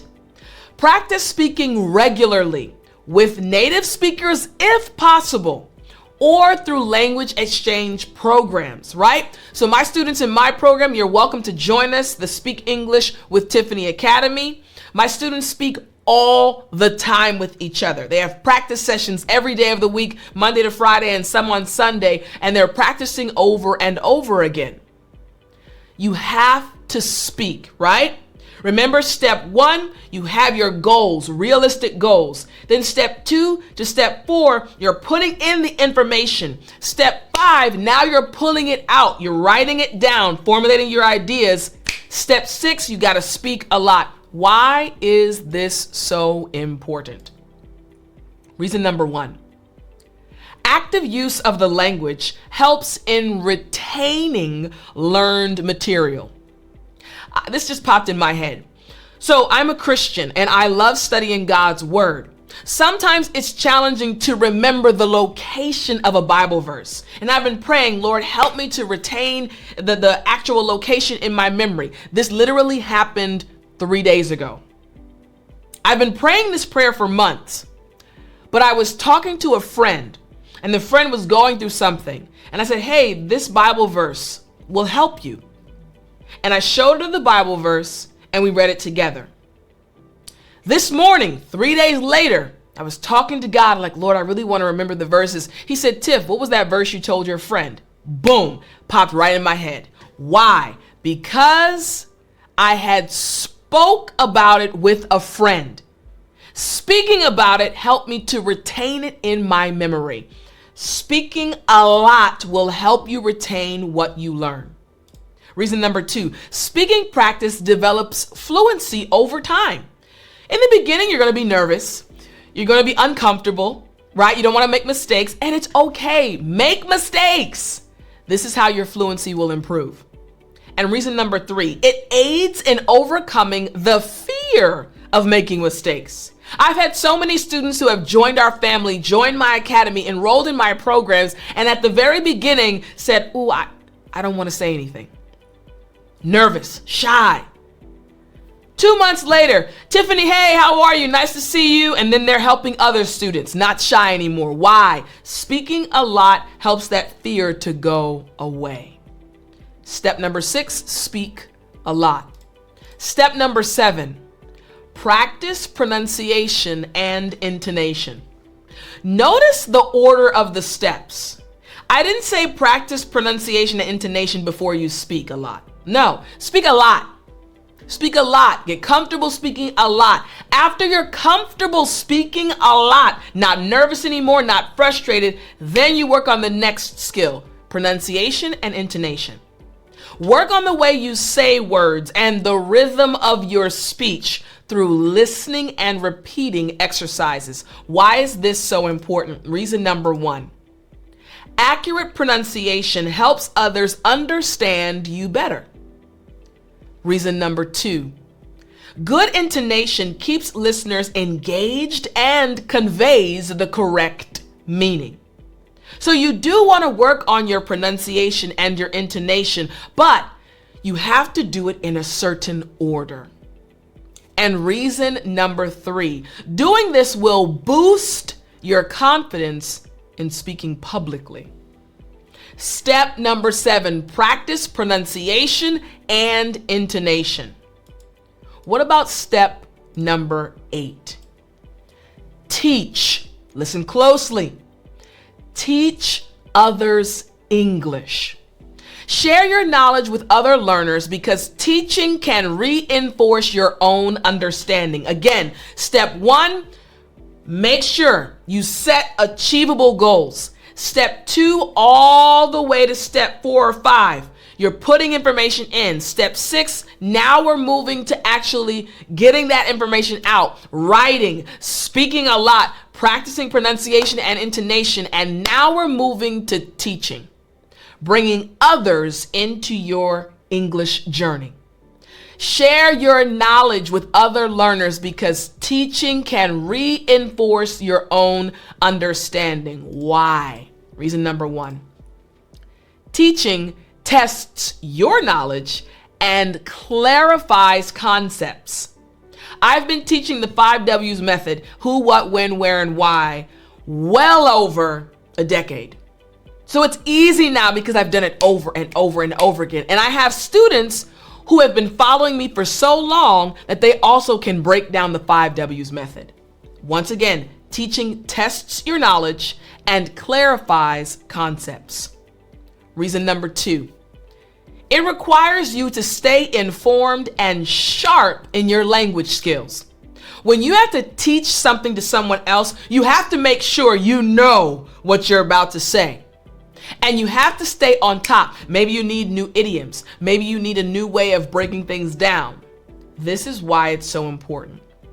And reason number 3, it helps in developing patience and empathy, which are key in language learning. When you have to teach someone else, it makes you more understanding. You'll actually start being more patient with yourself. You won't feel as bad because you'll see how much effort the person is putting in, how hard they're working, and you'll remind yourself, I'm working hard too. We can do it. Step number 9, reflect on your progress. Reflect on your progress. Take time to review your progress. Celebrate your successes and plan for future learning strategies. This English journey might be long. It might be challenging. It might be hard, but you need to recognize how far you've come. Why? Why is this so important? Reflection helps in recognizing your growth and boosts motivation.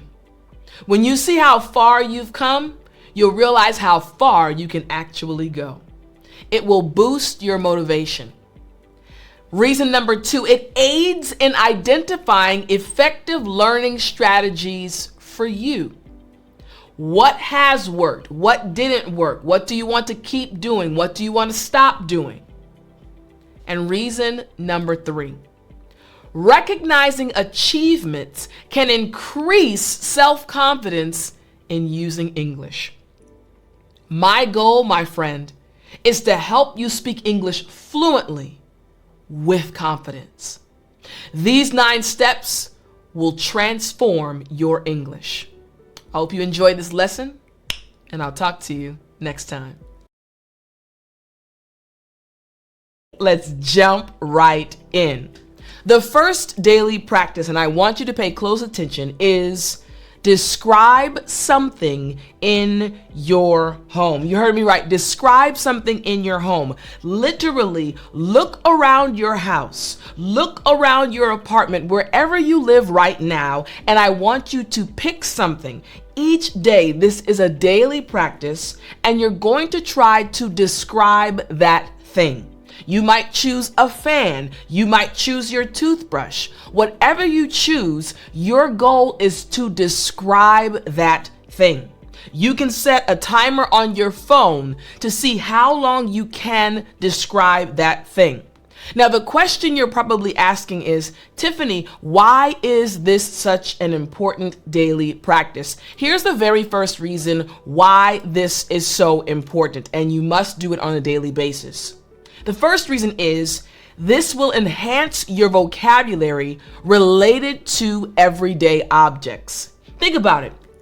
As you start off, let's say you pick up your toothbrush and you want to describe it, but all of a sudden, only words from your native tongue, only words from your mother language are coming to mind. So you'll naturally go to your phone, you'll go to your computer, you'll go to your tablet or your dictionary to try to find out the word in English. Again, this will enhance your vocabulary. Yes, it's a simple item, but in order to speak about it, you need to use various vocabulary words. Here's the second reason why this is such an important daily practice. This will boost your confidence in speaking about familiar topics. I have worked with thousands upon thousands of English learners, and many times the issue is confidence. The person feels like, I'm not good enough, or the person feels like I don't know enough. Well, when you do this on a daily basis, as you walk around your home, you'll realize, oh, I can describe that. Oh, I can talk about that. And all of a sudden, your shoulders will go back a bit. You'll start smiling a bit because you'll realize your English fluency is improving. And the third reason why this is so important is it improves your ability to describe details and specifics. You're giving details about objects that seem so simple. But English fluency is all about being able to express yourself about simple things and complex things. So the first daily practice is, once again, describe something in your home. Now, these daily practices are going to be simple to implement, but whoo, baby, they are powerful and they will affect your English fluency so much. So let's move on now to the second daily practice. Here's the second daily practice. Describe someone you know. That's right. Are you noticing that we're using things that are related to you? Things in your home, people you know. Again, the second daily practice is describe someone you know. I want you to think about your favorite person in the world, your best friend, your mom, your dad, your sibling, whoever that might be, your spouse. Describe that person. Talk about them. Maybe it's your children, whoever you want to describe. This is a daily practice. Today, my mom. Tomorrow, my boyfriend. The next day, my dad. Continuing on each day describing a different person. Now, why is this daily practice so important and so powerful? Here we go. I want us to look at the reasons why this is so powerful. The first reason is this. It develops your vocabulary and phrases related to people and relationships. I've said it before and I'll say it again.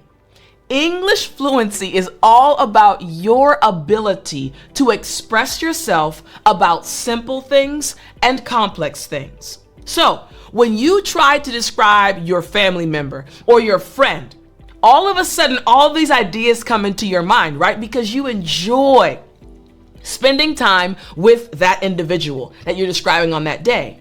But now you want to figure out, wait a minute, how do I describe how this person makes me feel? That will inevitably lead you to learning new vocabulary and new phrases. What about this second reason right here?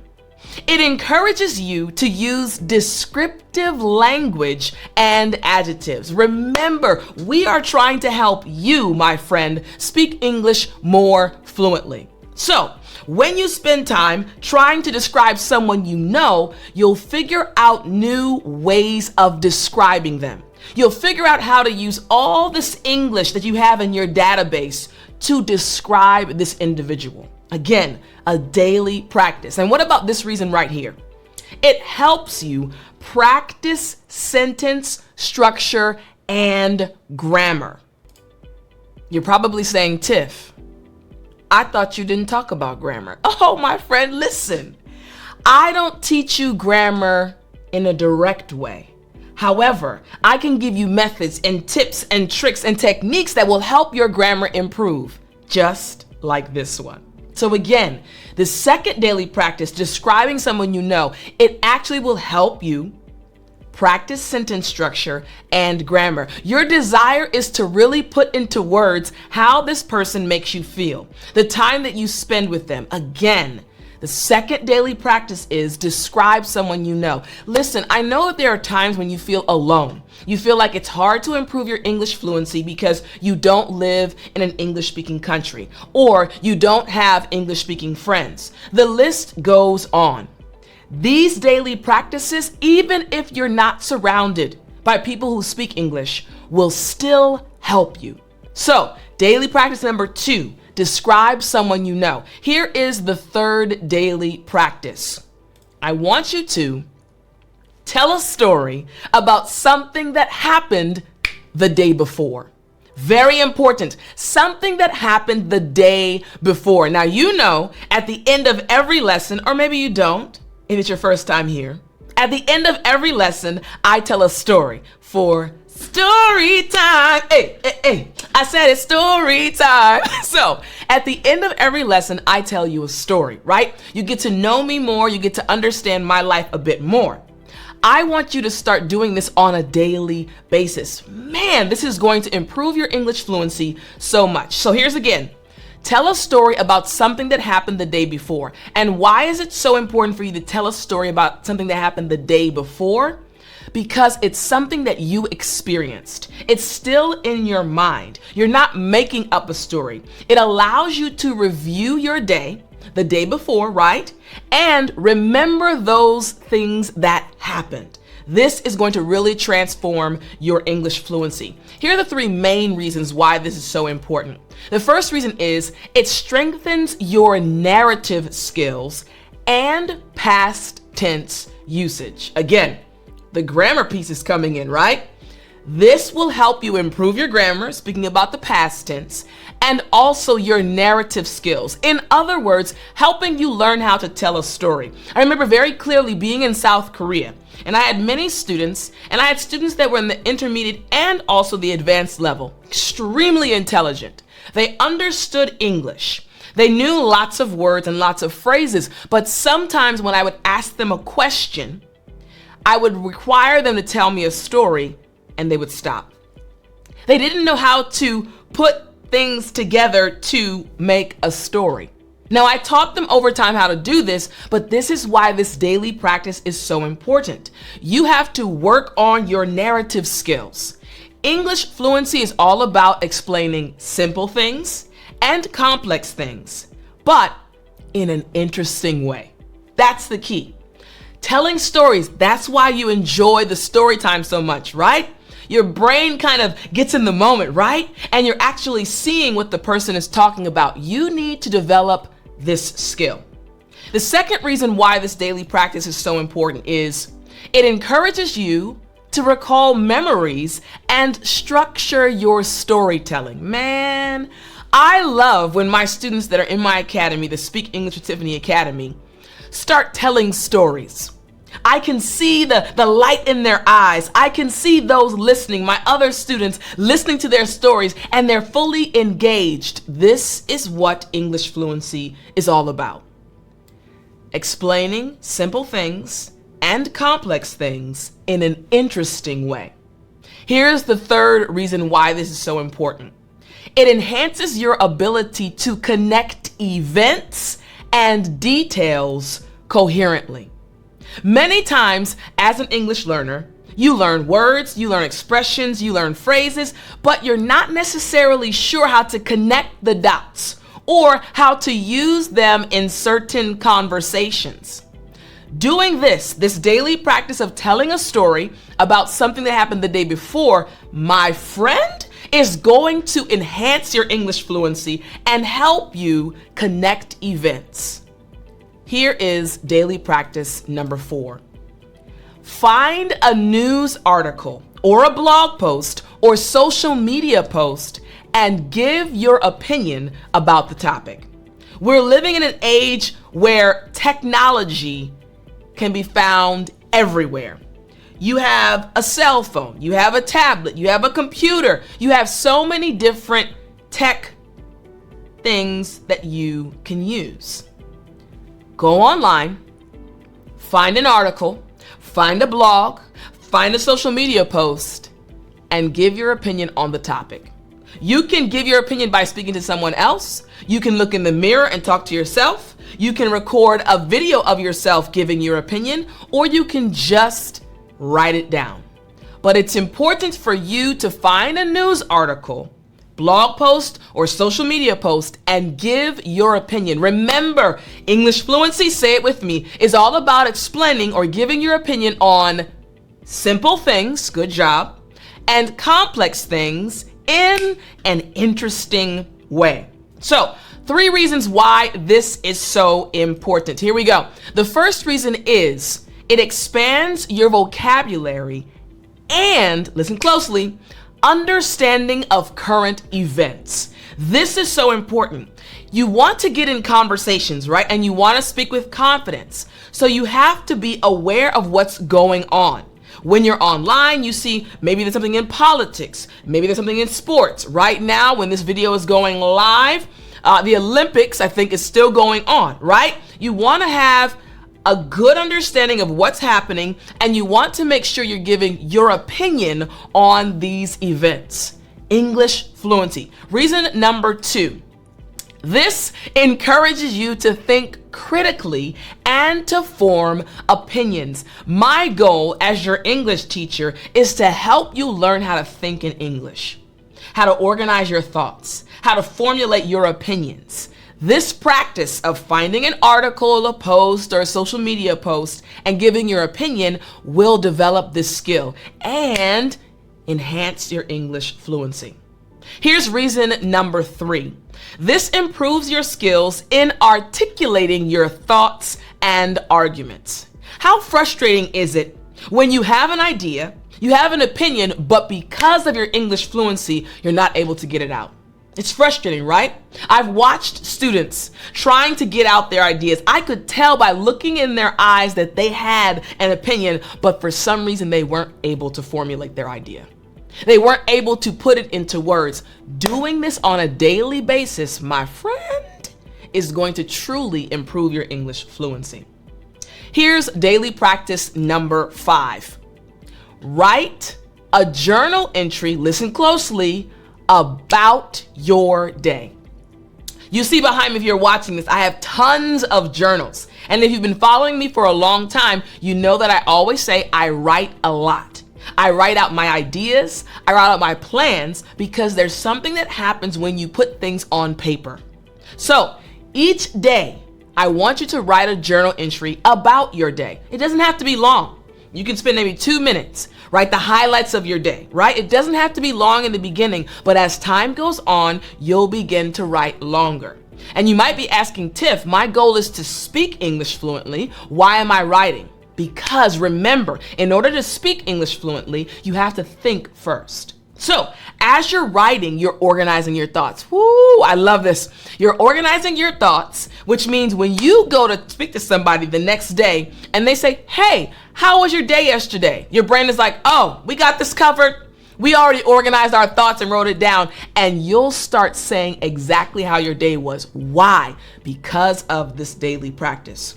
Here are 3 other reasons why this is so important. The very first reason is it reinforces your writing skills and your sentence structure. Your goal is to speak English fluently with confidence, right? You want to speak in a good way. This will help you improve your writing skills, of course, and improve your sentence structure. Reason number 2, it encourages you to reflect on your experiences and express yourself. I don't want you to see English as just a subject, right?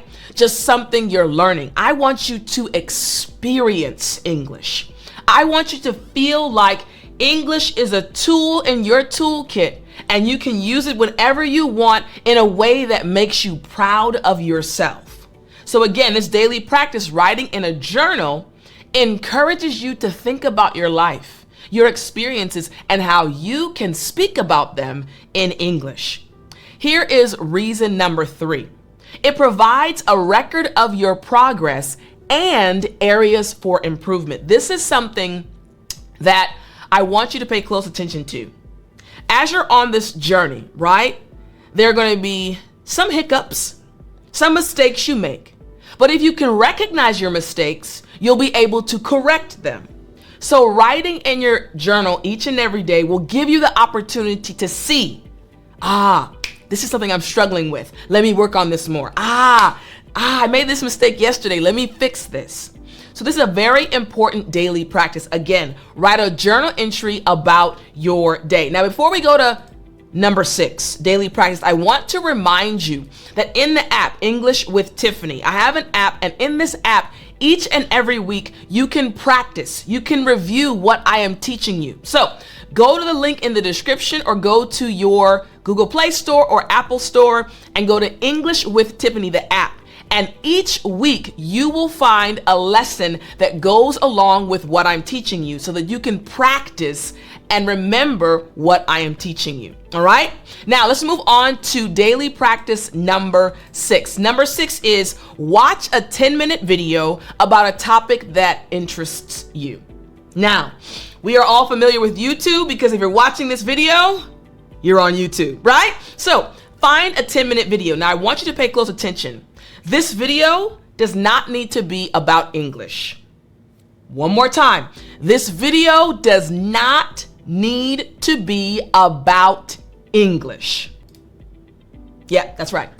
Instead, I want it to be about a topic that interests you, and it happens to be delivered in English. For example, I like cycling, I love cooking, etc. So when I was in South Korea, I would watch cooking programs where they were speaking Korean. It wasn't about the Korean language, it was about my interest, cooking, and they were speaking Korean. You need to find a video, a 10-minute video about whatever topic that interests you, but make sure they are native English speakers. Why is this such an important daily practice? Here's the first reason why this is so important. It enhances your listening skills and comprehension. Never forget that your English fluency is not just about what you're saying. It's about how you're processing information, how you're organizing your thoughts, and formulating your ideas. Think about a child. A child doesn't speak as soon as it comes out the womb. It's constantly listening. It's constantly trying to comprehend. And then all of a sudden, one day, dada. One day, mama. These things happen after the child has been listening and comprehending. The same is true for you. If your goal is to speak English fluently, you must first master this. Watch a 10-minute video and this will help your listening skills and comprehension. Reason number 2, it introduces you to new vocabulary and expressions. I mentioned earlier that I love to cook, right? And I would watch Korean cooking programs. Because I love to cook, whenever they would mention a step that I was familiar with and I knew the words for in English, I would all of a sudden, perk up, wait a minute. This is how you describe this step in Korean.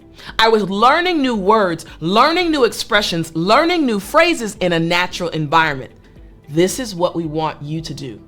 A daily practice. Here we go. And reason number 3, this keeps your learning engaging and relevant to your interests. One of my goals as your English teacher is to truly help you fall in love with English, to take the stress away, to remove the frustration, to remove the difficulties that you've been experiencing on your English journey. I want you to enjoy learning English.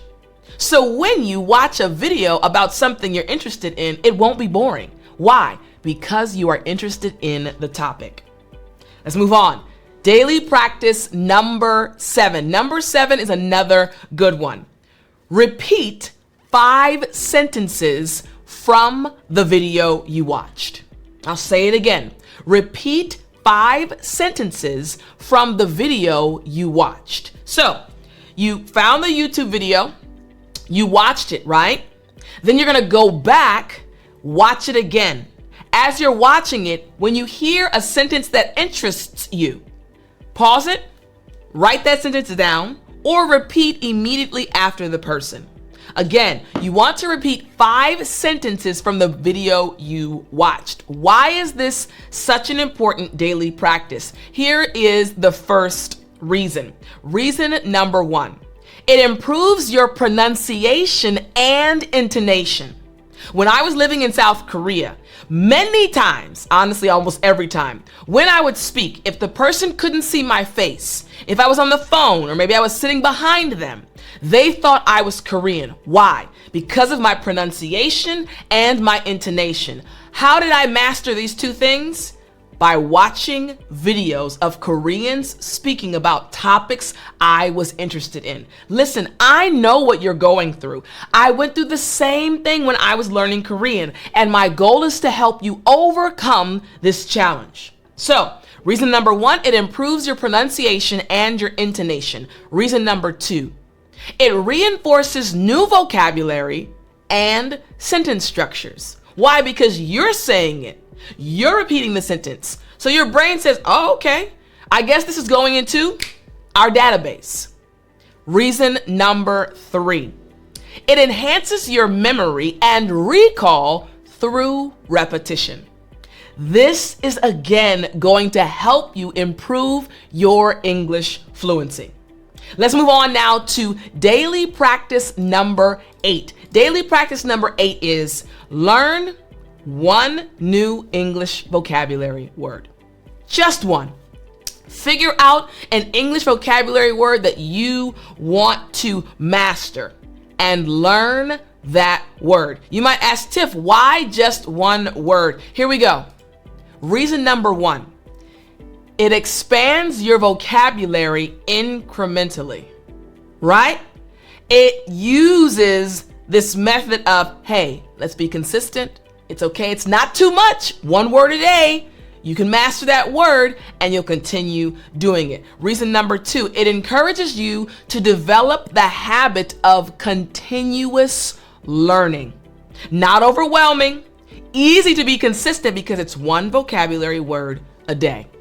And reason number 3, it provides you with a sense of achievement and progress. Wow. This month, I have learned 30 new English vocabulary words that I can actually use to express myself. Because remember, English fluency is all about expressing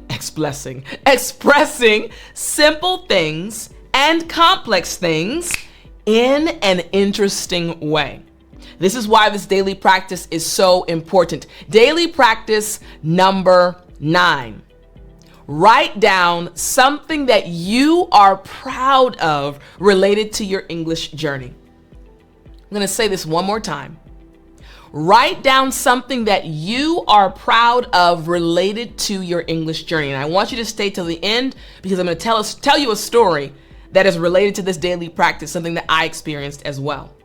Why is it so important for you to write down something that you are proud of? I want us to look at reason number 1. This boosts your motivation and your self-confidence. I want you to pay attention. Learning English is not easy. It is a challenge. It is difficult. And sometimes I know it can be frustrating. And you get down on yourself. If you make a mistake when you're speaking to someone, if you can't remember a word, if someone else speaks better than you, all of a sudden you might feel discouraged. But when you remember how far you've come, how many new words you've learned, how many new expressions, how many new idioms, how much you have learned, you'll feel more motivated. You'll feel more confident. You'll realize that nothing is impossible for you. So it's important to every day write down something you're proud of. Wow, I learned a new word today. Man, I said hi and I had a short conversation with a native English speaker today. I practiced with my friend today. Write down something you are proud of related to your English journey. Reason number 2. It encourages you to reflect positively on your progress. And again, I'm saying this because I totally understand. It's so easy to feel discouraged. It's so easy to kind of have this negative voice in your head when you've been studying a language for so long and you don't seem to be making progress. It's very easy to feel discouraged. I don't want you to go through that anymore. Write down something you're proud of each and every day. And reason number 3, it helps you set and achieve personal learning goals. Your goal is to speak English fluently. And you have to track your progress, track your journey. And I guarantee, my friend, I guarantee as you follow these daily practices, you can do all 9 or you can choose which ones you like. You will improve your English fluency. I'll talk to you in the next lesson.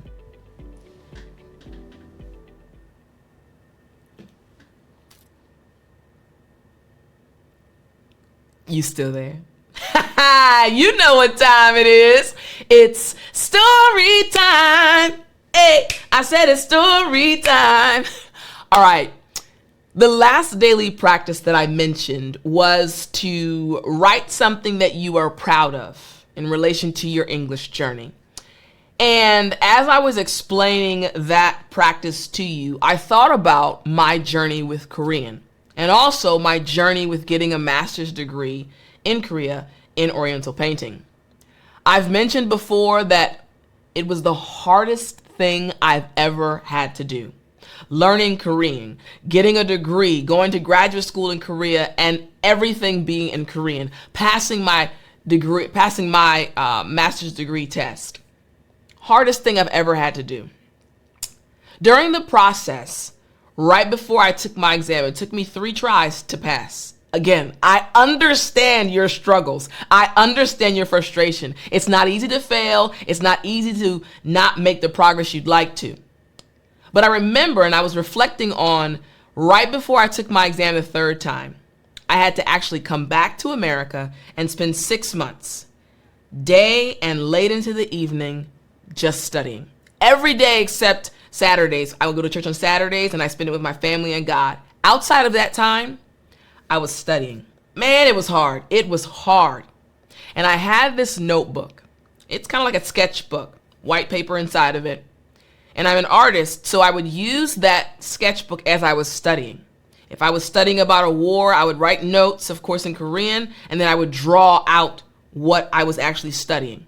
And this notebook was filled with pictures, with text, trying to figure out how I could pass this test, so I was using this method. Fast forward, I passed the test. God is good. I was so excited. And I was, cleaning things up and I was packing boxes. And this is maybe a few years after. And I held the notebook in my hands, my cell phone, but imagine it's a notebook. I held it in my hand because I was trying to purge and, clean up and everything. And I was about to throw it away because I passed the test, but I looked at it and I said, I'm never throwing this away because this is proof that I worked hard. This is proof that I made the progress I wanted to. This is proof that hard work pays off. Many times we need to see the proof of our past achievements. We need to see how far we've come because it's so easy as human beings to forget. And I still have that notebook. It's actually in a box in a closet in my home. And I'll never throw it out because it's a reminder that when you put your mind to something, you can achieve whatever you want to achieve. So I want to encourage you. I really want to encourage you. I understand. I know that it's not easy to study English. I know that there are times when you feel down. I know that there are times when you feel discouraged. But trust me, you can and will achieve your English goals. I hope this lesson helped you, and I'll talk to you next time.